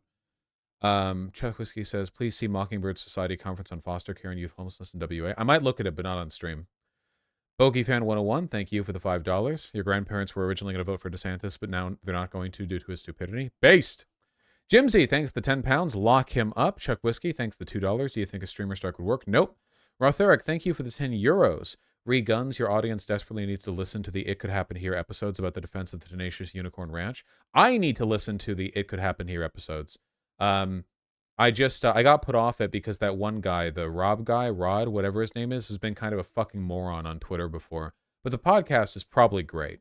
I shouldn't let that stop me from listening to it. Noxamillion, thank you for the 5. Dave Murphy, thank you likewise. Much appreciated. Bear on a Bicycle, thank you for the buck. Chuck Whiskey, thank you for the $2. B4, thank you likewise. Horatio Lirda, thank you for the 200 ARS. That's incredibly kind of you. Make your victims eat high cholesterol foods. Of course, right. That's why Michelle Obama's anti-revolutionary. Chuck Whiskey, thank you for the $5. Happy to hear that, friend. Thank you for the kind donos today. Killer Tofu, thank you for the $20. Now, I may not be some big shot city lawyer or lawyer at all, but I know a bit about cat law. I think what we have here is a clear case of wrong place, wrong time. The people demand justice for Artemy. May I approach the... That was my best, Charlie. I'm sorry, guys. That was my best effort. Dan's Planning a Platonic Liquid. Thank you for the 5 both. Really appreciate that. True Platonic Liquid.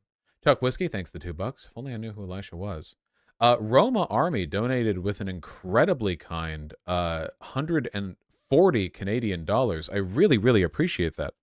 Thank you, Roma Army. I support the army that is Roma. Any fucking Blue Angels, man. Any army of Roma, I get it. I'm here for it. You also seem to be...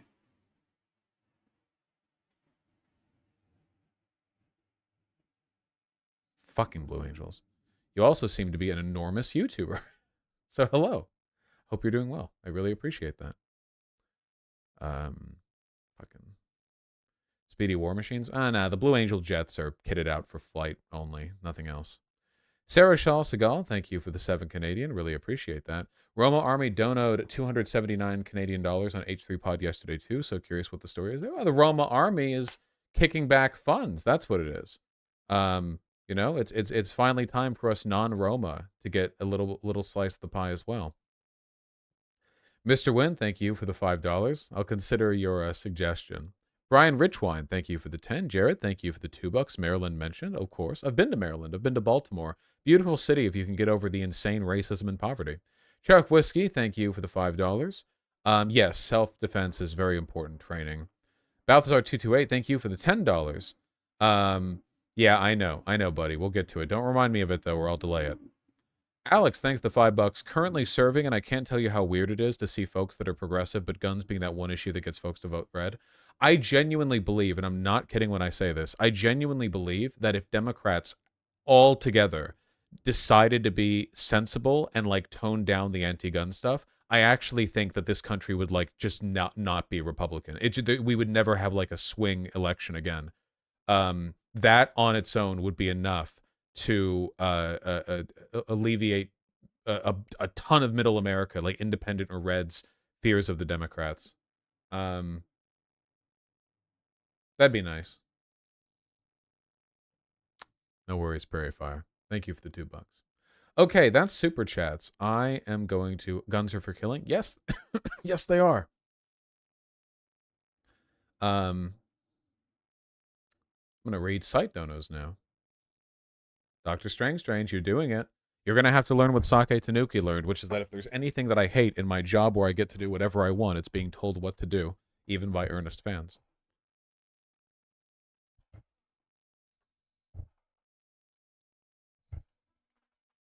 He's still behind me. He's somewhere. Okay. Let's read donos. We've got a few because they're from yesterday as well. Lefty McLefterson, thank you for the 2 $5 donos. I'm not getting a station wagon. Blue Angels. I can't stand that shit. Oh, that pisses me off. London the Elder and Scathing Atheist, thank you for the $5. Really appreciate that. Skashed and Evelyn, thank you for the tier 1 subs and car recommendations both. Also, I am to show off this baby. Ooh. Love them.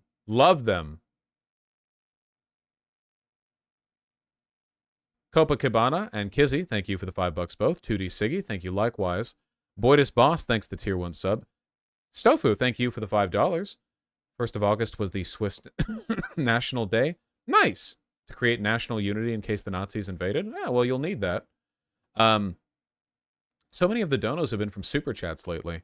The site donos are relatively low, which means that it's harder for me to put off reading donations because I feel I always have to read the Super Chat ones because they don't carry from stream to stream. Tier Star and Andy of the Household, thank you for the tier 1 subs. Stash Lord at the $15. Ohio, Ogozaimasu. Ooh. Fiora, thank you for the tier 4 sub. Thank you for advocating for the left and trans rights. You should check out Baldur's Gate 3. I might check out Baldur's Gate 3. The only thing I know about it right now is that there's girl cock in it. It has been added to the list of games in addition to Cyberpunk, and that's the only one that I know about, where I saw some video on Twitter where there was like a girl elf, and it was like, choose your genitals. I don't know why they're going in that level of customization for a CRPG, but fuck it, yeah, whatever. Do you think that'll change dialogue options if you fuck someone? Like, it'll be like whether you impregnate them or some shit? I don't know. Isn't that the game where you can fuck a bear? Yes. Appalachian Anarchist, thank you very much for the tier 2 sub. I really appreciate that. Finally becoming a real fan and migrating from YouTube chat. Let's hope Morocco doesn't sink the raft and let me drown. Stay alive, friend. Thank you. We're happy to have you here. Opal Shade, thanks to $5. Agreed. The social issues are key. Trump's Lady Lumps, thank you for the God, tier 3 sub. Got paid rent, thought I'd throw a 20 to my buddy Vaush. Kyle and Crystal did a good job debating Sitch and Adam, if you haven't covered that yet. I think it's so funny that have I ever talked to Sitch and Adam? Because they talk about me all the time, and I've said multiple times that I'd be happy to talk with them, but for some reason they're weirdly averse. I did once? When did I talk with them? I don't remember that. Just Adam, you did. Oh, no, I debated Adam once, but not the Sitch and Adam thing. Crystal and Kyle talked to them? That's funny. Maybe that would be fun to go over. And Kindred Reveler, thank you for the tier 3 sub. Thank you for all the very kind donos, folks. You've been very kind to me today. Sorry that the segments were a little bit disorganized, kind of a little rambly, but that's all right. Yeah, I gotta go get a haircut, folks. I gotta go look my best. I'm trying to up my fashion game. I really want to take it a little bit more seriously than I have been in the past. And you know, I gotta stay rizzy. I gotta stay on my best. I'm trying to look at clothes on Etsy because I feel like there's some really cool shit there. Look at these pants.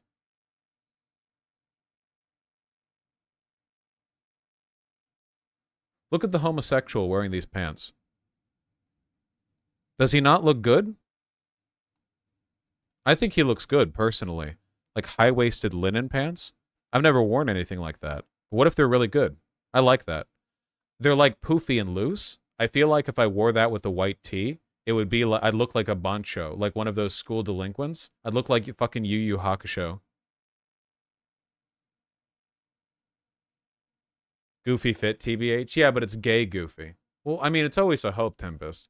My ideal for wearing stuff would always be like one dark, one light, and then like some colorful pop thing, you know? Like, they're doing it here, but not with, like, color, right? There's, like, brown here, black, white. That makes sense. The shades match the shoes. But if I had like black, white, and then something colorful, I don't know. This works, because that's a red jacket, a red shirt, not jacket. I like it.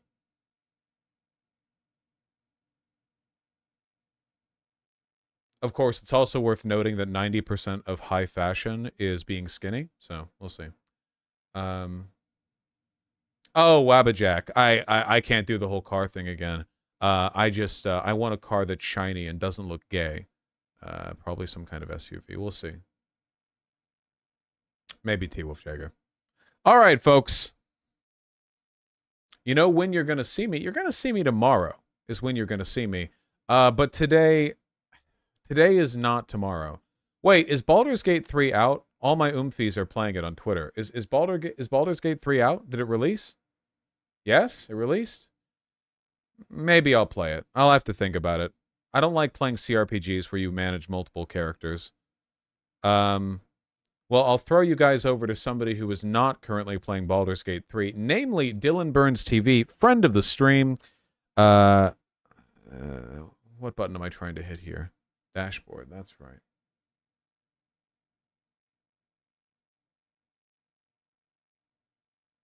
Are you sure he isn't? I don't think he is. The add button? I've hit the add button enough today. I'll see you goofy goobers later. And by later, I mean in less than 24 hours. Wish me luck with the haircut. Take care, folks.